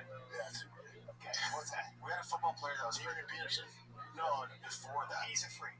Adrian. Adrian's a freak. The one that got kicked out of the NFL, smoking weed, that kind of stuff. Oh, Ricky Henderson. Yeah, we had him on, right? Ricky Williams. Ricky Henderson. He's a baseball player for the Yankees. Yeah. Or Ricky Williams is We had Ricky Williams, we had Antonio Brown, and we had years ago. No, Brian was done though. Oh, that time was That was with Chappelle. Gotcha. How was that? He's a shy guy. He was great. Yeah. Ricky Williams is a legend, man. Freak. So good at football. Yeah. Texas legend as well. Yeah. Yeah, a little too into weed. Yeah, he had sort of like anxiety, social anxiety. He used to wear his helmet at press conferences. Really, it's like, oh boy, that was so strange. He literally at press conference wearing his helmet. Yeah, we've had some football players on. There's so many football players in Austin, in our area. So many. Like the rec football is nuts. Yeah, but Ricky Williams is so damn good. You know, I trip out sometimes that we had Gene freaking Simmons on the podcast. Like, that's just so crazy to me. Yeah, I wish more people were crazy about it, though. Just, he's 9, you know? But he's forever a legend, dude. Like, Yeah, dude, yeah. You guys are way older, right? So are I. So dude, like 6 years, man. I think you and I are 6 years or something like that, right? How old are you? 40. I barely turned 49. Yeah, 6 years. Yeah, that's not a big deal. But even you were like, you like rock out the Kiss. Here's the thing, I never listen to Kiss. I don't like Kiss. But I recognize how big of a legend he is. I totally recognize it, though. No, I get it. He's a legend. And just Kiss. Kiss is like forever known as like one of the greatest rock bands ever. He was a smart businessman, dude. Yeah. Without a doubt. All the merch and all that shit. What? So what you just 90? Yeah. Still looking to charm. Still playing the field. Gene, yeah. Yeah. Good dude. So who do you think was like the absolute biggest guest that we had? We've had Connor. Oh yeah, that's way before Connor those. 50 Cent. That's old Fox days. Yeah. Connor 50 Cent. That's before Connor blew up, right? Yeah. Pretty big. He was still No, big. he was at his he was big, but not like he is now. I mean, not like he was. It was after he got into Jose Aldo's face and said, man, it might have been, was it after he beat Jose Aldo? It was before all that. Yeah. I mean, some could argue Tony Hinchcliffe. Yeah, now He's especially. fucking massive now. Yeah. I think he killed Tony. Look at 2015. Dude, I saw it 10 years ago when I was singing and you were dancing in the background. Yeah. So funny. Hey, I'm pretty sure Kill Tony signed a deal with Fox. They left Netflix. Unless I got bamboozled online.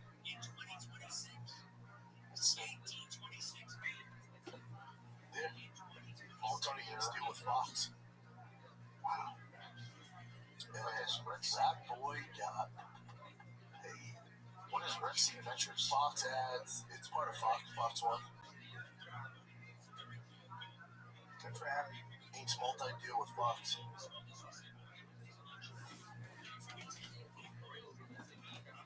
That is sick. It's cool, huh? Red Band's cool too. I didn't. The Red Band saw the first time, and he was like, awesome. Red Band's the best one. He's the most normal one. Yeah, he's like a regular. He's always, yeah, Red Band's always been just even keel. Doesn't want to be famous. Usually the mastermind behind everything. Remember, he was the Jamie before Jamie. Yeah, he was like the original producer. He just does his thing. He doesn't cause drama. Doesn't gossip. Like, Red Band's awesome. Yeah, he's dope. Yeah, I love Red Band. He was. We were talking about Teslas, dude. Yeah, he loves Teslas. When I posted yours, he's like, dude, does he love it? And I was like, yeah, you're both. Yeah. But he loves Teslas. Yeah, Red Band's great. Yeah, Kill Tony, he's going to Fox, man. That's a big move. For Netflix, that live viewership stuff. If we did a count of the people that have been on the show that were not famous or barely like on the edge of being like famous to where they blew up huge, it is freaking mind-boggling. I wish someone would put something together. Someone would put something together. How many people came in the Fire Kid when I had more followers, me, the producer, had more followers on Instagram. I know. And then they just skyrocketed into crazy fame. I know. It's pretty wild, man. Wow. I think this is an opportunity too. It's like that was a time when everyone was around and up and coming. And there wasn't as many podcasts. We're kind of the flagship podcast. It doesn't matter. I'm just saying that's what it was. It's true. It is. It's like that's why I think about it. It's fucking crazy. The biggest one might be Jelly Roll. Jelly's a huge one. When I went to Nashville, they wouldn't put them like Bustin' with the Boys, with Will and Taylor. Like, I was like, I'll do your show, but you have to have Jelly Roll. And then when I was doing press for my shows, I'm going to the radio stations, and I was like, I'll do it. You have to have Jelly Roll. Like, they wouldn't have them on air. They're like, no, we're good. Like, then I'm not coming. And then they allowed Jelly to do it. Now, so often, come on. Jelly's like, yeah, they're fucking American Idol. By the way, Jelly's the number one guy to always shout out the show. You guys too. Like, he's the shit, dude. Yeah, Jelly's the man. He doesn't forget. No, everybody. He's awesome. All right, what do you got, Jay? All right.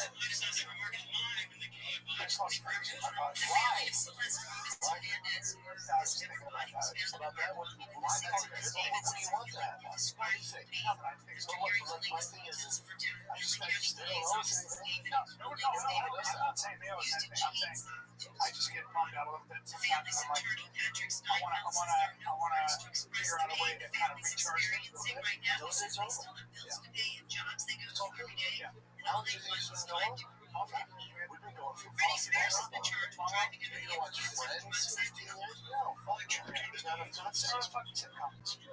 There's different chapters. I mean, different chapters. The amount of amazing things that happen just right now. If it was, like you guys said before, you call it quits today, you've accomplished more than most people could ever do. No, there's a podcast Hall of Fame. We're in it. It's the first time ever to do it. Yeah, you started off. Yeah. I was the first athlete to ever have a pod. First time to have a duo. First comic athlete. You know what I mean? Yeah, that's why people that have huge podcasts now will come back and like, you guys inspired us to do this. And they're like freaking out being next to you guys. It's so cool. It is great.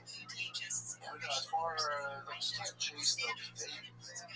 That's what you gotta learn. Like, you can't chase them. No, that's right. It's just, yeah, the page is shot. It's different. But yeah, We're speaking of turn the page. So we're Titanic. You know what Titanic's like? yes, I know.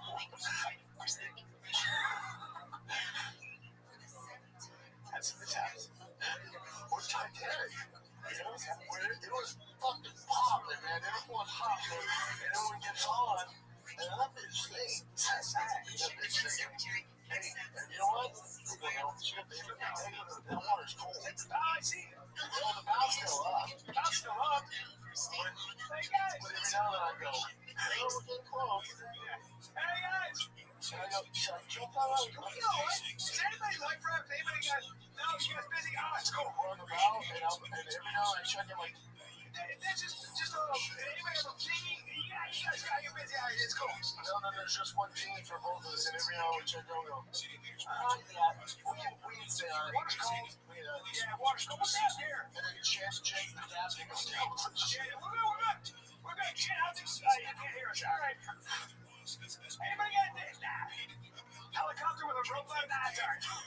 Sorry. Could you tell us that like that? Crazy. Okay, no, that's stupid. The water's not that cold. We're fine. We'll figure it out. No, we'll figure it out. Jill, is that... Can I call you a board? Oh, you're using it. Oh, fuck. That's all right. No, you go on. You go on. We can't hear you. Jill, we're all out of water. We can't hear you. We're out of water. We're out of water. I've been drinking right this. You think it does? That's me all the water. I know we have 24. Gotcha. Yeah, you never know when you're out there. Okay, we'll wait. Oh, there goes Rogan there. Giant cruise ship. Oh, he can't hear you. Come on, man. Man, that thing's sweet looking.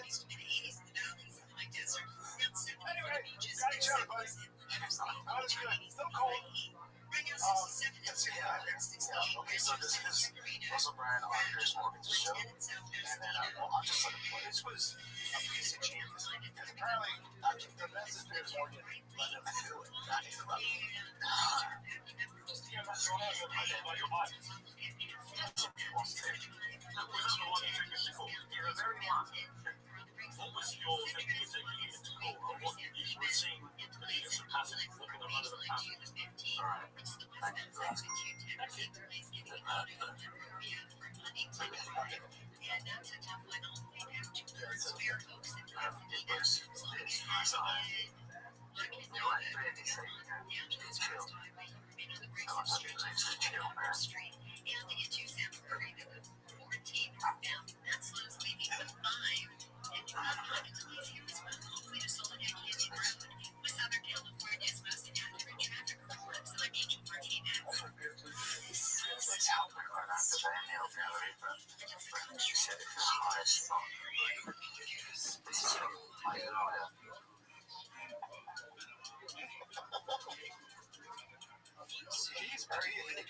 He's funny.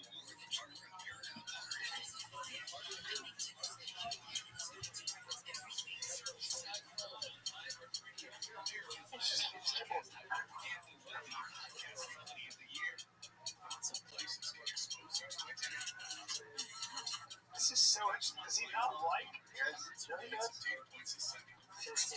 He's doing a bit.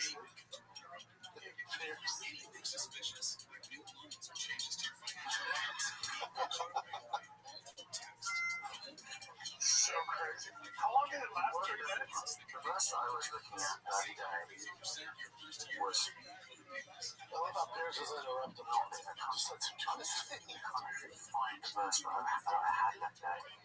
But this is good enough. The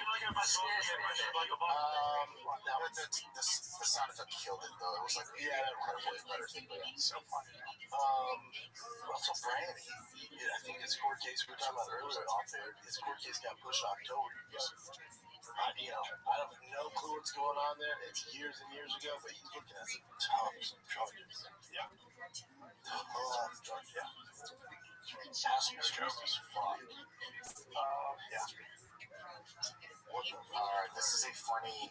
It's not supposed to be funny, but this is from Vice Sports. I don't know what this is, but this guy's talking about tennis. MMA is a web sport. MMA is a web sport compared to tennis. It is so brutal, and it has a reputation to make this country club sport that could not be more opposite of what the reality of tennis is. Holy hell, like this sport, I don't know why I like it so much. It's hard. You can't run out the clock.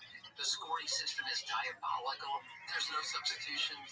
You win, you lose, it's all on you. You are exposed. Yeah, because MMA is not that. One stroke is weak, it'll get picked on. And if your fitness is weak, it'll get picked on. And if your strategy isn't up to snuff, if you can't reset emotionally, it is a referendum on who you are. It's a referendum on character.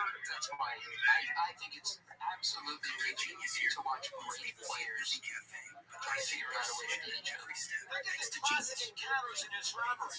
Nadal 2008 Wimbledon final. Nadal Djokovic 2012 6 hours in Melbourne, Australia. These are long punishing matches, over like 5-6 hours. Remember, they always go to 5 sets. And believe it or not, in 5 sets against these two in Grand Slams, he's just 2-6. They're just uneducated. But also they're passionate about their tennis. Tennis is a great sport. Of course, yeah. But it's just different. It's just such a MMA's a web sport. Like, how you gonna do it? He's just doing out of control. No, he's just uneducated. He legit probably thinks that, but they don't know. And then all the things, the keys he said about tennis relates to MMA. He's like, if your game plan's not good, you get exposed. So hard. Yeah, you get exposed, yeah, but and the ball just bounces behind you, you lose a point, yeah, you get knocked out, dude. You don't actually take literally years off your life. Oh, and then you want to talk about character? Oh, gotcha. I mean, And it's fighting and more it's exposed. the poor man's sport. To pretend tennis isn't a rich man's sport is wild. Well, tennis, you need a coach, and usually if you're not rich, so if you're in Russia or Croatia, your father is with you all the time, and he's your coach because you can't play tennis without a coach. Like, it's just one of those things, and you have to have a high level coach. It's MMA is at the highest level is like almost impossible. It's just there's not enough time in a day to be good at everything. I like how he goes, you're just on your own out there. It's like, myself just needs to educate him. On your own. It's the loneliest place in the world when they lock a cage and you're in your fucking underwear. And the guy's a monster who wants to kill you. Also, I can play multiple matches a day and the next night. I mean, everyone obviously just get destroyed. Yeah. But he probably didn't pay attention to it. Yes. Just him being like, to think of tennis as a country club sport while he's in a blazer with a button up. He does It's like, that's you're the fine. problem. Yeah. Yeah, you're the problem. All right. I can argue for how great tennis is and how hard it is, but as an MMA fan, it's the wrong thing. You don't want to. I think MMA, in a lot of ways, actually, in so many ways, is the hardest sport. I'm not saying the hardest position. I know quarterback, but Baseball. in terms of but I'm just saying what it requires of your body and the brevity of your career and how many things can go wrong. Oh, destroys them. It's like it's so brutal that it's almost like we say it's almost maybe not for anybody. It's really rare. You have to fight. What's up with Mr. B stuff? I bet this isn't directly at Mr. B's. It's one of his employees, right? To get headlines, they use Mr. B's picture. Okay. Yeah, so his company's being sued. Or people in his company. I think specifically CEO. But this You have a company like this. This is a weekly thing. Yeah, it's part of the business. Weekly. So let me. Planet. I've never watched a single second of any of his content. You should. Okay. Neither do my kids. You should take a look at it because it's so trippy to see how fast it goes. But so this is the girl that's suing, and I'll just play this for you, and you guys can have a look right here. Hold on a second, let me refresh. She's gorgeous. Well, there's one thing. First of all, I'm not hiring you. You're too pretty. Imagine I had to make a video like this, but becoming a mother and having a daughter completely changed what I'm willing to stay silent about. Before I talk about my time working at Mr. Beast at a C-suite level, I would just like to briefly introduce myself. My name is Lorraine Mathematis. I was born and raised in Brazil. For the last 10 years of my life, I dedicated it to studying and analyzing the social media space from the inside out. And I just completely fell in love with the content creation process. And that passion eventually led me to wanting to work with brands and work on their social media strategies. And that's what eventually led me to Mr. Beast. I was interviewed by the CEO and Jimmy Donaldson, Mr. Beast himself. I was hired on the spot. I led teams. I oversaw creative operations across multiple platforms. But most importantly, I saw how things worked from the inside. Unfortunately, it didn't really take me too long to realize that things were not how I never imagined I'd have to make a video like this, but becoming a mother and having they looked like on the outside. From the very beginning, I was yelled at, cursed at. I was even called dumb in front of my entire team. after giving a business idea, only to have one man give the exact same idea a minute later and get praised. I was obligated to attend one-on-one meetings at the CEO's house by myself and an upstairs room only lit by a side lamp and have him hear how attractive and beautiful I was. The CEO also told me that Jimmy, Mr. Beast, gets really awkward around attractive women, and I quote, Lorraine, let's say that when you're around and he needs to go to the restroom, he's not really using the restroom. I started changing completely how I dressed to go to work. I started only wearing baseball caps, extremely baggy clothes. I basically just tried to do everything to disappear. So I just kept my head down. I just continued to give everything that I had and tried to convince myself that that would be enough. But they looked like on the outside. The thing is that when you're working on male-dominated fields, especially it's being run by boys, where they preach that if talent wants to drop a dick on the wall, let them. It doesn't matter how smart you are. It doesn't matter how hard you work. Giving your best will never be enough. Things got worse when I became pregnant. I had approved maternity leave signed off by HR, and I had agreed that I would work up until my last day of pregnancy. I said, while I'm in labor on my way to the hospital, I will call you, and that's when I want my maternity leave to start. On paper, it sounded beautiful, but in reality, it meant nothing. I was at the hospital in labor in a team meeting. 1 week postpartum, still healing, sleep deprived, emotionally and physically exhausted. I wasn't ready back to work. Less than a month postpartum, going through postpartum depression, and I had to hop on a plane, fly out of the country to work on a main channel shoot, and leave my... Thing is that when you're working, leave my newborn baby behind. When I think about those first 2 months, and all the time that was taken... Also, take longer time. Also, when it's a bunch of guys, they do some stuff. I just always feel like...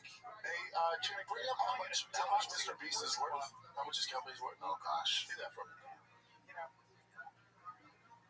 I don't know. It sounds like she's just very beautiful. Guys were silly around her.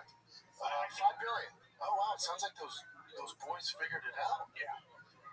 That's a shit. I'm always just like, I don't know. It sounds like you're uncomfortable, and you got pregnant, and so you should have taken more time, of course. But her being like this bro culture, that you're talking about the $2.6 billion bro culture that they built. That's what gave you the job. It's also, that's their shit. Yeah. You signed up for boys this. Fuck around on the type that they say. They get it done. Yeah.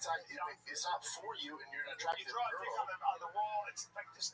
Boys are 14-year-old. They act like they're 12 sometimes. Yeah, the only thing where you having to have a meeting in the master bedroom, there's one light on. That's weird. That's weird. Gross. Also, that's not. If that happened, I doubt Mr. Beast is doing that. I don't think, from my experience, too. What's his real name? I don't want to call him Mr. Beast. I'm 43. Oh fuck, his name. He just said it's Sean Craig. So it's like she sounds like she signed up for Matt. His name's fucking Matt. I can't keep. No, hold on. Some Jewel Beast. Jimmy. We'll call him Jimmy. Yeah. She got involved with the boy culture, and she's like, "Oh my god, it's not for you." This is what happened to Vice. They did incredible work, and then the women came in, and they were like, "And now how's Vice doing?" It's like nobody wants to talk about it, but like those good old boys clubs, that's what created. I don't know. The physics revolution. But also when she's like, I was at a meeting 1 week later, it's like, don't answer your phone. Establish a line where you're like, no, dude, I told you I'm going to be out. Like, you're the one to answer the phone, do all this shit, playing the game. It's also her perspective. When you're saying you got cursed and I'm called dumb, personally, I've just been alive too long. I think there's more to that story. I think it's of course, bro. There's two sides, and I get one story, this long story. Way too long, but I listen to by this gorgeous woman. Yeah. She was brutal. I'd like, get out of here. Right. She's gorgeous. She's had a great career. It sounds like I don't know. Like I'm if I were in a position where I had to do something, I'd be like, what do you want me to do about this? But also coming out, how many years later? I don't know how much time. Well, that's always the case. That's always weird. But again, so she gets this long story, and then the company gets a statement, and it's like, I don't know. By the way, So 4 years later, Toxic Boys Club.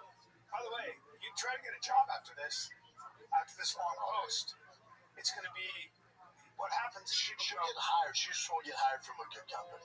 well, people just go, man, that's a lot. like a liability. Now we're all walking on eggshells. But she's banking on this. She's became viral. Yeah, she's gonna get a settlement most likely. I don't know how it's gonna work. Based on what? Gender discrimination? I hope she doesn't get any money, but Or Mr. Beast and his team don't want to take it all the way to court, so he's like, hey, bitch, here's $5 million. Your eyes are still great. I still jack off to you in the basement. Yeah, I can see that where you got kids who don't want to work anymore. Totally reasonable. It's like I'm gonna make a video and make a lot of money. She's probably very ambitious, but that's kind of that's personally what I've seen. I'm not. There's two sides to every story. I bet they settle. They'll settle. I mean, I hope they don't. But I mean, when stuff like this comes out, a lot of times you'll see the majority of comments because now we're getting fed up. We're like realizing it's all shit. It's all fucking yeah. They're just trying to make money. But it'd be like me going to work for Caller trying to get Daddy. fame. It'd be like me working for Caller Daddy, and it's all women. I'm like, they were just so anti-man. I can't believe this. You know, they commented on my big fucking dick and my muscles and my face. But that's what. Yeah, dude. You walked into Caller Daddy. I'm not saying they would do this, but you walked into Victoria's Secret, and then it's a majority women, and they're making comments, and you feel uncomfortable. It's like, don't fucking apply to Caller Daddy. Don't apply to fucking Victoria's Secret. Well, equal rights, equal shared responsibilities. I still don't know why people still want to hire the cost of being successful random. Cost of being successful random, yeah. She's not got a lot of people who are very. You had a wise businessman. I mean, you haven't made it till you've been sued. That's when. Yeah. But I mean, it's good that this stuff comes out now because it's more people are being aware of like this is bullshit. I mean, I don't even know her, but the more I see this, the more I'm like, oh, yeah. I'd be way meaner if she was ugly. Yeah. You can't ignore that she's pretty too. It's like, oh yeah, they're not touching you, they're not doing. Come on, just. You're gonna get on the wall when you're gorgeous. You're gonna get away. Lock is the key, dude. And I've been so I'm a dude, but I've been cussed at and everything from different jobs I've had. It's like it's part of the. It's just like man, we fall because you fuck up. People will. Would this be considered a bro culture? Probably, right? Where we're at. Oh God, yeah. But I mean, think about the girls that have worked here. They've always been cool. Yeah, ever. Yeah. Because they know the show. They know what they're signing up for. We're also not drawing lines on the wall, but you could. You could. There's a lot of just bullshit out there. It's a quick way to make money. That's all it is. That's what it feels like. This happened a little while ago, but do you guys want to talk about this? We never covered it. It's the special forces guy that bet on himself that they would actually capture Maduro. Well, you can do that on Calcium and places like that. That's correct. Yeah, there's like different. Is he like major trouble now? Well, he's arrested. He was one of the guys in the raid. Yeah, I think he's like the main guy. Damn. And then this is Trump's response to it, though, which I loved. Hold on. I mean, they don't pay him enough as it is. A special forces soldier was involved in a capture and appointment of President Maduro, who was arrested by federal authorities today on suspicion of insider trading and fraud market. Are you concerned that federal employees are betting on these prediction markets and potentially getting rich? Well, I don't know about it, but was he betting that they would get him or they wouldn't get him? It sounds like he was betting on his removal from office of Maduro from Rothschild. She was involved in the operation. It's like Beaver is betting on his house. I was just going to say that. He kept him in the Hall of Fame because he bet on his own team. Now, if he bet against his team, that would be no better than he bet on his own team. I'll look into it, He's going to get part of the fucking act. For sure. Just part of the fucking I'm with him. He's like, wait, hold on. This badass special forces guy. Put my money where my fucking gun is. Yeah, and I can make $400,000, which is more than the military payment hired to dude. Put his money on himself. He bet on himself. Now I'm with Trump. If Pete Rose had been against his team, or this guy's been against it, but I mean, betting for it, dude. I don't see a problem. Money on himself. Yeah, I don't see a problem. Fuck. I tried a little harder. I tried a little harder to grab him. I back it. I back that. Yeah, I think we all do. Fuck yeah. He's getting parted for sure. What's wrong with that? As That's should. fucking media. Fucking zeros. Have you seen Stella Bender post this? Yeah. Israel Adesanya. So there's a brand new game that. Hold on, just refresh. So the new cover of the game of EA Sports for UFC is Alex Poatan, right? But then you see the shoulder of Israel. Yeah. So then I don't know how the hell someone made this video or what, but check it out. Hey, that's my shoulder. Look, right there. It's my fucking shoulder. It's coming from the picture. It's coming from the fucking picture. They can't cut me out. Hey, that's enough. Time to go. Say again, Brian? That's from a show called The Boys. He's like Aquaman. Oh, so what, did he actually say the line? That's from an actual TV show. AI. No, it's definitely AI, but I'm not sure who made this, but he posted this. But as far as the shoulder part, was that actually said in the real? I Or changed the words, yes. right? There was a poster. Yeah, I think so. Oh, okay. Yeah. But yeah, that's Top what Bender's laughing at it. It's good. it is true. Like he was on top of the world, and suddenly now his shoulders on the cover of the game. Gives Style Bender his respect. Of course. I think Izzy tweeted, I've been on the cover 3 times now. Because that's his shoulder. Alrighty. Let's go to some of Sonalis's. Let me see if I can find them. Pluto TV has thousands of free movies and TV shows. We're coming at you with everything we got! This is the princess. This is the ultra. This is the movies like Pineapple Express, the entire Star Trek film franchise, and Gladiator, and TV shows like Survivor, SpongeBob SquarePants, The Fairly Odd Parents, and Ghost. Pluto TV is always free. Pluto TV. Stream now, pay never. Alright, so Sonalis tried to get on some current events, and there's a woman that was stealing some wine bottles at the. It's not one woman. Apparently, there's this guy who's been researching it. He's the one responsible for like all the seeding, all the wine. Yeah. And they had something like 700 bottles, and 400 of them were taken off the tables. So instead of worrying about their lives, they just took the bottles. Yeah, let's go party. There's so many weird things about this. You guys don't like the conspiracies, I know, but there's so many different things about like. Conspiracy. There's no conspiracy. No, they're like even the press that were there. Like someone from CBS was there. He said they barely checked his ID. They showed like a screenshot of who he was. They let him in. You know, I have a friend who does high-level security protection work, and you would be rather surprised at how, in many ways, unorganized it is. You think they would tighten up though when it's Trump? Yeah, well, they tighten up when somebody runs by you. Yeah. He got caught. He didn't get anything done. He got caught. Yeah, it's not like he was At the end successful. of the day, That's my thing with these guys that are doing it. It's usually like these soft guys doing it. Like you play, you throw your whole life away, and you weren't even close. You hit a ground ball to first base, and you got tagged out. there's a lot of things like that in life. There's a black belt. He's a teacher I roll with sometimes, and like he'll for the first. Sometimes with those guys who are really good, like you're rolling with that guy, and maybe for the first 3 minutes it looks like he's having a time or something. You know, it's like you're getting maybe his position or the best of him, and then he always ends up catching. You're getting choked out. Might take 3 minutes, might take 5 minutes.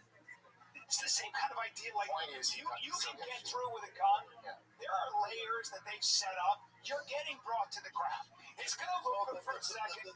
This one's an example of this guy's just an idiot and got caught. He didn't really have a plan besides running. Right. Thought he was gonna make it to the finish line. The kid that took the shot, right, hit Trump in the air. It was just a bad shot. Also killed somebody. That's scary. Somebody died. That one Shot way at too close. Way too close for comfort. That's right. That's fucking bananas. That's right. And you heard about this guy not actually being shot. The guy on the golf course just got sentenced to life. What were you saying, Jim? Someone on some sort of like media panel said that he wasn't actually shot. He fell down and pretended that he was shot. No, he shot a Secret Service guy in the chest. Yeah. I was saying the guy, the assailant. He didn't get shot. That's what I'm saying. No, he's fine. There's only one guy who got hit. It was one of the He'll be in jail for the rest of his life. Of course. What a dumb one. And here's the thing, he's clearly a smart guy, went to Caltech. He's going to be sitting in that jail cell and 6 years like, fuck. Of course, what was I doing? Of course. He had the forced You ever let it to weapons. students who study hard for your SATs? The whole thing is like, Clearly, like a decent dude, to start, and then just got compromised by the crazy left rhetoric, and then now he believed he was in he 5 was the years, guy willing to do something. but he thought he was actually going to do something. He's going to be in his jail cell, I bet, 2 years. He's going to be sitting up being like, of course, fuck, man. And your life's over, bro. There's no redos. And his own family's the one who called the cops. Because he sent them the manifesto, too, and they were like, oh, say less, call the cops as you should. I'd snitch on you so fast. Oh, yeah, you ain't right. You ain't make it, Denise. Come on, dude. You're not. I'm trusting you.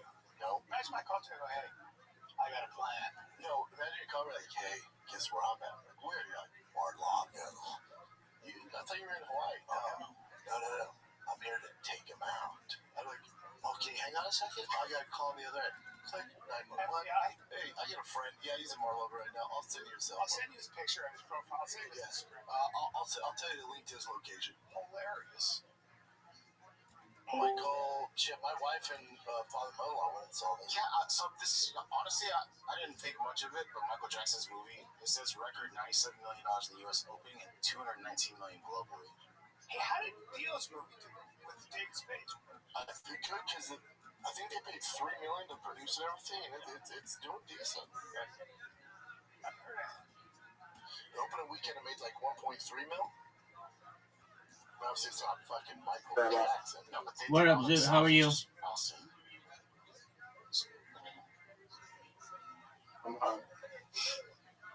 Okay, how are things going? 1.6. I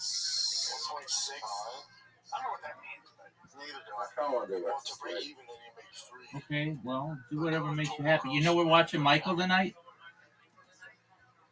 Sorry? We're going to watch Michael tonight?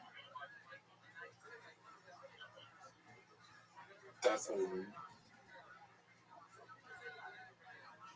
So it's just open today? They're showing a lot of time in the works. yeah, it tends to fall off pretty quickly. Go to that channel? That's a good voice. That's a good voice. Not Bus voice. Are you ready to lose? No. Why not? $3 million budget. Then it says, for reference, Burt Kreischer's movie The Machine grossed $5 million. Yeah, but he was in 2,400 theaters. Theaters was only 800. Yeah, and he was only 800. And they didn't have a big backing of like Machine. I think was fucking. Who was it? The big boy. Universal, some shit like that. For Burks. I don't know, but I heard it was doing good, so hopefully it does good. It's a weird business. Oh, but plus Birds was a $20 million budget. Yeah, exactly. But you want it to do good so more people make it. Because if they lose their ass on this, more people aren't going to try it. No, I'm proud of you. That's dope. No, dude, to take that risk is crazy. Cool. So that's awesome. It's cool. This is another one. Surfers Yeah, it multiply doesn't mean massive something. share. What happens is they get curious and they follow you. How big is it? Let's see. Yeah, they're probably trying to see if it's a seal. Sometimes they just follow you. That guy's on an electric one? It's a foil. Yeah, it's propelled propeller. That could be a dolphin. See what the That's a shark, right? might be a Oh, that guy. right on his ass, bro. I don't see it. You don't see it? Oh, god damn it. I've been staring at this fucking door. Let's go back. Rewind it for me. Rewind it. I rounded already, so watch in this area. See it? Yeah. Look how fast that thing swims, man. It's still going. Dude, you fall, it is game over. I think it's a dolphin. This friend's a little too. What was that Dana White, the fucking shooting? You think it's way too bad.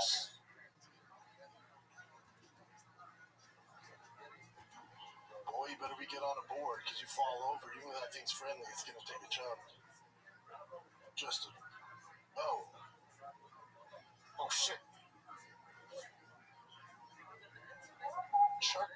be bored as fuck too. Why does he go the opposite way though? Stop.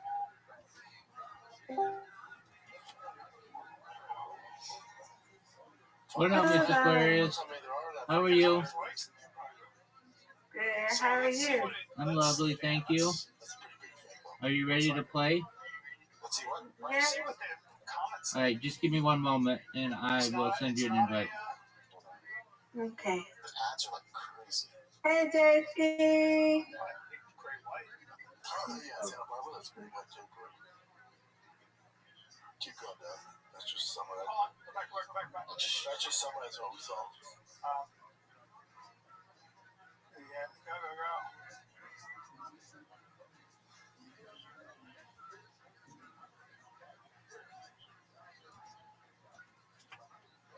10 to 11 foot shark. Yeah, but is there any experts who could tell us whether it was shark or That's shark. Well, the thing's way smart, of course, that's shark. The fin's way too large for you. That's interesting. Well, nothing happened, so. So this is, I guess, Trump. I'm sorry, Jimmy Kimmel reacted to Trump's. Oh, wow. He had said those comments before this assassination. Yeah. So, look, he's telling jokes. I'm never going to come down on somebody for telling jokes. That ain't a joke, man. And there's been 2 assassination attempts before that. That's now crazy to me. Now 3. That honestly, that's a. But at the time of that, there was 2. Yeah. And he got hit in the air by a bullet. It's fucking. Yeah. And somebody was killed. It's crazy. It's shitty taste. You wake up in the morning and the first lady puts out a statement demanding you be fired from your job. We've all been there, right? You've been there, right, Carol? Yeah, sure. What is that? Every year they have a comedian roast the room. The president, the vice president, members of the press, everybody got roasted. I did it once. I hosted it. It was a lot of fun. But this year, they said no comedian. We're bringing in a mentalist instead. So on Thursday, 3 days before the event, in order to keep that cherished tradition alive, I did my own version of the correspondence dinner on my show. Again, this was Thursday, and there was no big reaction to it until this morning when I greeted the day facing yet another Twitter vomit storm. And a call to fire me from our First Lady, Melania Trump, saying I should be fired because of a joke I made, again, 5 nights ago. Hi, Rabbi. When you're ready, baby. I'm ready to lay down now. Alright, well just calm down. Like I said, just give me a second and I'll send you an invite. You're about to make go to sleep. You're not been up since 6 o'clock. You don't do nothing. I'm tired. Just multitask. I'm just tired. I understand. As the phrase goes, the world does not start and stop with Right. one's needs. Sometimes adjustments need to be made. Okay, I'm about to send you an invite. And you should have it. Okay.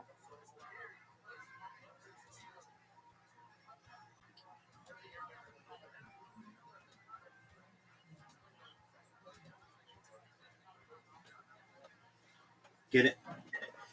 Oh. What a tough I know, one. I like strike.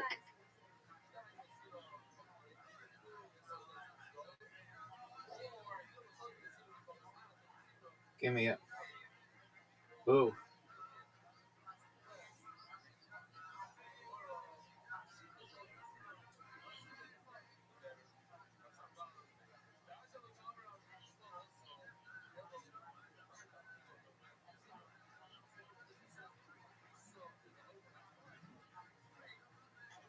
Ooh, okay, you got one. I know. Here comes strike. Strike. No, ma'am. Oh,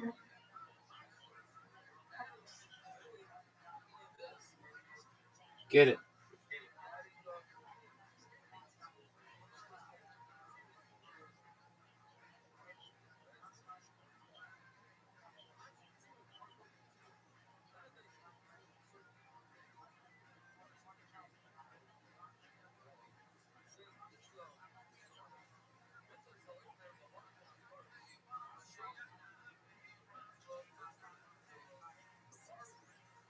Get it. One of the toughest splits we've ever seen.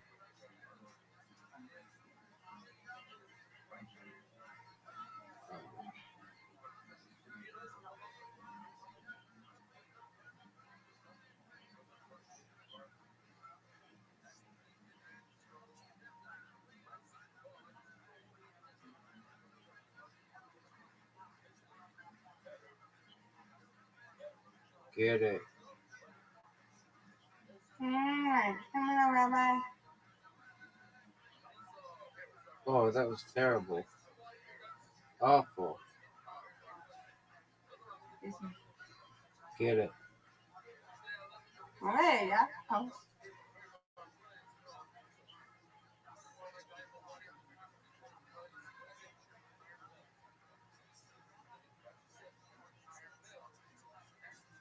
What a strike. Thank you.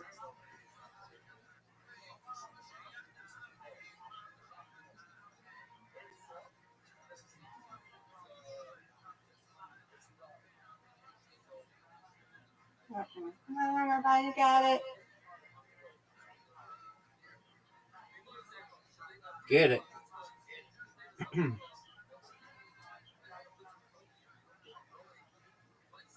Give me this. We tied. Good job. Good job. You win, I win. I win, you win. 600. Reload. 9 more. Let's go. Reload. 9 more. One more to 600, you said? 9 more. Oh, Yeah, 9 more to You're at 600. 590. Yes, ma'am. You go.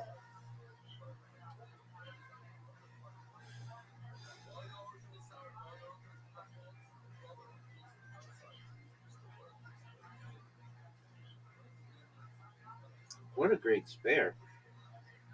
Thank you. You're welcome. Terrible.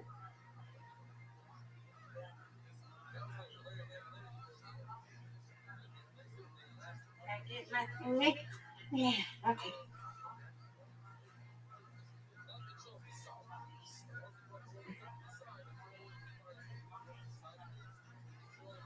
No.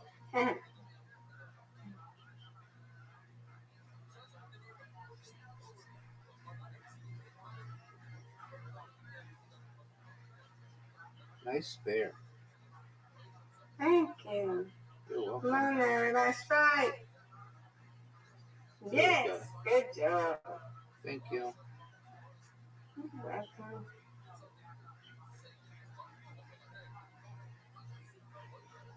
What a spare. Or what a strike. Now, Pardon me. yes, that. Goodness. Almost. You get this. Good job.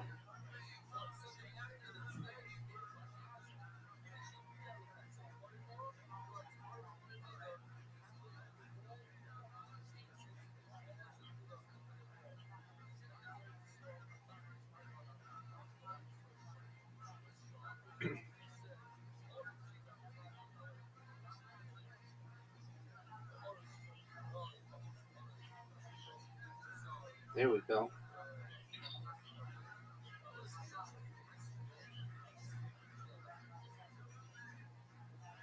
All right. I had to do my ornament exercise. Let's go.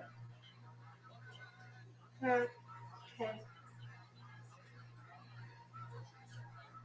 Good strike. We had a strike, right? Yes, ma'am. Oh, over there. Ball. Where did I get it? Hey.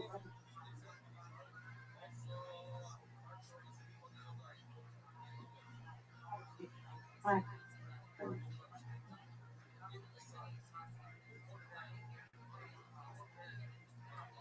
Ooh. Well, I'll take it. You win, I win. Right. I win, you win. Undefeated in bowling. Undefeated in friendship.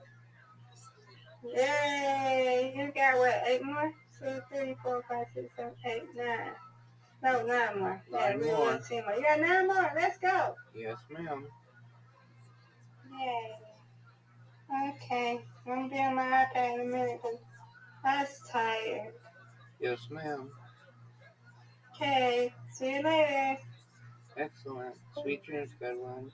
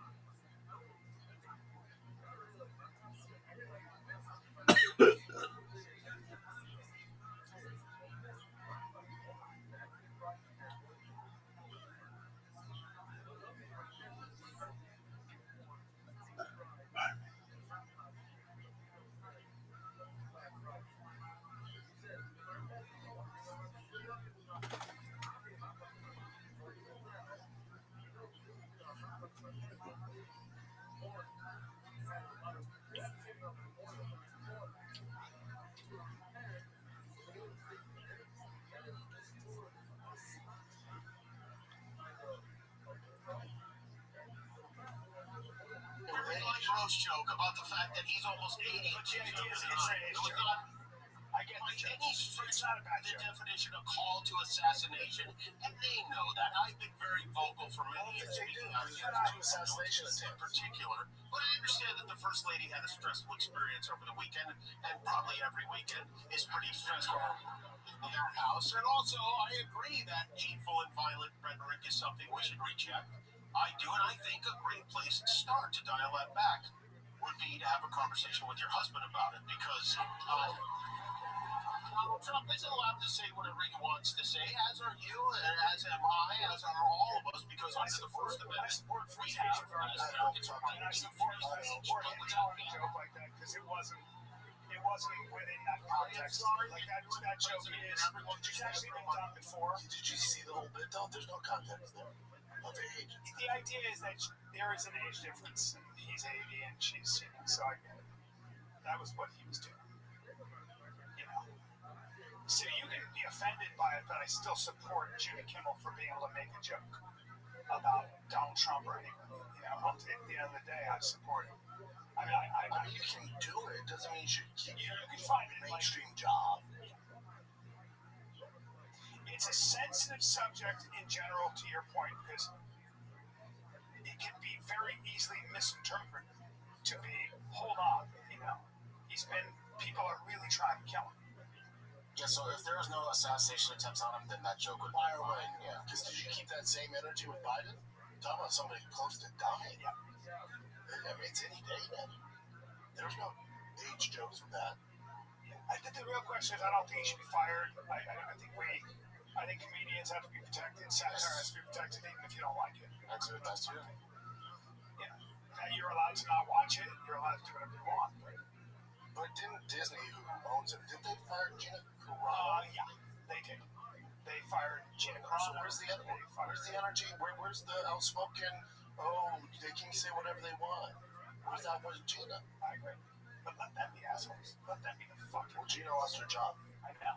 But we have to, at the same time, you let Disney, who is totally de-wokeified, by the way, because they were losing their ass, let them do those dumb fucking things, lose lawsuits in the process, lose market share for being assholes, and then we over here say, I believe in free speech. I support it even when I don't like the free speech. You know, I may not like Jimmy Kimmel or his comedy, but I'm not going to ask him to get fired. Maybe I won't watch it, but I think Jimmy Kimmel's allowed to make jokes. Sometimes they may be funny, sometimes they may not. That joke itself, without context, is not bad. What's this, Jim?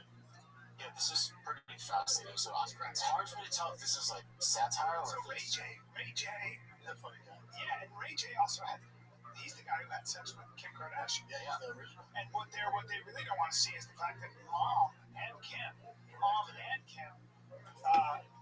made money on that, sold the sex tape. That's how she got shot famous. seed. That's how she got famous. Yeah, The they mom shot directed it. seed. Yeah. How about that?